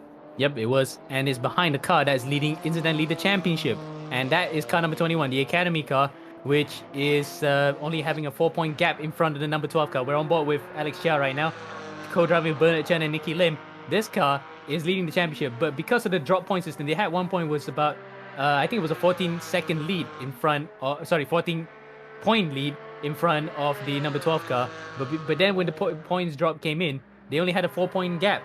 And that was because by virtue of the fact that the number 12 car only competed in 4 races, and that was the best 4 races they ever scored. So that's why now it's paramount that they have to get right up to the back of them, albeit a lap behind, to actually stand up any chance to actually prevent the number 12 car from winning the championship with 1 less race. You gotta get that. You gotta get your races in, man. Like, I mean, drop rounds are amazing, but you never know when you're gonna have that issue that could, sacrifice your race. So you gotta try and get every round in you can. And indeed, and every round that you can was not applied to the number 12 car. Only 4 rounds they did. They missed the opening round of the season in Barcelona, which luckily for them wasn't a double points round, but it was 12 hours. It was just a regular first round of the season, and that actually has not been detrimental to them whatsoever. They've had multiple podiums and wins on the board, so that's why they are actually in contention to win the championship. So if the car at number 12 going as it is, Alex Chia, Bernard Chan, and Nicky Lim might just have the title snatched from under them, basically, because it's just like they've done all the races. They did compulsorily not compulsory, but they did all the races that they wanted to, all 6 races, and now they're gonna still lose to the championship to a team that was doing 1 race less.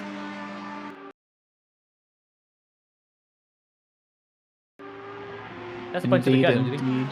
Yeah, it's really a punch to the gut. It's yeah, I mean, you just gotta, you really gotta make sure that you're getting the points where you need them, and it's all getting pretty interesting up front. Wouldn't you say? There's a lot of points going to people who may need them. You have Louis Marino, who's still out in the lead. Duong, who's taken over for the number 90 Laundry House McLaren, is he's a good way back, but the gap before he came in was only about 5 seconds. So I suspect we might see an undercut in the pits here from the number 90 car, which would be disappointing in my opinion, because of course we want to see that battle play out on track. But at this point in the race, strategy is king. Indeed, and we have not seen Marino come in to change over to any of his other co-drivers that he has left in this race, and he actually bang on kill. He's in exactly just as I said it. So thank you for that. Thank you, Marino, for making my assumption coming true. He's into the pits as we look at Abdul Hakim running in second right now, only a second in front of Jonathan Wong, and Jonathan Wong will reassume the race lead in front of Louis Marino, and that might be one race to look out for. We have to watch out for where is Ryan Duong going to come out in relation to Moreno. Sorry, where's Moreno's going to come in relation to Ryan Duong? Here comes Ryan Duong. We're on board with Abdul Hakim. Lou Marino driving down the pit lane. You can see he's gone through La Source now. He's going down the pit lane. Is he? He has not boxed yet, I believe. It's a very long pit lane, this one. So we're waiting to see how long his stop will be. Is it a planned stop? Nearly 100%. It's a planned stop. But will they be planning to change drivers on the stop? Jonathan Wong, here he comes through La Source. He will inherit the race lead for that number 969 Waco slip table car. And Bentley, the boat lead, the 969 going through La Source. And the lead will be inherited in 10, 9, 8, 7, 6, 5, 4, 3, 2, 1, lead. That's the fastest 10 seconds I've ever heard. I overestimated. Don't judge. Yep. Okay. So now then, Jonathan Wong has reassumed the lead, but where is Moreno in relation to them? He's still in the box. So that's going to be a part that's going to play out. So Jonathan Wong reassumes the lead of the race. Paul Rojas is definitely going to come out back in second place, and there we go, the lead change as according to the sectors. But wait, where is Rojas? And crucially, where is Ryan Duong in the number 19 McLaren in relation to the 889 Ferrari when they come out after this? It's going to be Duong's just come across the pit line. He's out of the source. Down into Rouge he goes. And where is Marino? He's out. He's on the top of Radion. He's at the top of Rouge, Radion. And down the back straight now is Duong coming. So this is going to be a very close one. It looks to be about 2 or 3 seconds between the two drivers who are fighting for the potential race lead here. We're on board still with Jonathan Wong, but potentially we could get that camera for the leader of the race. 889 now coming through the Camo Complex for the right-hander, and he's trailed by what looks to be about a second by Ryan Duong. In fact, it's 1.5 seconds, so there you go.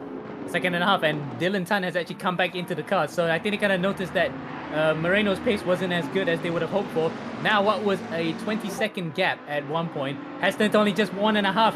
So Dylan has to put the pedal to the metal in and try to prevent Ryan Duong from actually taking what we can safely say is the provisional race lead in that particular scrap where they're in their own strategy. While here we're looking at Jonathan Wong, who is also in a different strategy path, leading ahead of Paul Rojas by 17.6 seconds. And thanks in part to actually having a little bit of help from Wesley Chang in the sister car running in the BMW for Waycross Predictive Racing. So the team tactics have actually paid off for the number 969. Yeah, but where is Duong? How close is he to Dylan Tan? We know that the gap was 1.5 seconds, down to 1.1 seconds, so he is closing that gap, is the number 19 McLaren. So that battle is getting ready to heat up. This is the battle for the lead of the race, pretty much, more or less. Once you factor out the fact that the Bentleys may or may not be leading the race right now, depending on the strategy, how it all turns out, as they have just, I believe, come through... Oh, yep, they're coming through the final chicane now. And there seems to be a big enough gap between Dylan Tan and Ryan Duong to make sure that, well, Ryan just isn't quite close enough to make that move yet, but he will very likely be 0.7 of a second. We got to get the camera over there. We just got to get it over there. Yep, pretty soon. But right now, yeah, no, that's not it. That's actually Paul Rojas in second place. About a good 17 seconds, as we mentioned before, behind Jonathan Wong. Wesley Chang in third place. Safely in third place right now. We don't know what kind of strategy he's on right now. It's whatever you do not read what that was said on top of the roof of that BMW. It's actually profanity. But here we are. Sorry to cut you off there, Ammo, but it is Ryan Duong making a move around the outside. Here we go. Is this going to be $1 for me? We'll see as we get Ryan Duong, and he makes the move. He makes a stick. The McLaren is speeding down the straight. Dylan Tan looking to make it back around the outside, but he's going to be shown the door and pushed back through it by Ryan Duong. So Dylan Tan loses the position there. 889. Will he try and make something happen back around the outside here? He has a bit of a lunge. He's got to try and make it clean around the outside, but of course it's not going to happen this time around. You can just see the runs that he's getting out of the corner. Pretty damn good. 0.07 of a second separate the two right now, as they're both using as much runoff as possible. Will Dylan be able to make something happen? Into Puon, he is slipping behind a little bit. You get the feeling that if he wants to get back ahead and fight for the win, he's got to make it happen sooner than later, because that Laundry House car has just been incredible on the pace.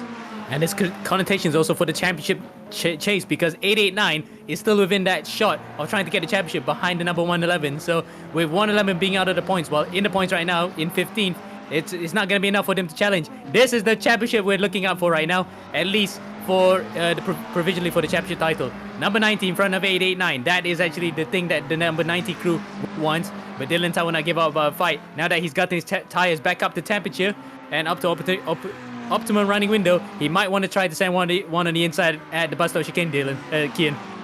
Yep. As we go through Bloshmore now, he's got his foot to the floor. You can just see how close he's getting. Is he going to try and slam that brake by his back? He goes up the inside. He's trying to make it work. He's given very little space. He switches back to the outside, tries to get set up for a better run into La Source. Has he gotten it? They looked pretty much even on the exit there. The McLaren doing a good job there of keeping Dylan Tan behind, but the McLaren just isn't pulling away the way it needs to in order to secure itself from the Ferrari behind. The car 889 for La Source now, following the car number 90 of Ryan Duong. Legion of Racers versus Laundry House. as we get ready to go through Rouge. There's a little bit of a gap now forming. Looks to be closer to about 5 tenths of a second as we go through Rouge now. Will he get a better run? It looks like he has. So he's going to be fighting back down the Camel Straight now. There's GT traffic up ahead. What's it going to be? They both slip to the inside. Blue flags observed very well. Ryan's going to take that opportunity to defend ferociously here as he makes a lunge around the outside, does Dylan Tan, and again, he's going to be shown the door by Ryan Duong. But look at that ahead, Ammo. There's more GT traffic. This is just heating up. And I was afraid there just now because I saw the number 3 car. That's actually the Sim Racing Filipinos car being driven currently by Daryl Brady. He spun it at the top of Rouge and Radion. And luckily though, he didn't actually interfere that battle. He just influenced it slightly. That forced Duong into the inside to defend from Dylan. But Dylan now actually is now latched onto the back of that McLaren. And as you said, Kian, look at that, the traffic then. That Aston Martin might actually come into play here, coming into the final sector. What's it going to be? Is it going to be Dylan in front of Duong? Or is it Duong going to be able to defend in front of them? These two look like they're evenly matched, and the cars have actually played up to that. The Ferrari looking quite strong here compared to what happened in Silverstone. It was completely off the pace, but in Spa, it's a completely different animal. It's back up to where it would really want to be, right up battling at the sharp end of the grid. Oh, this is going to get interesting here as he's stuck behind the GT3 traffic is Ryan Duong, and that's going to give Dylan Tan another chance to try and make a move happen. Just stuck behind that Aston Martin Izzy there as he comes to the right-hander, and sorry, that's a GT3 car, not a GT4 car, but they are still nip and tuck. They're tail to tail. Look at that. That GT3 up ahead is just giving a little bit of cheeky slipstream, it seems, to Dylan Tan.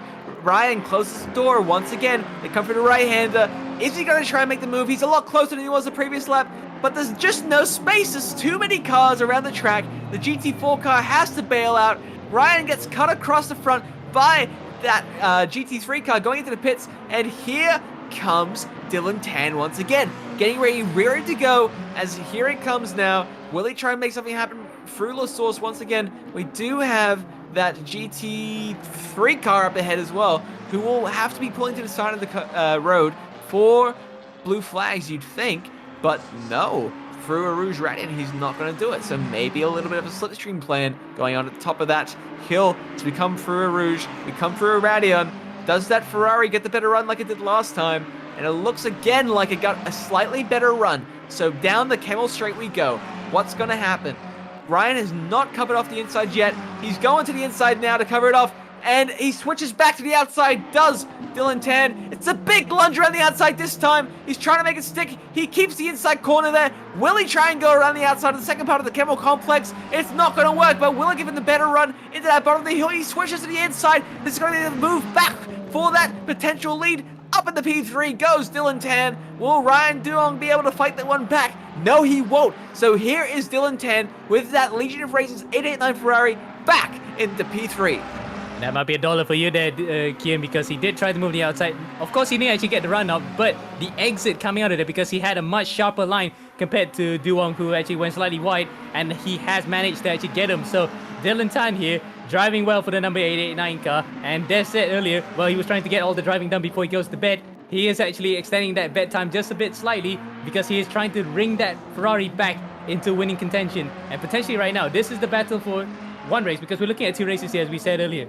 For the teams that actually pitted, it's much later compared to the guys that are running in first and second right now, which pitted early when the conditions got much drier, while the guys in front who pitted when the conditions got much drier are leading their own separate race. So we're looking at 2 races in essence, and Dylan Tan here is leading this particular one in the battle for third. Yeah, but you get the feeling that those couple of laps where Dylan was under attack, especially at the start, that he was a victim of cold tires potentially, because now he's pulling away from Ryan Duong a little bit, and he's going around the outside of that GT3. Come on, man. I'm sure he's been having blue flags for long enough now as we come through that last corner now into the final straight, into the home straight, and Dylan Tan crosses the line once again in P3. And P3, or the net race lead, depends on whatever you want to look at it, because we still have not seen how these strategies play out.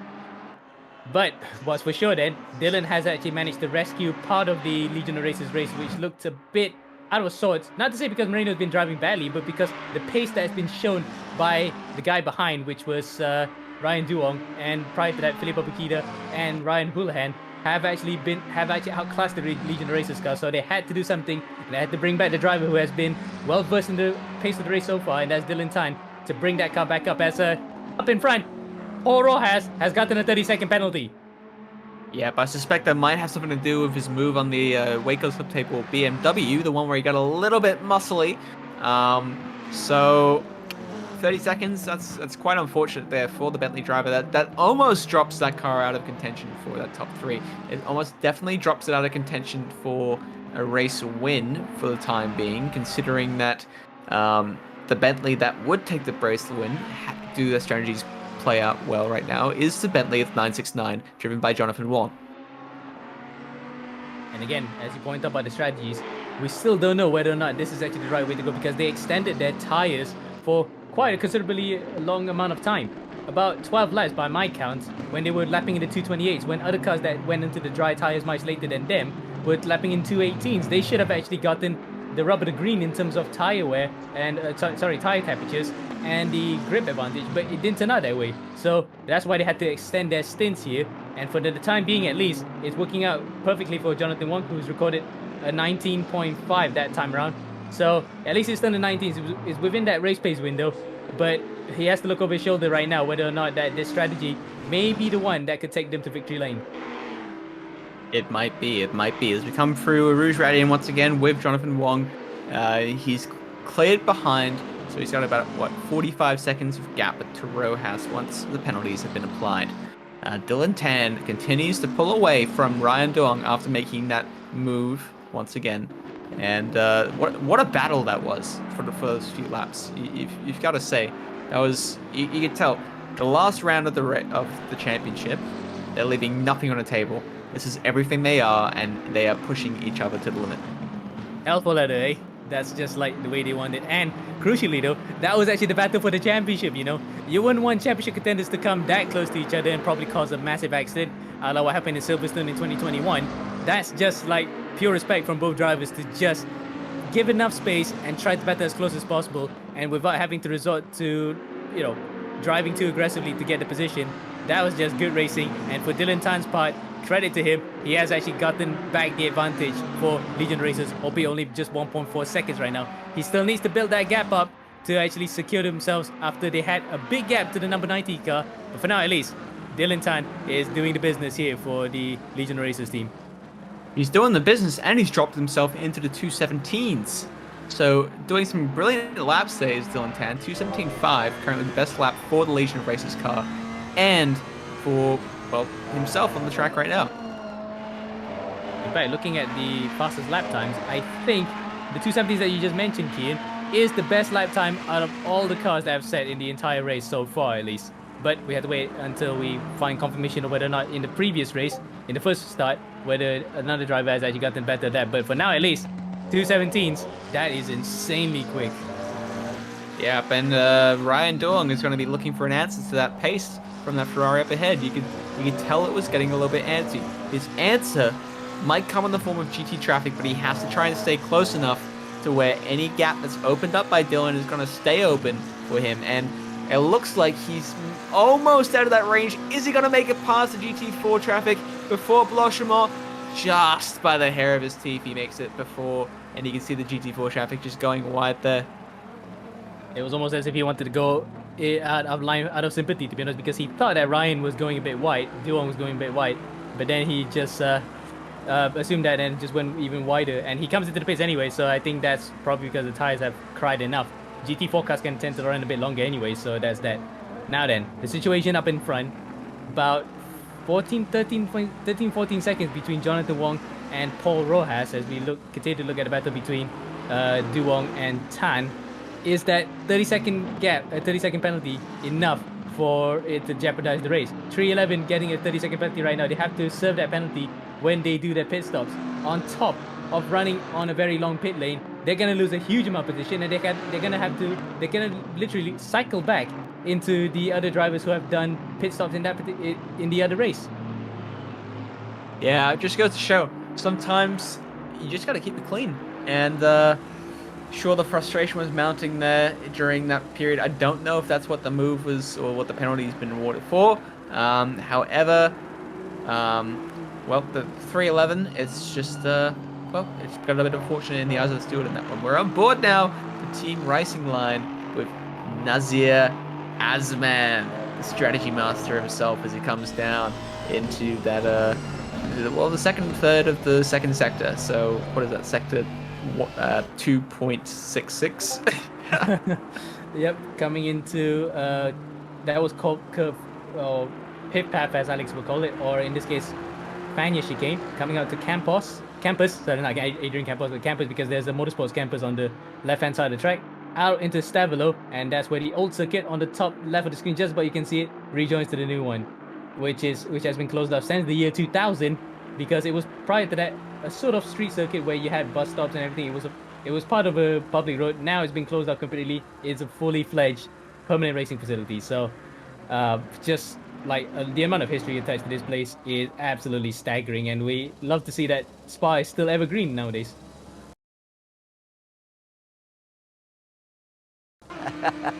Got to protect my reputation for the future, you know. Back up to the front, Dylan Tan, about to go past a mean machine. What is the mean machine he's about to go past? It's not Wesley Chang, because Wesley's flippable. Is it?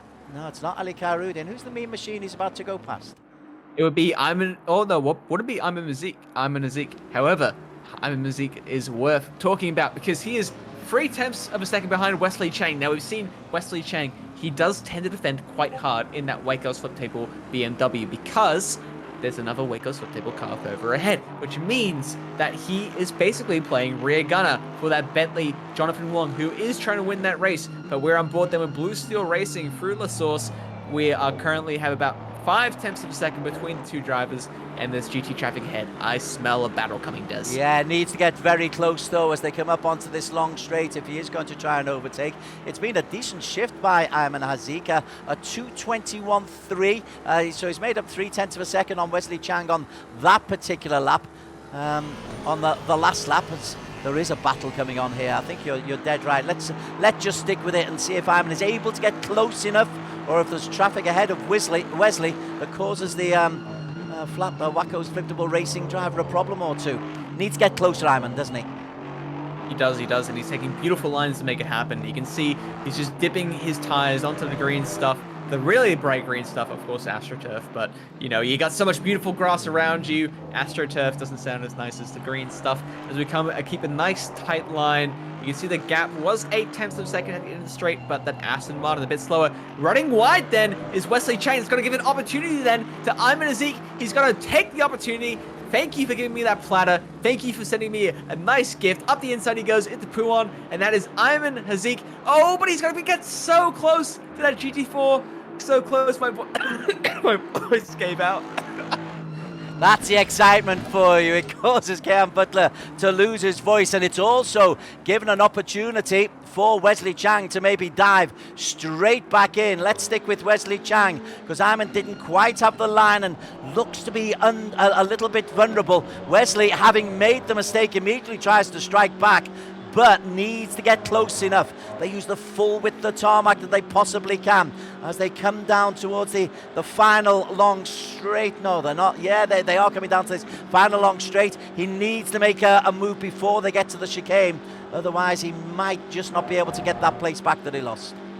Yep, as we're back on board with Wesley Chang, and we're back on board with my voice as well, which has decided that it wants to have a second life. So it's coming across that final chicane now. The gap looks relatively close. Wesley Chang making that mistake. He's going to be kicking himself with that one. He needs to be doing all defending he can. They come across the line, and the gap is about 0.5 seconds still. So they are still pretty close. You have, again, another car that's going to get in the way. And what's going to happen for Rouge? This is, again, potentially going to be the same thing we just saw, just the other way around. Yeah, indeed. I can't get enough of this particular corner. Up and sweeping out. That's the terrifying bit. I'm sure the drivers, they think they're going to take off, but running just a little bit wide there, Wesley might have missed an opportunity to get close to Ayman Hazik. Ayman has got a back marker in front of him, a GT4 in front of him. The blue flags, as you can see, are waving to warn the back marker, but that was good pace. A good line coming out of that from Ayman Hazik. I think we'll return to this little battle because we're are not going to see the end of that battle for quite a while.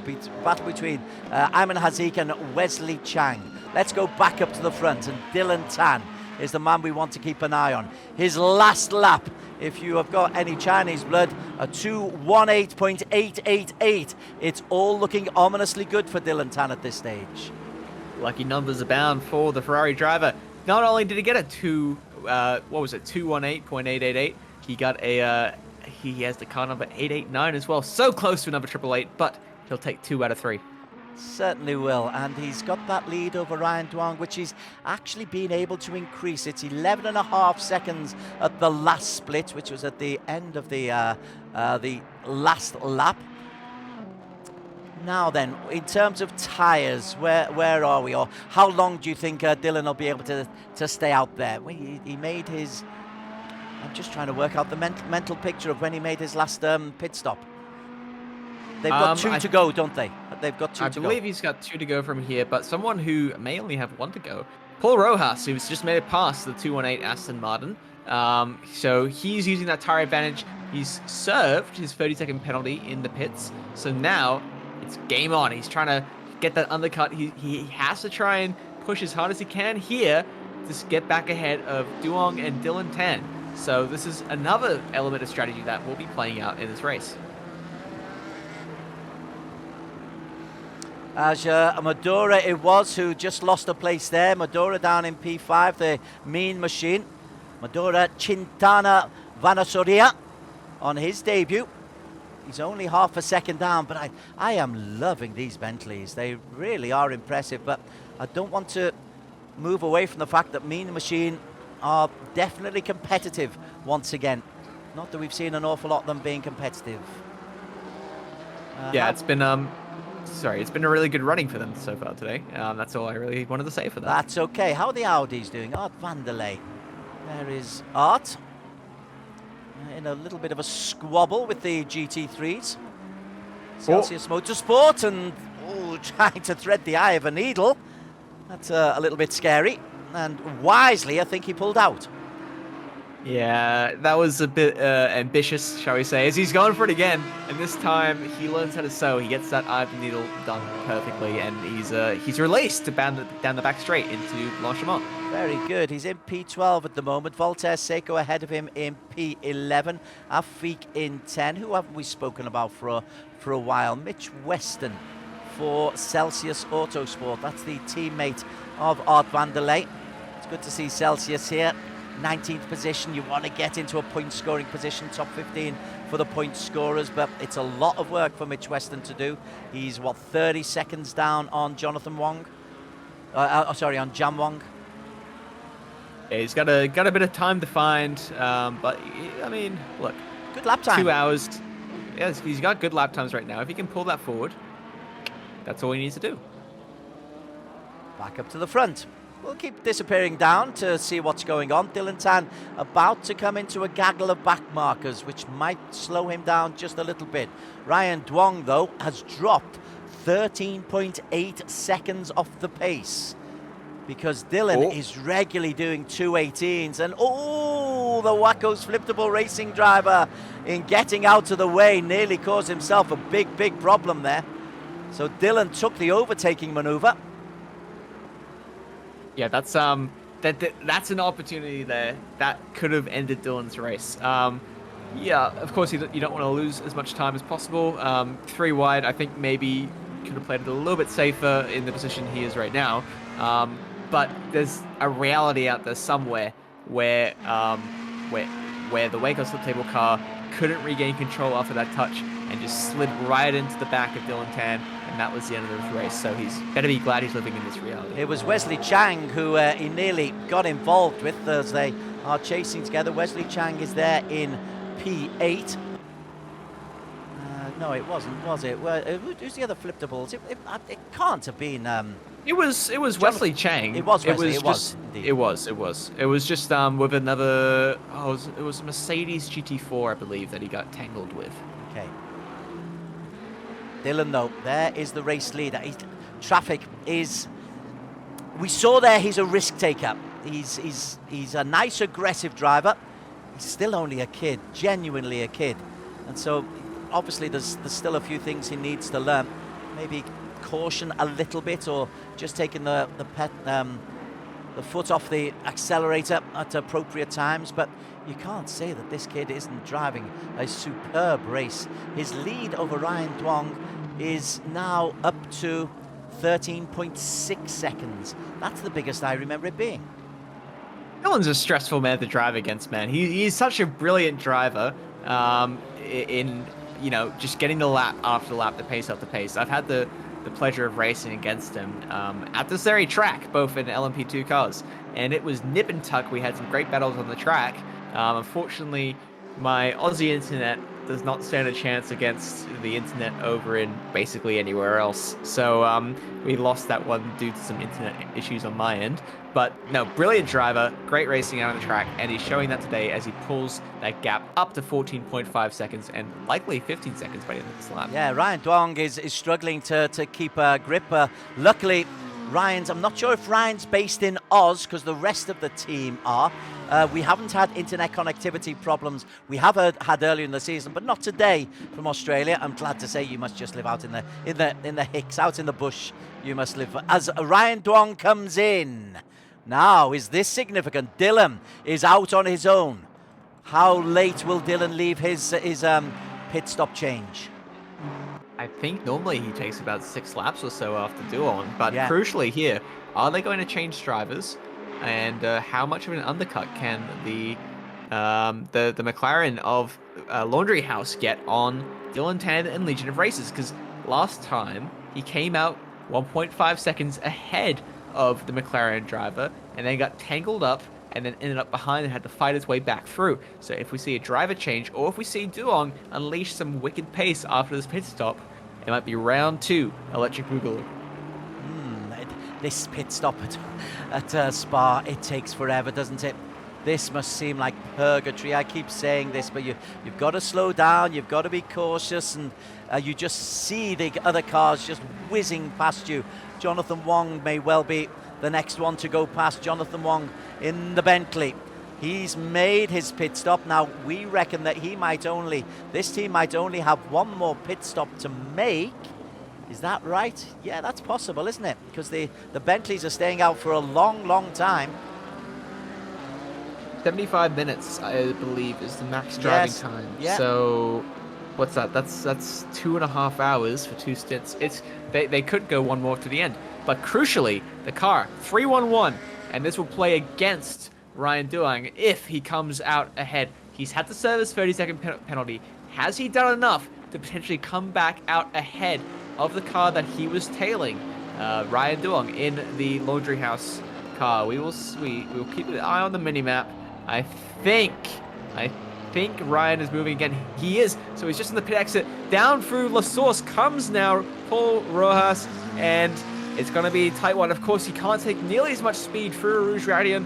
Paul Rojas just sees up ahead that McLaren, and it looks like Duong's done enough, but he's got such a better run out of a Rouge Radion than that McLaren. He's close, but I don't think it's going to be close enough to try and challenge. But well, he is close. It was nip and tuck, isn't it? It's a matter of milliseconds, but Ryan Duong, if he can just get the fresh tyres nicely warmed up without making a mistake as he goes wide. It's a defensive stance from Ryan Duong, but once the tyres get, I don't know, half a lap in, is that what it takes, Kian, to get the tyres up to race speed and nice and heated? But look at how close Rojas is. If he's going to make a move, he needs to make it soon. Yeah, we saw Rojas. He got a bit physical with Wesley Chang earlier in the race, doing a lot of defending. Will Rojas be content with sitting behind Bakita? Philippa Bakita has jumped into the car now for Laundry House. That doesn't surprise me, because she's such a fabulous racer, and she will relish this battle, I suspect. Already she's up to speed. Rojas has a look on the inside. Bakita closes that door shut. Leave it to you for this one, Cian. Let's put you in Rojas's position. How do you take this? All right, I'm looking forward. I'm thinking, okay, I've got a couple of corners to make this one happen, because we know that McLaren is going to go away like a rocket ship, something that Alonso didn't have a couple of years ago when he asked for it, by the way. As we come out of that back straight, he's got a better run than McLaren. McLaren doesn't always have the best top end, so can Rojas try and make something happen on Bakita through Blanchimont. I think he's going to be just staved off by the GT4 traffic, but this could play a part here. Through Blanchimont we go. There's a tap on the back of Bakita. Bakita is around. That is Rojas then. Tap in the rear of Bakita. That will be a swan song for Dylan Tan. But that is everything we've been saying that could go wrong. Did go wrong there for Bakita.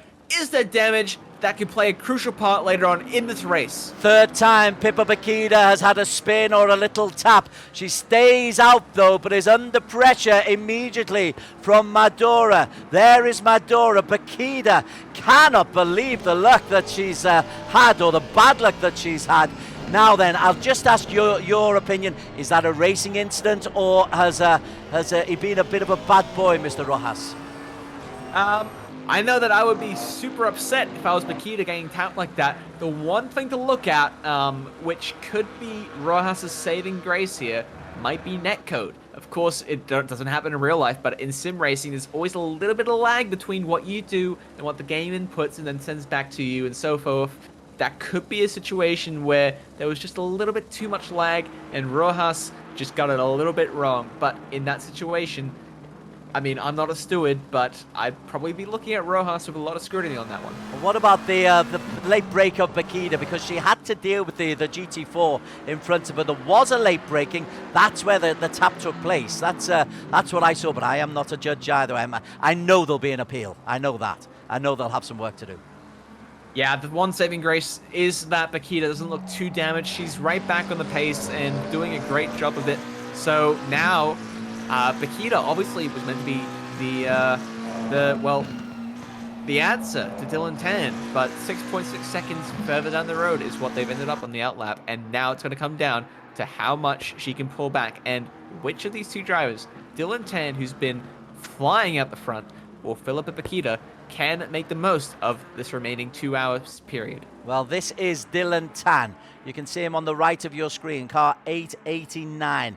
Serenely, he looks very, very comfortable there. His lead over John Wong is quite significant. It's 110, isn't it? It's longer than that.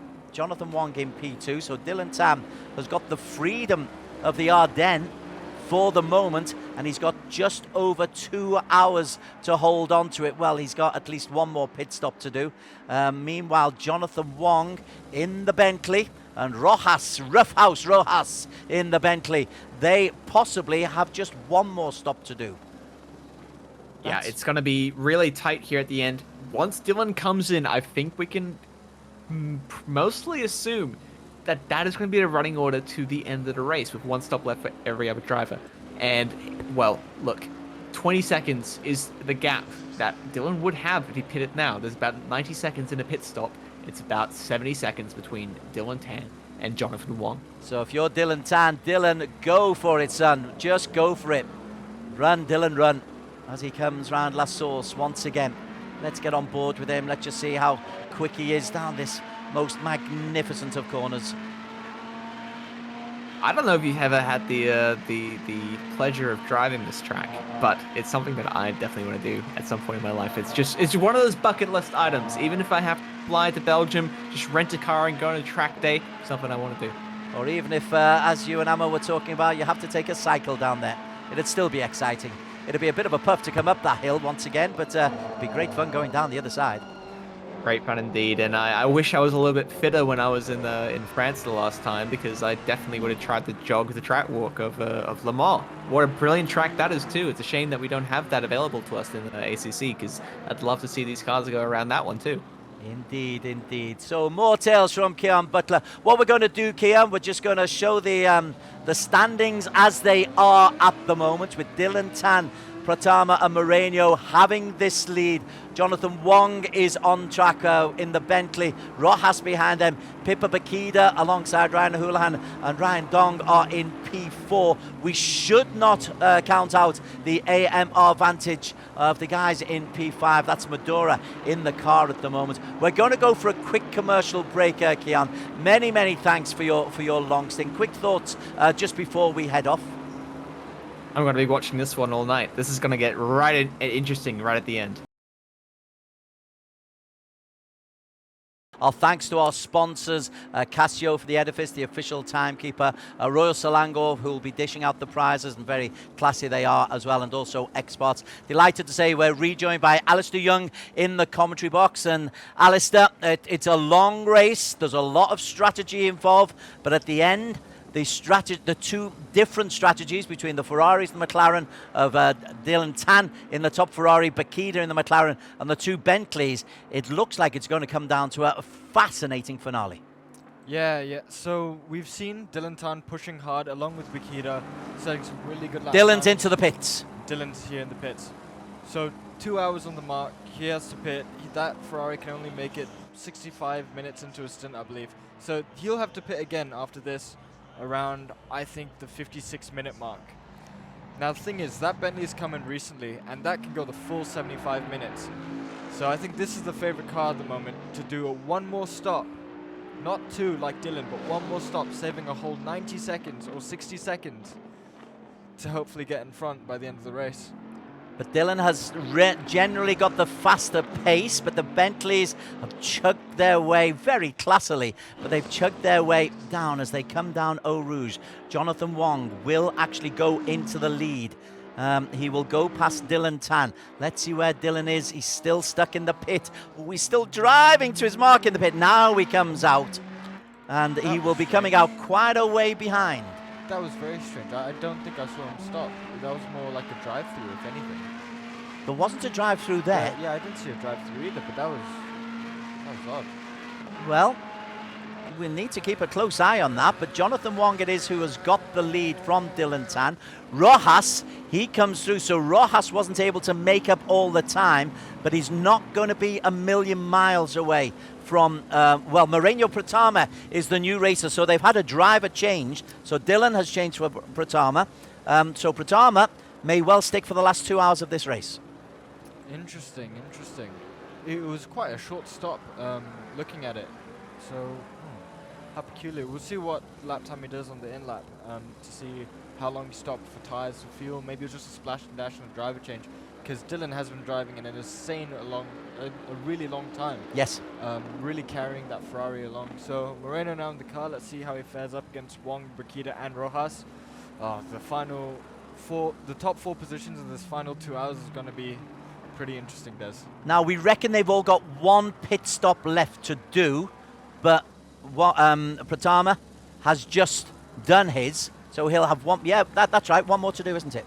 Yeah. And then that'll take them to the end of the race. Well, I think Pratama has one more, yes, because that was his second last stop. I'm interested to see when Bakita stops. So Bakita just went in about 4-5 laps ago. 4 or 5 laps ago. Okay, so she's got one more stop left. She'll probably make it around the 1 hour, 2 minute mark. Wong and Rojas are going to be interesting because they stopped off for all of them.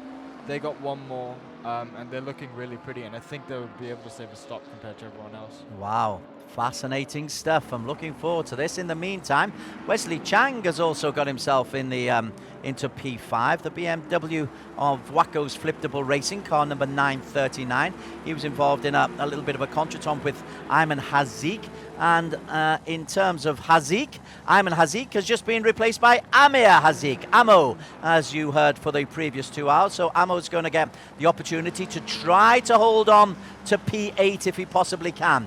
That's the responsibility that we gave him. Always looking for Amo, just to try to make it into the top 10. I know that's the ambition of the team, at least the top 10 for today, because it's been a difficult season for them. And they've been in the top 10 this whole race. You know, that's where their pace is, and I've no doubt Amo will be able to carry it all the way through. So best of luck to him, and yeah, what a great job he did earlier on the mic.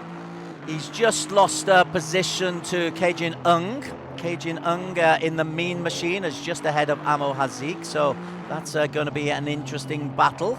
Interesting, not allowed to use that word in commentary. That's going to be a fabulous battle. Up at the front, we are now onto lap 101 completed. Lap 102, a 13.8 second lead for Jonathan Wong ahead of Moreno Pratama. Yeah, Wong going strong as usual. I am curious though, that Mean Machine car was looking so quick earlier on in the race, wasn't it? Fighting for podiums, and they've just fallen back a bit. How strange. Keijin Ung. Yeah, Kejunong. It's so strange seeing their pace disappear a bit. Or maybe they've just had a long pit stop. Maybe a long pit stop. So he's just done a 2:31.3. So we'll keep an eye on that. There were 2:19s earlier on, and you're quite right. The pace was good. We'll refocus on them in just a little while. Let's just have a little look at what's going on with the. You're looking at Afik, are you? P6. A good battle coming in there. Afik on the battle of Wesley Chang. In fact, Afik is looking to try to get close enough to make a maneuver. Wesley's not going to get out of the way, but this is a battle for P5. This is a place position. Speed Tavern have been quick. Afik in particular has been quick. And look at him, he's really closing up there. You saw him braking on the inside, and he's going to do it again here. Two reasons for that. One, to cool the brakes. Oh no! Who was that? So Chung has hit the Ferrari, the number 1 Ferrari. John Wong? No. Wesley Chang, sorry, hit the number 1 Ferrari. So Pratama's still there in P2. Pratama's still there. I'm trying to work out who disappeared. It's Somebody caused a lot of problems. P11. Voltaire Seiko. Yeah, there's the Ferrari that had a moment in the middle of that apex, and unfortunately for Chang, you just couldn't avoid him and hit him. But Afik has also hit him. Afik wasn't able to capitalise. Afik was doing great guns coming onto him. I mean, as you can see, he was 0.5 a second down at the end of the previous sector. No, I think Afik got him. Afik's ahead of Chang. It's just that the things haven't updated it. There we go. There it is. There's the sector mark. And Afik has gotten ahead of Chang due to that little incident. But I do think Afik was quicker anyway. You're looking at the lap times. He's got a good 1.5 seconds on the BMW here. So Wesley Chang, that's twice we've focused on him in the last 20 minutes or so, and twice he's lost a place. Sorry, mate. Right then, this is Pippo Bakida. Last lap time of 2:19.7. Pratama immediately into the groove, 2:17.5. So Pratama is immediately decided, okay, John Wong, you are in my sights. Just 12 seconds differential. It's a very impressive lap time. Well done by him. Now he's got a bit of traffic. Oh, those GT4s didn't see him coming along, and then the door is closed. That is not what you want if you're just trying to get a little bit of speed going. Yeah, he looks pretty aggressive. You know, he wants to make some moves. As the Porsche GT4 went off there a bit in the gravel. I'm not sure you saw that, Des. Yeah, Pratama really quick out the box. Great job by him. But that is a very fast lap time to do on full tank of fuel. I'm thinking that they didn't take fuel just now and just did a driver change maybe. So they're trying to blast out the laps, get a big enough lead because they know Rojas and Wong have only got one more stop. Yeah, but you can't make 90 seconds in an hour, can you? It depends on what they've done in that pit lane. I'm convinced that they had a short stop.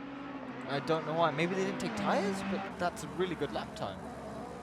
Well, there we go. Moreno Pratamo in P2. There is our race leader, Jonathan Wong. He was at the bottom of the hill just as Pratama tried to come down at the top of the hill. He's through Radion as Pratama chases 11.5 seconds it was at the end of the previous lap. Jonathan Wong, though, will feel the little pitter-patter of little feet chasing after him from Moreno Pratama. That one you can be guaranteed of. Rojas has a 30-second penalty. And I'm guessing that's for the hit with Filippo Bakida. Ooh, wow. Because he had to serve one earlier that really hurt him. And now he's got another one. And the plot thickens in this crazy race. Well, we did call him Roughhouse Rojas because it did look as though he went into the back of Pippa Bakida. So you see Pratama come down through this really downhill understeer hairpin into no-name corner. He looks like he's really driving well. He did an 18.5 last lap, even with that big traffic with the GT4s, and he's now he's up on his 17.5. He's going even quicker. Really good drive so far. That was an 18 he was up. Or is that the fastest lap? That was up on an 18, so he's 2/10 up on 18. I think his delta's from the best. Is it? I believe so. We'll find out. If it is, I've been reading it wrong for the last 10 hours and a bit.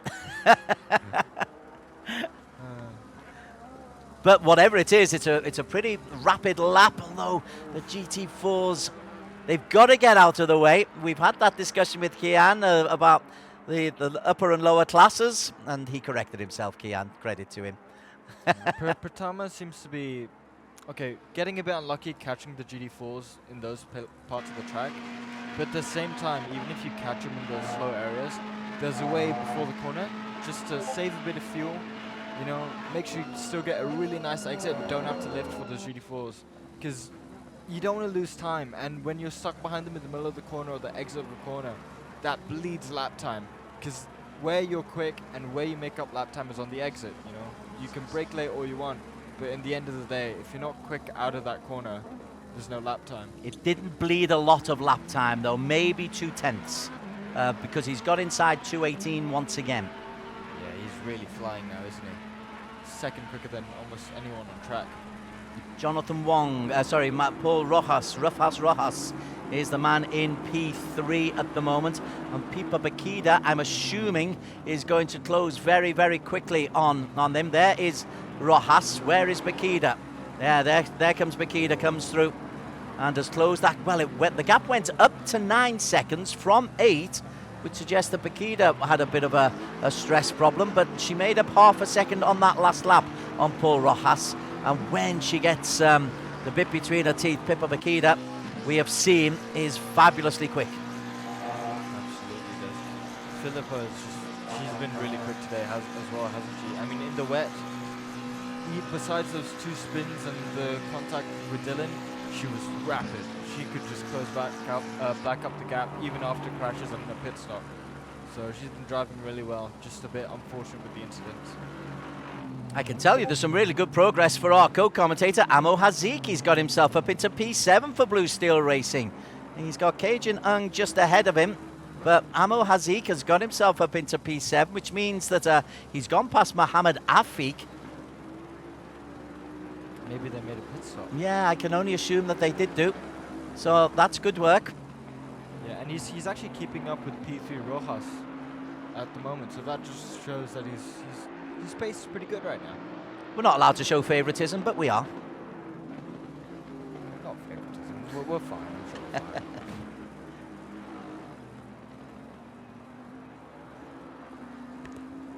As Amo we're still riding on board with through Biff Bath. Interesting seeing how the different lines of different cars. The Aston seems to have a very good front, but the Bentleys the Aston seem to have a very good front, but they don't really power out the corner like the Bentleys do. Those Bentleys and Ferraris really chucked out the corner, and the Ferraris are looking very understeery. So I'm just watching him now from this onboard des, and it's kind of cool seeing the different driving styles of the different cars, even though it's very subtle.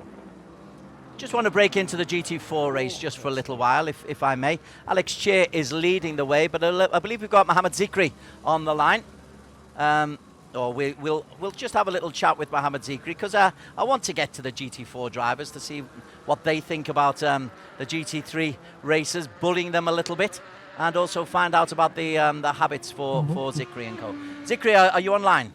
Yep, I am. Okay, how's your race been so far? We're just over 10 and a quarter hours in. How's it been for you? I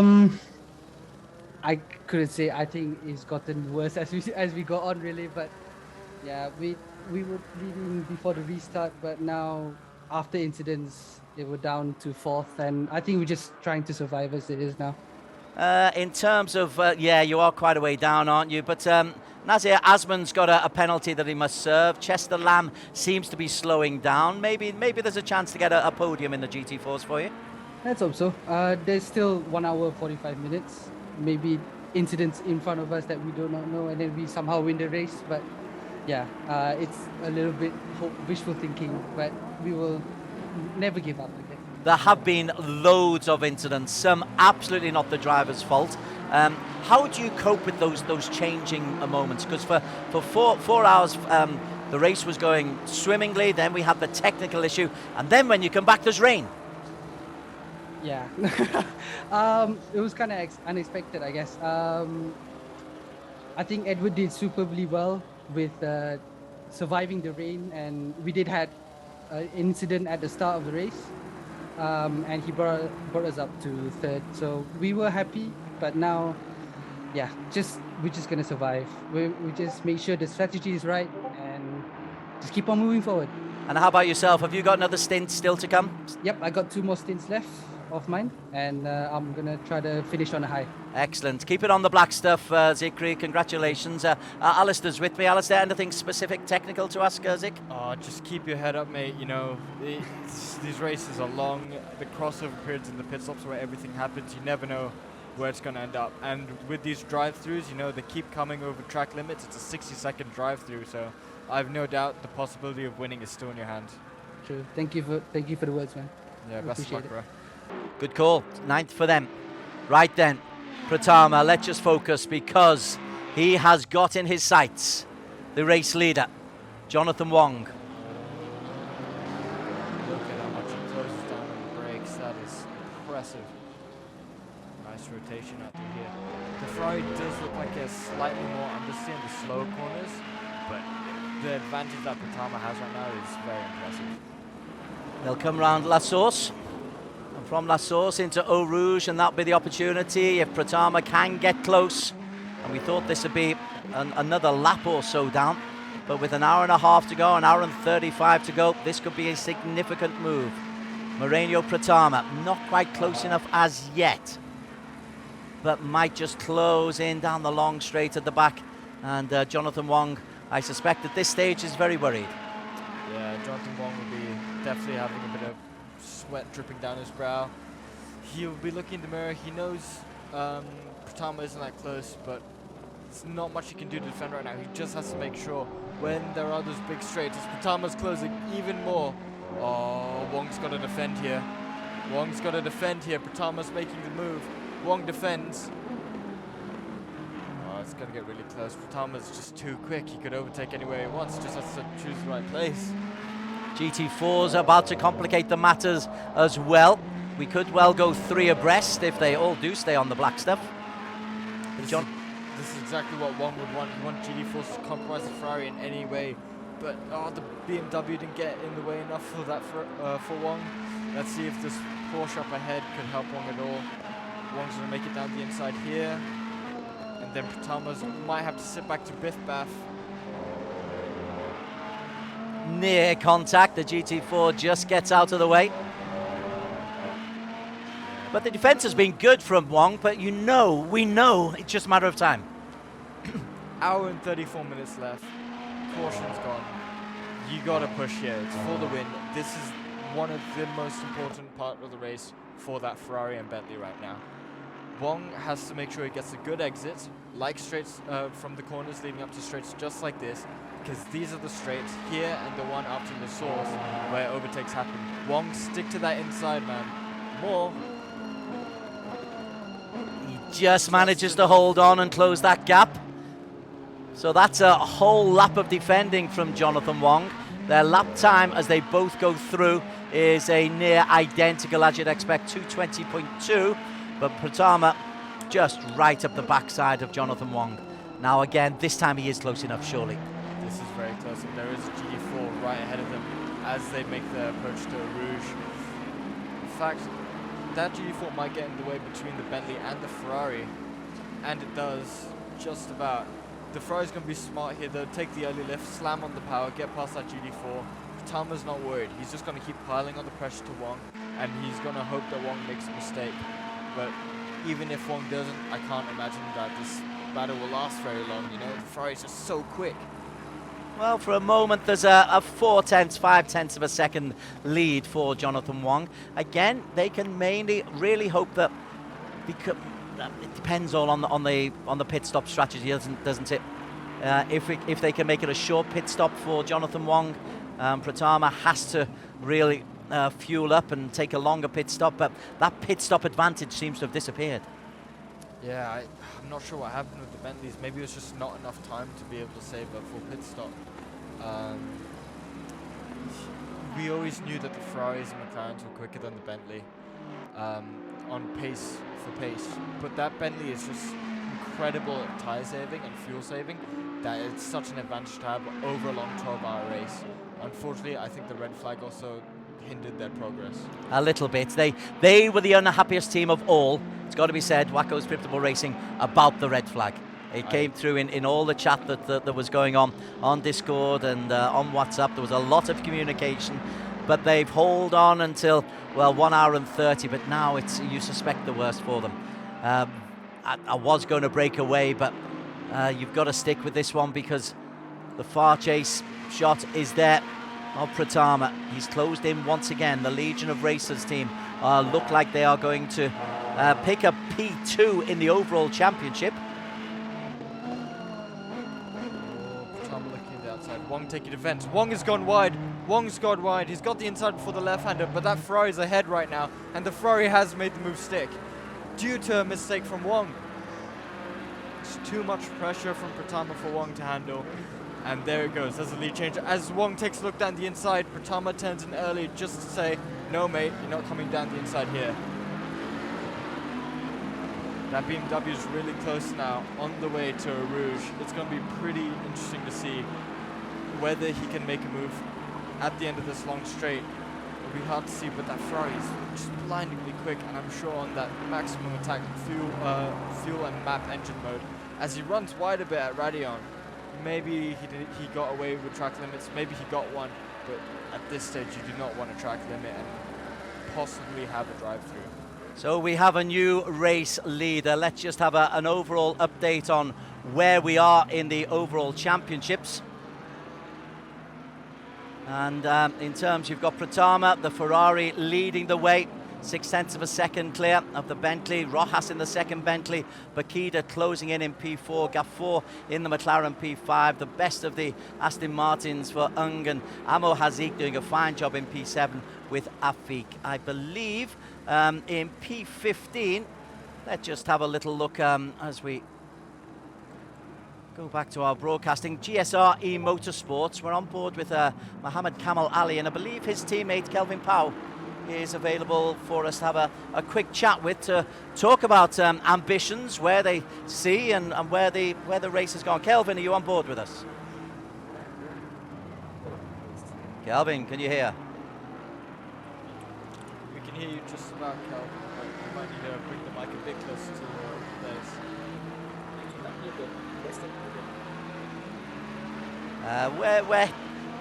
We'll try and work on that connection. We'd like to talk to Kelvin, as we are on board with Kamal Ali at the moment. The question not good. Kelvin, we can hear you loud and clear. Yeah, we've got you now, Kelvin. Can we translate? Talk us through your race, Kelvin. Talk through about the race. Actually, it's quite a little bit of unlucky because we have one teammate having a technical issue, so can't say anything. It's just our maybe pure bad luck. So we're just doing our best to try to get whatever position we can. That's all we can do for now. What is the ambition? You're currently in the points. You're currently in P15. What is a realistic ambition in the remaining hour and a half? Sorry? What is your realistic ambition for your position to finish? You're currently in P15. For us currently, if can, we were trying to get at least, realistically, we try to get into, actually we want to get to P10, but I think for the pace right now and for the time being right now, I think getting in P13 or P14, I think is already good enough for us. We'll keep an eye out for you. What was the technical issue that you had earlier on that caused a problem for one of your team? Okay, the technical issue that we're having is, the first thing is our teammates, his PC got crashed, so our car just stuck in the first turn. At turn 1 there we cannot move, and then we tried to swap driver, also can't, and then after that when changed to there's one spin also changed to me, I also ending up getting a slight PC freeze, but luckily I still can keep going until now. We'll hold on to now, but it's very pure bad luck. Well, I tell you what, for all of that bad luck, particularly the start you have to have P15 is very respectable. How did the rain affect you when the restart came through? How were you taken by surprise by the rain? Yeah. We were really taken by surprise because of the rain, but we were actually expected the rain to be a lot longer than we expected lah. But so in the end, we just trying to go very long using the wet tires, but it did work out very well. But after that, when the tracks start to dry out, we found out that the gamble is not worth it. So yeah. And how about your race? Have you got another stint to go, or is Kamal Ali going to see the team home? Currently, I already finished all my 2 stints. So after the stints, currently is Kamal Ali will be driving for our team. After that, the last stint will be passing back to Harris lah. He will be finishing everything off lah. Excellent, good result. If you can reach top 15, if you can get top 13, we'll be rooting for you in a very neutral way, of course. Yeah, thank you. GT4, Chester Lamb still has that lead from Balagulan. Chester Lamb. Still waiting for Chester Lamb to go in. The GT4 box. Yep. How late will they leave it? You can't leave it too late. And so Bernard Champ, we saw him go in. He's looking like he's doing a 71 or 72 minute final stint. Balagulan is in the pits now, so he has gone in. He is the second to go in, as also has Chris Chong. Mohammed Zikri in P5. Well, P5 will suddenly become P4 ahead of Chong, and probably P3 ahead of Bernard Champ. Yeah, Bernard Champ's going to get Balagulan for sure. Chester does look quite a ways off the road from Bernard. They're going to be close when they come out the pits.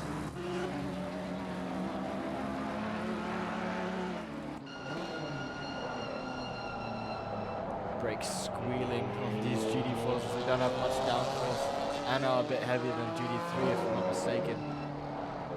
A bit scarier to drive as well. It's more stock, a bit slower, around 10 seconds, but still pretty great cars to drive. Moreno Pratama still has the lead. We don't want this to be a procession, but we don't want anything bad to happen either. It's the devil in the deep blue sea. Baha still has his penalty to serve. Amo Hazik has dropped down to P7 after his pit stop, but it's a very credible performance from Blue Steel Racing. The gap's come down, I believe, between second and first, maybe a second. Second and first, has it? Sorry, I was just looking after my mate. So Pratama is, you're right, you know, it's still 18, 19. It's come down a little bit. I think Pratama's tyres have gotten warm now, and now he's going to start throwing out some good lap times. This will be his first proper lap time. And it's 2:17.5. It's the new fastest lap of the race. yeah, tyres are warm. Yep. He's comfy. Long lead was 17.6 earlier on, but it's going to be very hard to catch that Ferrari. So a 52-minute procession to home.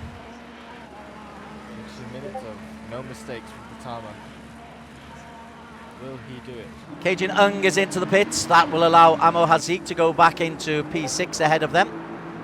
Amo, though, is in a real battle there with Lo Woo Kit from GSMR Motorsports. That's a good little tussle between those two. Let's just stick with this just for a while.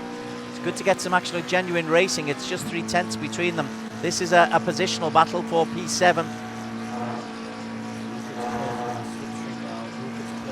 Amir defends early, smart move, then drifts back onto the racing line with the brakes. Ooh, Wicked very good on the brakes though. See, opening up, to get a better exit here. Gotta assume Wicked very clever, very smart as well. It's gonna do that move after the long straight. So Amo defends, make sure he has the nice tight line into last source. Wookit tries to go even tighter and succeeds. Now let's see if the chase is on. Well, the chase definitely is on. And Wookit, if he can just stay that close, he will sweep up the hill and will surely have the slipstream coming into the long straight at the top of Radion. Little bit of a wobble there from Amo. He'll be looking in his wing mirror.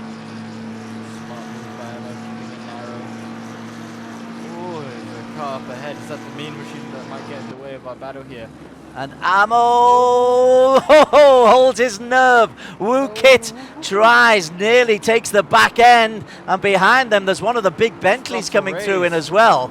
That's Reyes about to lap those two. So Ammo defends, Wu Kit is there, and this is the Bentley of Russell Reyes involved in that threesome. Great defending from Ammo, just breaking nice and late. Oh, Ammo's run a bit wide on the apexer, and Wukit does have the look down the inside into pull on. What is Russell Reyes doing? Well, Russell Reyes as Wu Kit and Ammo nearly touch. Reyes is desperately trying to force his way between them. And Wu Kit goes ahead of Ammo Hazik. Reyes follows him through. Ammo is into the ring mirror of Russell Reyes. So Russell Reyes in P4. He's just done a 2:17, Russell Reyes, so he's clearly flying. And there he is. We like that right-hand drive again. I didn't mean to put it on, but now this is the shot of Russell Reyes. Ammo just trying to cling on if he possibly can. Great shot, those headlights, aren't they? Oh, as Russell Reyes runs a bit wide, not what he wants. Ryan Houlihan doing 17.3s, well, top 4, all in the 17s now. They are indeed, but at the... Very fast lap times being set as the track comes down. So there is Ryan Houlihan. And he's followed that 17.4 with a 17.9. Russell Reyes was a 17 last time.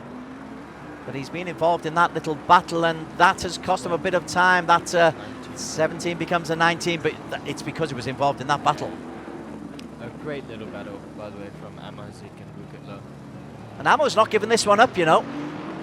And Wukit's trying to overtake Russell Reyes. Trying to claw back the overtake. Ammo's got a grandstand view there, and that could get pretty tight. Yeah, Lukin decides, let's not be too brave here. That's exactly what Ammo wants to see as well. As he gets a great run here. 2 cars exiting the pits. Russell Reyes on the back of those 2 cars exiting the pits. Ammo sells it down. He goes back down the inside. As GT4 gets in the way of Wukit, and Ammo's back through. And who's that ahead of him? That's, it's not one of the GT4s. That is Afik. That's Afik, and that's for position. And Russell Reyes is still in this battle, and Wukit's back through, round the outside here, and he's made it stick. These 3 are fighting for P5 at the moment, so it's going to be one of the biggest battles on track right now. And Reyes is in P4, lapping all 3 of them. That's brilliant. That is really sensational stuff. Reyes has got to be careful that he doesn't need to battle these, because he's a whole lap ahead of them. I think he really wants to catch Houlihan, because at one point he was going a bit quicker than Houlihan in front of him. But he just can't escape these cars that aren't that much slower. And Reyes is actually forced out by Ammo Hazik. I'm worried that we're going to see a very desperate move and attempt and a sign of frustration from Reyes here as he gets in the way of this 3-way battle for P5. Well, there is the tail end of Ammo Hazik. He is now in P7. Wukit's ahead of him in 6. Mohammed Afik in 5. And Reyes in the grey is in 4, but a lap ahead.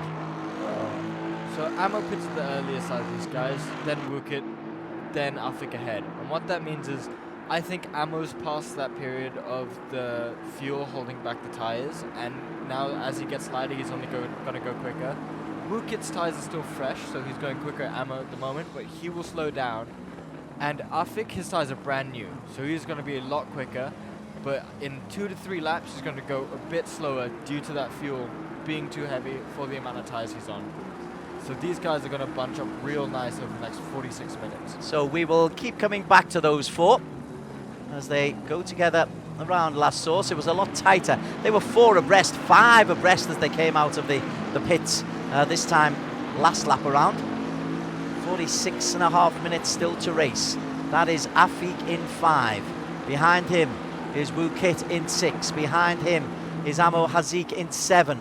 And in between all of them is Russell Reyes. Ammo just being dropped a little bit. Now the problem with them battling as they did, they were all on 220s, 221s, 222s, so they've lost a little bit of time. Let's have a look at Ryan Houlihan. He is lapping 218.3, is how long? 35 seconds down on Lee, who's 20 seconds down on Pratama. Lee and Houlihan losing a bit of time.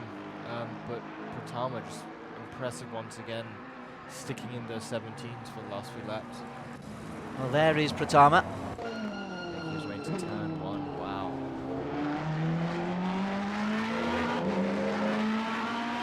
Still 45 minutes to go. He's still got a... No, he's made the stop. They've all made their stops, haven't they? Yes, We mostly. suspect. Maybe a couple guys out of sync will still need to make their stop. Let's go back to that little battle with Russell Reyes and co.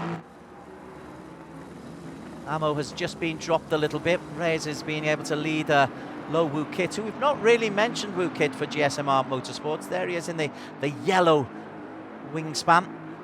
Russell Reyes won't be happy about this. I'm a lap ahead, boys. You're meant to let me past. Yeah, and those blue flags have been waving for quite a while. I can imagine an appeal coming from the Russell Reyes car. But yeah, what do you expect them to do? They're battling for a top 5 position. And they haven't been blocking him. Yeah, and they've been quick. They're doing the same lap times. Still the blue flags are out. Ammo was a good guy. Now then, round La Source again. Reyes just not being able to move that Bentley ahead of Afik or Lo Woo Kit. Pratama's just done a 217. Whoa, Ray's trucking it down the inside. I don't know what that was. That was the sign of desperation I was looking for. If you saw that, he just flicked it in. The rear came out a little bit, and it made Wookit react at the apex. But there is no change. Baha still got that 30 seconds to serve. He's in P8 at the moment, but he's only 4 seconds ahead of Madura.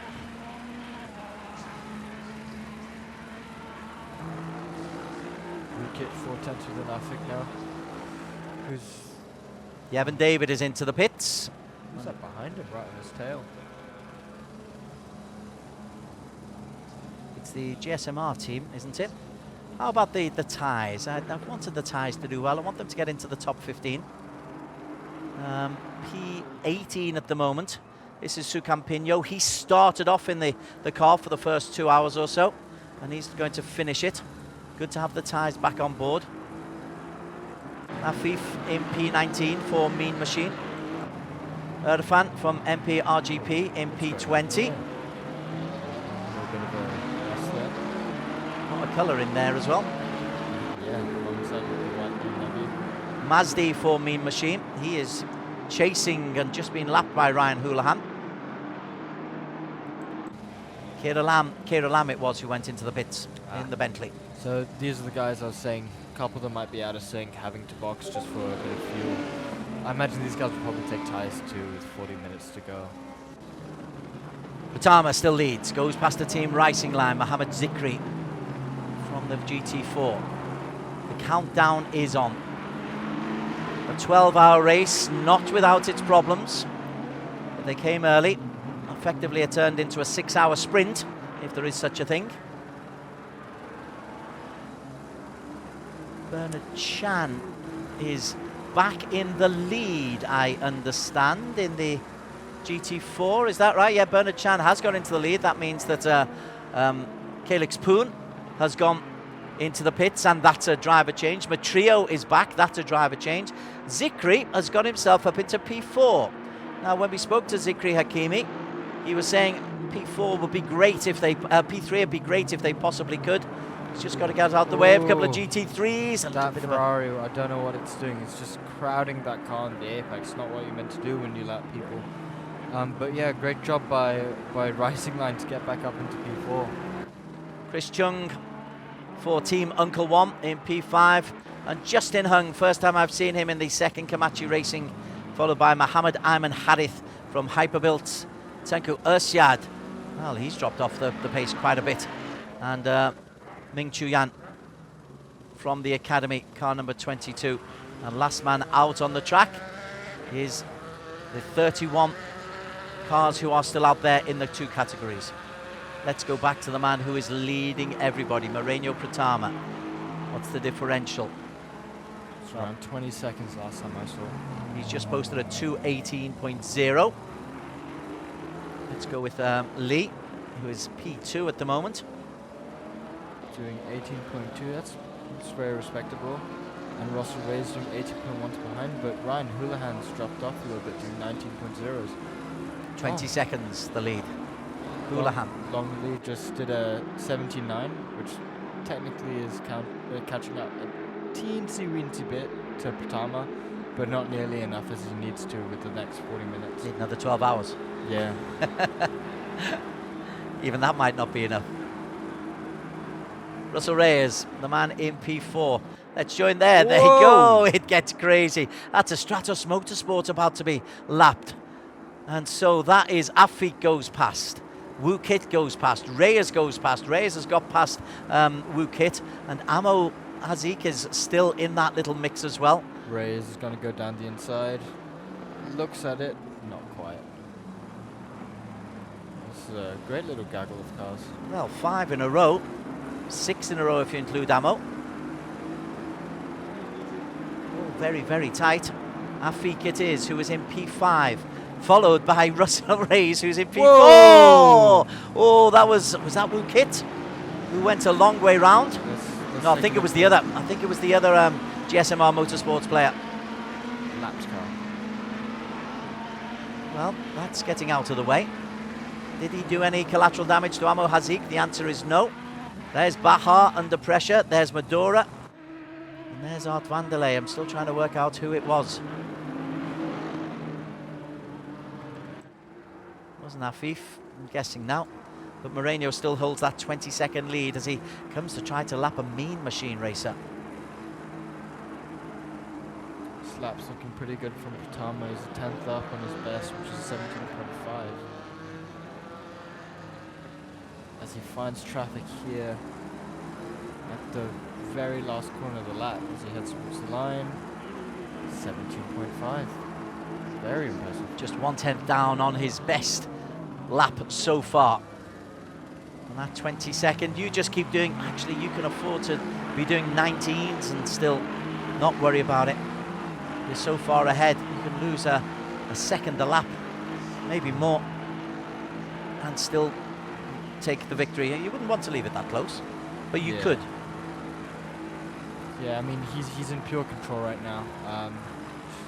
Just risk assessment at this point. Make sure the car's okay. Not too many curbs to lose pressure on the tires. And of course, keep an eye on that fuel gauge, because if that runs out before that 38 minutes, that would not be good for the Ferrari. Let's have a little look at that gaggle of, well, it's 6 or 7 now as the night is drawing in. Track temperatures are still dropping 10 degrees at track side, 10 degrees outside. No rain expected. Although the lights sometimes put a little bit of a shine that makes it look like rain. A little bit of rain in the dark, that's what we need now. Yeah, that'd be fantastic. A Spa hailstorm, that'd be perfect. Yes. This game needs Nürburgring. We should do a race in Nürburgring. You'd love that, Des, remembering all those corner names.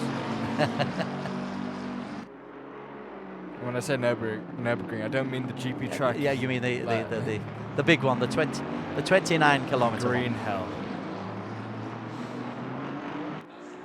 Russell Ray's going a bit quicker out of the resource. Doing 19.0 last lap, but he has been kind of trapped in this group of cars, not really being able to get past them. It was a really tight gaggle for a couple of laps. It's not anymore. Maybe Russell Reyes he and Mohamed Afik are able to pull away from the rest of them. But Reyes can't find his way around Afik. Brakes on the curb. Use a lot of apex curb there. Bentley just eats curbs for breakfast, lunch and dinner. It's a big old beast of a vehicle, isn't it?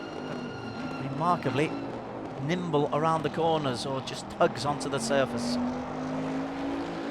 Afik is the man who's in the lead of that group. He's in P5 just to confuse matters. P5, which is in front of P4 here. Russell Reyes. And Lowell Kit for GSR Motorsports. The best lap time of 2:18.255. They're dragging each other around, you know. They're racing very hard. It's poor old Amo Hazik, who's not actually racing, who's the man who's being dropped, 2:19. Yeah, maybe his tyres have just gone off a bit more now, and he's not able to keep with it. Although he is going slightly quicker. 2:19.05 without traffic in front of him. 35 minutes to go. 9:32 at night in Spa. 11:10 at night in Malaysia. A lot later in the morning, or a lot earlier in the morning in Australia, where Ryan Houlihan is currently in P3. Now, has he closed in, Houlihan? Well, that wasn't Lee, was it? No, it wasn't Lee. 39 seconds. He's lost 2 seconds since the pit stops. Who's the other wackos flip the ball racer? That's B. Wong. this one, yeah. So Wong is playing kind of spoiler. Missed the apex. Rouge a bit. It's a bit scary. Not where you want to be. Not on the correct line. It's lucky they've got that nice through for generous. ammo. Oh, ammo, Hazik. What you picked up that one for? Must be track limits. Possibly track limits. Or possibly disobeying blue flags, but I doubt that. He's been the good guy in all of that. Baha finally came into the pits and is going to serve that 30-second penalty in the 111 Stratos Motorsports car. But you'd rather a 30-second than a drive-through, wouldn't you? Yeah, Oh. not forced to drive through that really long, slow pit lane. Spa's the worst place to get a drive-through. Russell Reyes has made a move down the inside and gone lawnmowering, pretty sure. Sticking with these guys. And he's got himself ahead of Afik. And at last he's been able to break that big struggle. He was helped by a GT4 getting in the way, so Russell Reyes has relapped the people he lapped earlier on. But they're going to try to unlap themselves in the remaining 33 minutes. It's always nice to finish on the same lap as the top three. Wukit probably hoped that would slow down Afik a bit more than it did. But Wukit's now properly in the slipstream and tow. You can see what he can do as he makes up a lot of time on the brakes there and sails around the outside of a GT4. Afik does look like he's making a bit of a charge for Reyes now, doesn't he? Let's get on board with him. Actually, let's get on board with Wukit, because that's often the best shot that you have of the race that goes on in front of you. Reyes has got that power though. And that Bentley constantly pulls down that straight.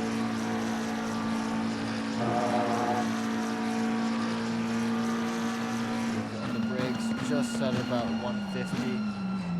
Very nice. A lot of apex curb there, a lot of apex curb here, a lot of exit curb here, and he's right behind Mohammed Afik. Reyes at 219, Afik at 224.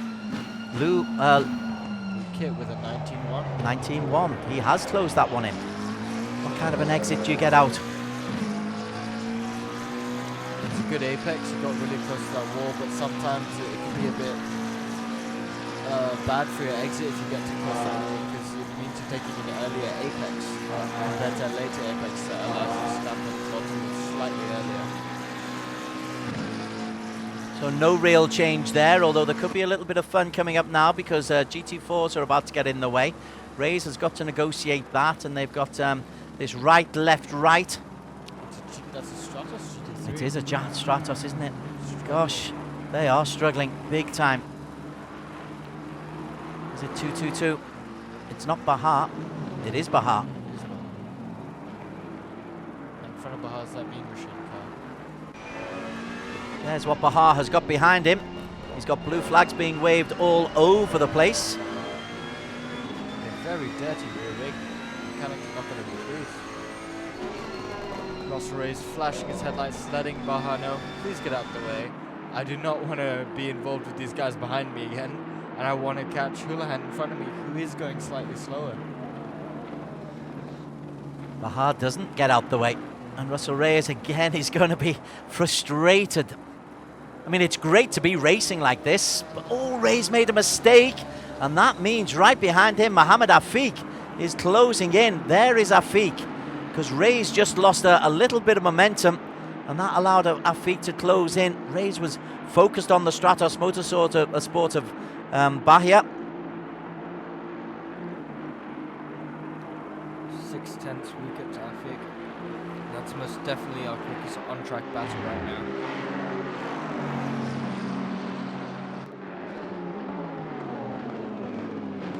Aston Martin seems to be very good on the brakes, closing in on that Bentley. Slightly wide at the apex. Wukit's been very tidy through the bus stop, and much like last time, he's right on the tail heading into the source. Mohammed Afi currently in P5, but he's got a low Wukit for company. Look at that. There you go. I mean, Afik did defend a tiny bit into the braking zone there. Wukit flashing his lights now, letting Afik know. Afik's gone to the end. Oh, that's not Afik. My bad. That's the mean That's machine. the mean that machine. we're lapping. Afik up ahead, getting around that GT4 BMW. He's also got a round race, hasn't he? Who's to the left here? Is that Wukit? That's Wukit. That is Wukit. So Side Wukit by goes side. into P5. So Afik's had to take a lift for that GT4, and Wukit's timed that perfectly to keep his foot pinned and sail past Afik. Afik looks to the inside. No, I can't get that late on the brakes, mate. Just got to take it nice and easy here. Overtaking opportunity downhill into this hairpin, but he seems a bit far behind to make a lunge. Amo Hazik has gone into the pits for his harsh, tough drive-through penalty, and he may lose position to Medora, and maybe even, well, just to Medora.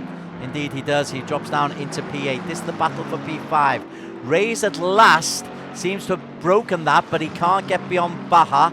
But he does seem to have broken the Afik Wukit battle behind him. It's only by 2-3 tenths of a second, but it's enough of a gap for him to be able to focus on what's going ahead of him rather than what's going on behind him. Just ahead of him, and I've got to give them a heads up because we spoke to Kelvin Powell, and Kelvin was saying earlier on, if we're able to get a top 13, because it was 15th, after all of the problems that we've had, we'll be very happy. He's got a P13. Harish Shami is going to try to take them home. That would be very credible for that team, the GSRE Motorsports team. And if you want to see Kelvin Power and how happy he is about it, here he is. There, absolutely ecstatic. Can't hold a man down, can you? Oh, so happy to see that.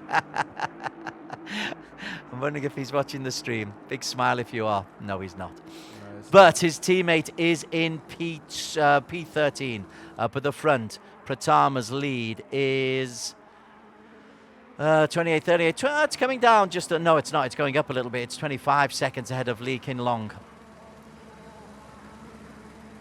Yeah, driving well within the limits now. It's exactly what we're going to do coming to the last half an hour of the 12-hour race. It is the drive for home as the night comes down. Unless, as you say, has he got enough fuel in there? I'm sure he has. If he hasn't, just slow it down a little bit. Take the chance because you've got time to play with. Big time. And I'm guessing if he was low on fuel, he'd be running a low engine lap as well, just to compensate. So as he goes down Eau Rouge for the 140th time, plus the it's something like 250 laps that the guys will have completed over the 12 hours. We were talking about Moreno saving fuel. Maybe he's taking it easy, but he's in the 79 again. So he's been super impressive in the last two stints. Man coming through in P2 is just coming down Eau Rouge. Boom, boom, yum. Gorgeous. Beautiful, and sparks flying out the back of that car through Rouge as they have that compression because of the very high, steep uphill climb. And it's getting darker here at Spa, and it's dropped 1 more degree in temperature to 9 degrees track and air. As Houlihan, who hasn't really made the impression I think we expected him to, has he? The McLaren hasn't been super duper quick, still nice and quick, an 18.9 last time out, but hasn't really pressured Pratama or even Lee Kin Long, which I think we were expecting. Yeah, I agree, and it was doing 17 degrees at one point in the race, but just can't keep a hold of the tyres maybe, I'm not too sure. Russell Reyes looks like he's escaped that battle for P5, which is behind him. So there's Reyes in 4. This is Low Wukit in 5, and rapidly trailed by Mohammed Afiq in 6.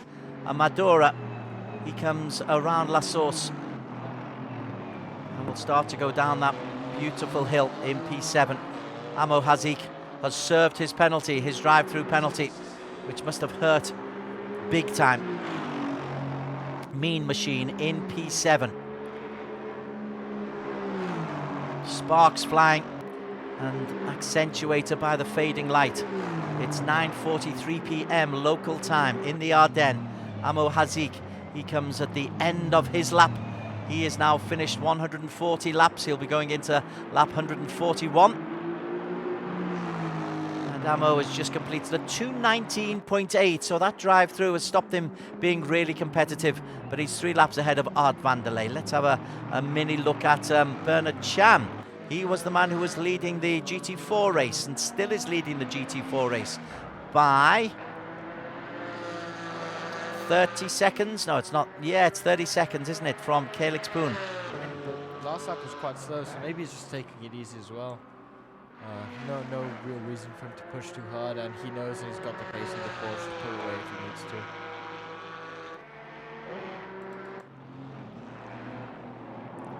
That's Calix Poon for Komachi Racing in P2, Francis Matrio in P3. But our focus now, I think, is going to have to be on the championship, and that means Ryan Houlihan. Even though he's a long way down, they won't want to make any mistakes because they've had problems. They've had internet failure problems. Remember Catalonia, when I think it was Houlihan, Andy O'Hara was forced to do a whole lap of the track because his internet went down, and yet they still recovered to pick up a decent position. Here they have problems with their second car, so P3 in the championship has disappeared for car 911, but P1 for car 90 looks like it is here and going to be earned. 23 minutes, just avoid any contact, avoid any problems whatsoever. Yeah, great driving by them. They've been consistently one of the fastest cars of all season, along with that Legion of Racers car as well. And we are normally used to seeing that Triple One Stratos also up there, but they've struggled a bit this round. Well, I remember Alex when he started off the commentary. It seems like 12 hours ago. It nearly was. But Alex was saying that they hadn't had an awful lot of time. Nakib is doing some real-time racing, and as real life comes back in, then e-racing has got a genuine competitor once again. E-racing for so long had the market to itself, but it's still a fabulous way to train drivers, to teach them, as we've seen with Dylan Tan, as we've seen with quite a lot of the young racers, that this is it's not racing, but it's because it's not as dangerous, but you can certainly learn the craft on the sims. Absolutely. I mean, I'd argue as racing. You know, they're competing with equal machines. It's not like in real life when you have different engines in Formula One and stuff. This is great racing, and it's really nice to see, and it's even better because we can have so many of them so often. Indeed, indeed. It's the consequences of the racing. I think that's what I was trying to. You make a mistake and it will not cost you an arm and a leg. Yeah, these kids are fearless in this game. But in real life, there are a couple different things, and Nakib is finding it out tonight as he fights for Toyota Gazoo Rookie Championship. Terrific. So best of luck to him. What an opportunity. Will we know this? It's an overnighter, is it? Or will we know that? We will know soon, and I will update if I find out. It would be great to actually find out, to see if Nakib Aslan, who has been gracing this tournament, this ERGP, has been a great supporter of us. But now he's got his chance in that rookie championship. Lee Kin Long in P2. It is a procession now, unless somebody's made a miscalculation on fuel. Yeah, I mean, that's the only thing that can hold them back, I think. But I'm confident that they are perfectly fine. Everyone who stopped within the 75 minutes. Well, nobody's appreciably slowed down. Nobody's appreciably saving the fuel. Everybody's within the 220s now. Javier Baja is in the 217s. He's just posted his fastest lap. Good on him. He's really pushing, but that penalty has set him back a bit too far, I feel. He's 5 seconds behind the car ahead. The car ahead's doing 89, so 2 seconds. Yeah, he'll be on top of that car within the next 3 laps. What's that? 12th is 4 points. Double it up, that's 8 points. Stratos Motorsport. They won't keep Legion at races. no, because Legion of Racers will pick up 58 for qualifying and the race win. So they'll lose points to them, but they might be able to hold on to P3. Might. And they at this point have the fastest lap point as well. Points, double everything. So it's 4 points. Pratama, though, he's leading the way. Pratama doesn't have the fastest lap, are you sure? That's a 17.0, you're quite right. Legion of Racers leading the way. Houlihan, super little team. Houlihan and Bakida. And Ryan Dong as well, who's made his introduction. And must be saying, hey, this isn't a bad team to join. I might try and stick with this lot. I think the top four are accepting their fate. But you know who won't be? Wukit and Afik fighting for 5th position. Look at them. They're on screen right now, and they are super duper close. Within a second, easily. So we are behind Mohammed Afik, and the man right in front of him is Wukit. That is the battle for P5. 5 is worth 22 points. 6 is worth 20 points. Ray's ahead of them is in P4, but a lap ahead. They've caught back up to Ray's. They have, haven't they? As you say, maybe he has settled because he realises that Ryan Houlihan is so far away.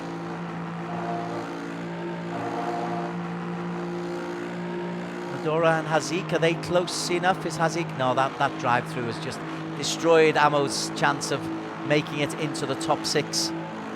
Wukit went to make a move, and Ray's had to go around the G4, so it was a bit argy-bargy there. I think ran a bit wide coming around that G4. Fraser's so much slower than them. Well, not so much. I'm talking 5 tenths here.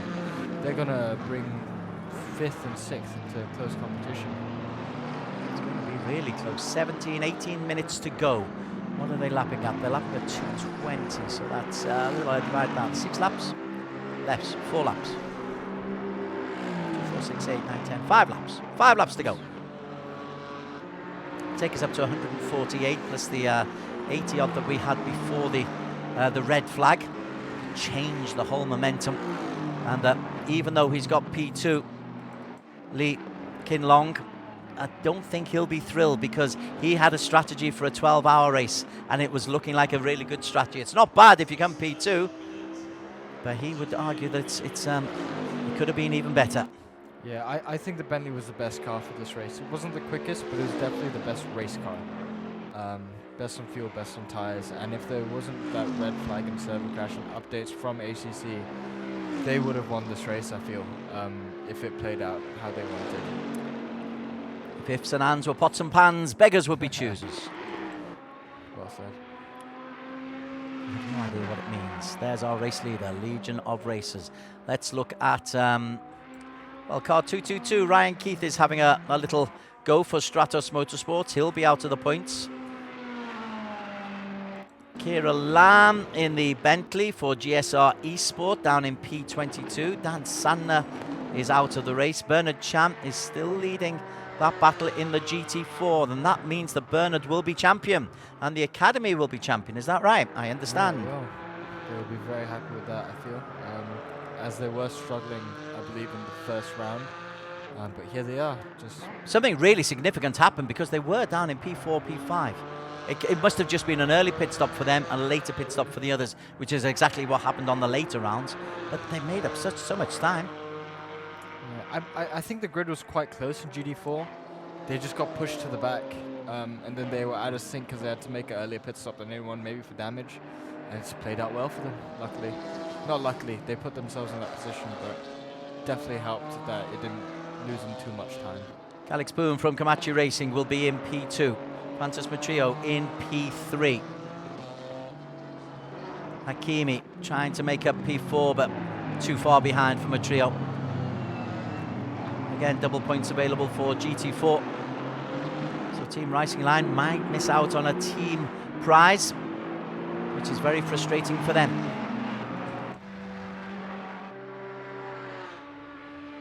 Getting darker and darker here in the forest. It's getting spooky. And I love the look of the lights. They've done a really good job in this game for that. But I am curious from a cockpit view how much these drivers can see right now. Because there aren't any big lights in Spa. No front lights like you see in Singapore F1 or Qatar this weekend in F1. It's just the headlights really. Here you see the moon's actually incredibly bright as we hit 9:53 p.m. in the Arden Forest. It's like that. You have seasons in the West. I'm not used to that.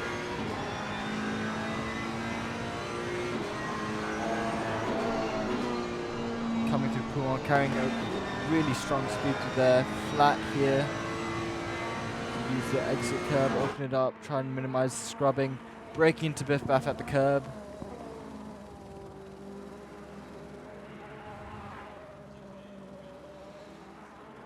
It has been pretty impressive. He's still posting 2:18s, even though Lee Kong Lin is up into the 2:18s, 2:18.7 to 2:18.4 now. Ryan Houlihan into the 2:19s. Yep, he's happy. He knows the title and the individual title for his teammate are in the bag. Unless they run out of juice. Maybe they'll just all run out of juice. That'll be entertaining. I don't know how we'd settle that though. Do the GT4s get the GT3 points if none of the GT3s finish? I doubt that'd happen. That would be too dramatic. We've already had a red flag. We've had rain. We've had spins for the leading racers. We've had aggression. We've had overtaking. We've had battles at the end of a long, long season. Now, into the final 30 minutes, you've driven these long endurance races. Yeah, the final 13 minutes in long endurance race? Concentration. You think, oh, the job is done. The job is done, and no, it's never done. It's never done. You're just thinking, well, please brakes hold on for this next corner. The cars will be having a lot of stress, a lot of wear. I'm not sure how this game takes care of it as it does in real life, but you just be trying to baby the car home because you know it would have been through the wars over the last 12 hours. So rather than fatigue, your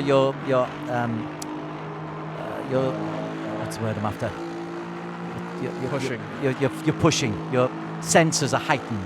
Yeah, I mean, when you are professional and you know you're at the top of the game and you're doing the best of your ability to drive, you can never get tired. Tired's inexcusable for racing drivers, I feel. Russell Reyes as they come round the bus stop. 12 minutes to go. 145 laps about to have been completed by the race leader, who remains Moreno Pratama. Afiq currently in P6 and he is chasing. Let's see how close he can get as they come down Eau Rouge. This is the only real battle that we've got for a place. And it's ironically Russell Reyes who is holding up the battle for P5 and P6. Sparks flying. Grandstand view, bonnet view. But Afiq just can't get close enough. And this has been good from Wukit because he came from a long way back. He was about in P8, 20 laps ago? And he's worked his way through Haziq. He's worked his way brilliantly past Afiq. And now he's trying to go past Russell Reyes. And Russell Reyes is defending very hard from a lap car. I wouldn't be doing this if I was him. Well, a ringside view there for Mohammed Afiq, but Louis Wukit has got himself ahead of the number 4 car, and now they've got some GT4s battling, so they're taking this right to the 12-hour wire. 10 minutes to go. I feel like Reyes has put an end to this battle, being the meat in a burger.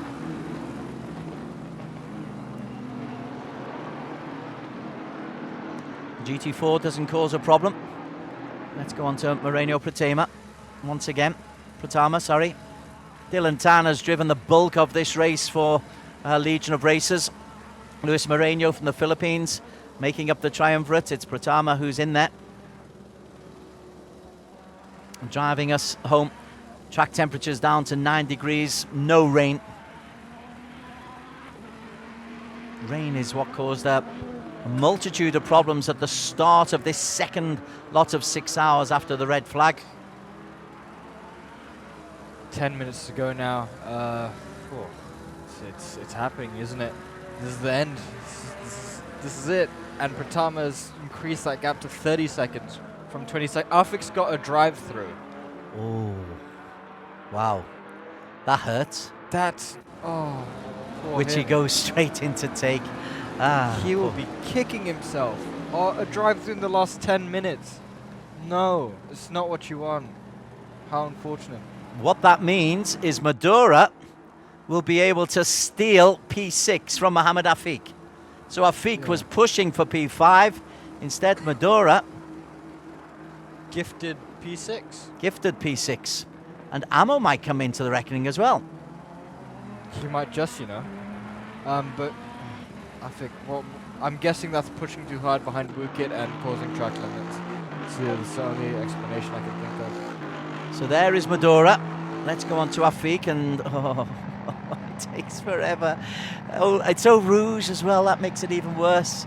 You can see how quickly you should be going. And he's going to be able to see the car overtaking him on the left, which is even more painful. There is Madura, who has just gone sweeping past him. So Madura's happy. I'll take that. I'll take a P6. Thank you very much, Mr. Afik. And fair play to Mean Machine. They have been competitive throughout. So that'll be a 20-point haul for him. And Amo Hazik. Ooh, will he be quick enough? Will he be able to get ahead of Afik? Where is Afik? Oh, Just coming out. Just coming out. So a painful drive-through penalty.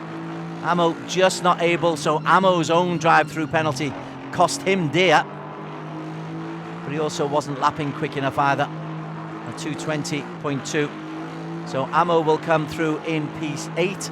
Afik in P7. But Madura very happy with P6. And Wukit is still battling with still Reyes. fighting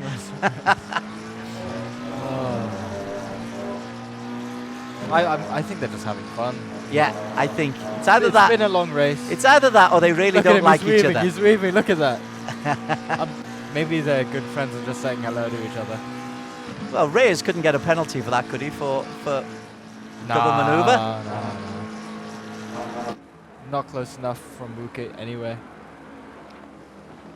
7.5 minutes of showboating. There is Russell Reyes through the bus stop.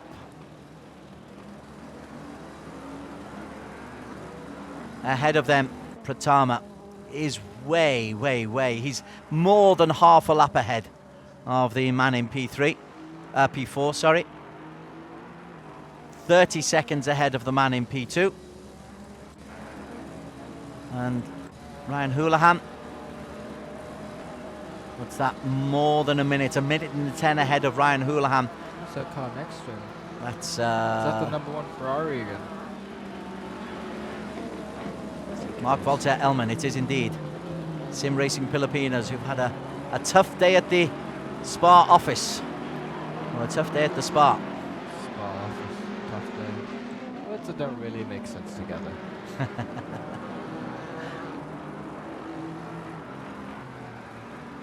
There's our champion. Come through in Unless P3. he runs out of fuel. I'd get out and I'd run to Belgium and I'd push him home if that was the case. Because that would just be too cruel. Might struggle to find him in Belgium. Don't take me literally, young fella. So race leader Pratama up through Rouge. Final couple times he's going to do that. I wish we could see his face, but he would be grinning. Well, I would be grinning. 30-second gap, 5 minutes to go. Well, thanks to Kean Butler and Amo Hazik, to Alistair and myself. We've enjoyed bringing you this long exhibition.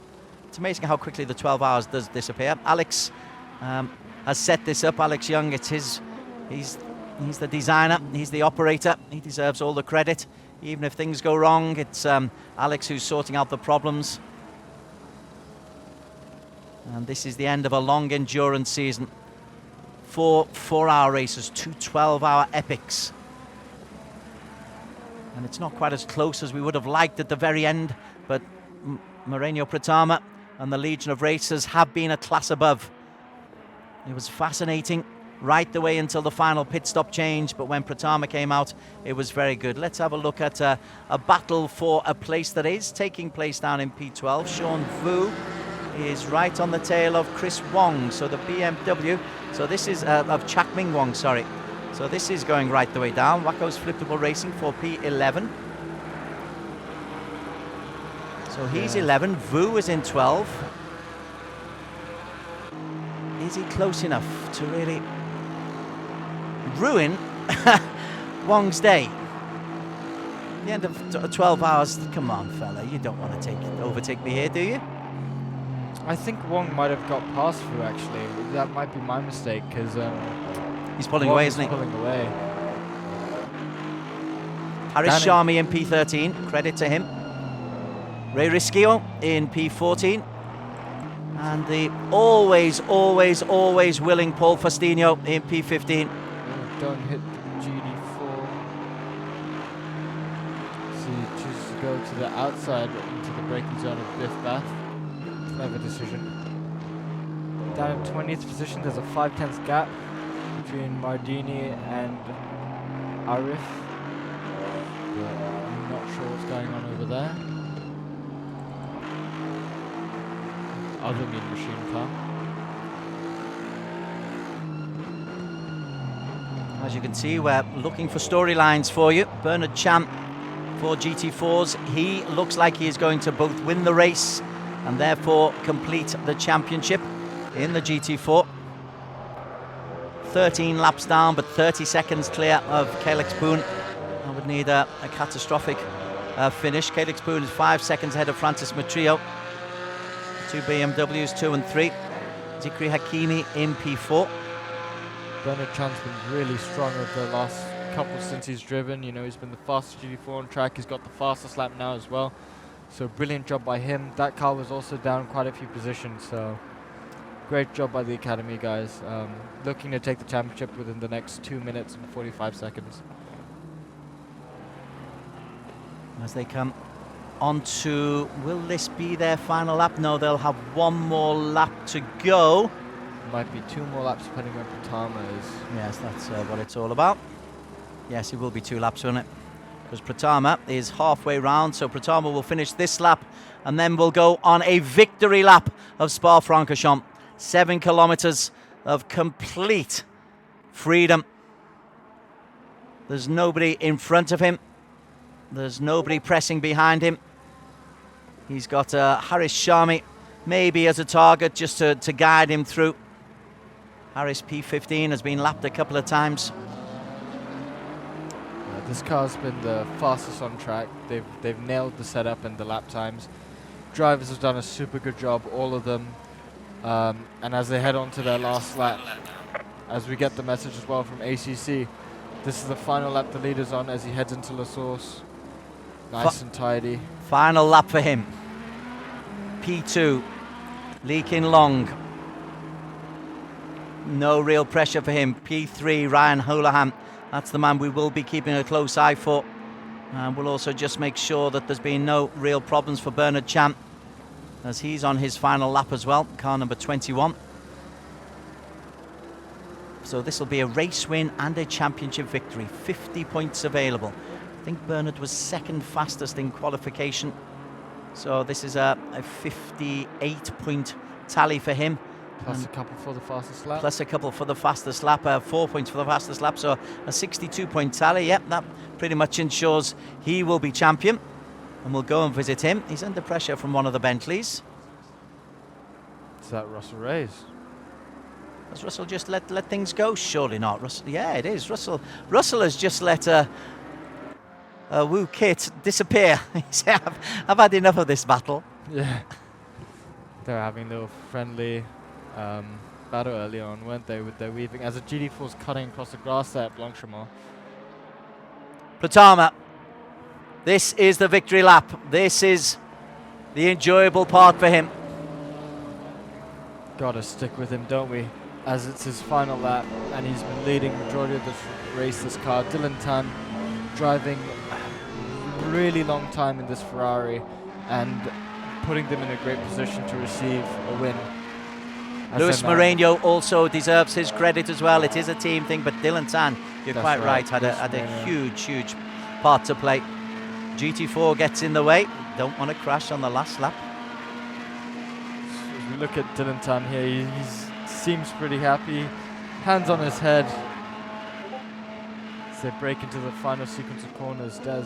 This is Moreno Pratama. Legion of Racers are going to take the points. All 50 points available. And the onboard camera, followed by the helicam, says that the victory goes to Legion of Racers. Moreno Pratama, Dylan Tan, Luis Moreno, congratulations. 50 points for them.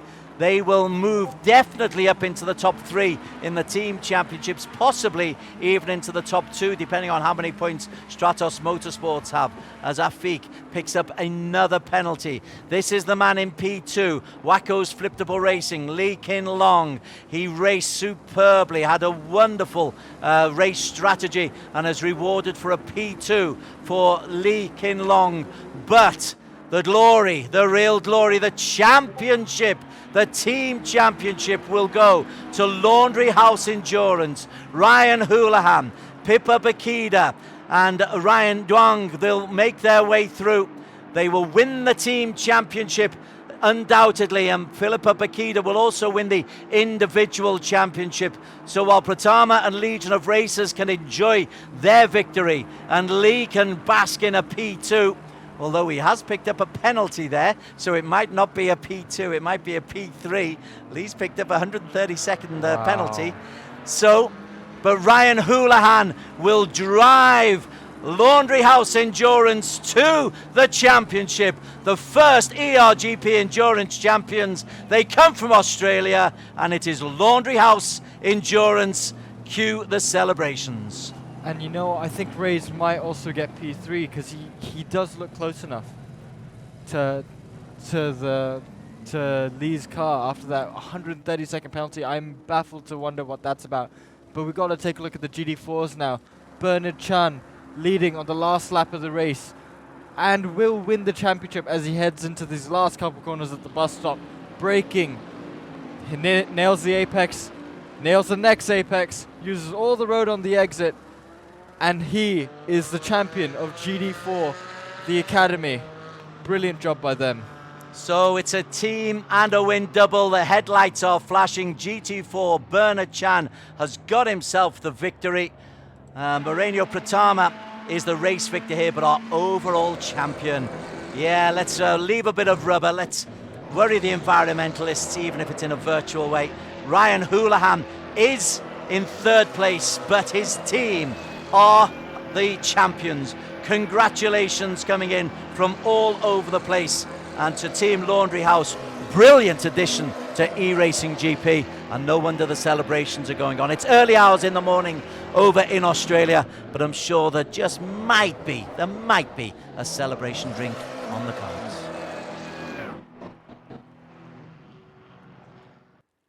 And with that ends our endurance season. Alistair, thank you very much for your hard work, and to the other commentators. Alistair started us off. Who did we have? We had Amo, who came in a very credible P7 when he actually got into the circuit, and Kian Butler. Let's have a quick word. I think Dylan is waiting to... who's talking to us? I'm just waiting. Dylan Tam is ready to talk to us about the race victory. Dylan, are you on board with us? Hello? Hello, Dylan. Hey, it's a bit past your bedtime, but congratulations for the race victory. Thank you. Tell us about your emotions. Definitely very happy with this result. All of us did a good job and just really did a very good job. And any words of congratulations to Team Laundry House, because they are the overall ultimate champions. Yeah, they did very good in the championship. And congratulations to yourself. We've really enjoyed your work because you took the bulk of this drive today. Even though it was Pratama who was there, this is very much a Dylan Tan deserves all the credit he possibly can get. Congratulations. Thank you. So Dylan Tan from the team race. And the result, I think, is confirmed. Houlihan into P2, Ray's into P3, and Lee drops down to P4 because he picked up a very, very late 130-second penalty. How painful for them after such a strong drive all day. Oh, what a great race, Des. It's been really fun to watch. The fight for the top 5 happened all day after the restart, and it was very, very impressive to see.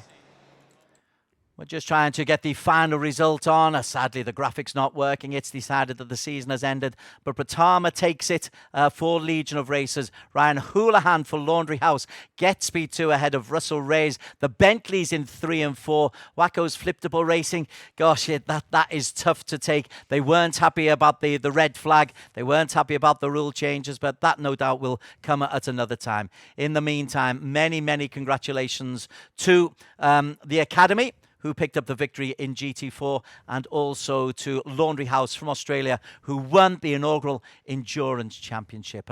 I'm Des Corkill. Alistair, quick thoughts. The long endurance season is over? It's been up and down. It's been great entertainment.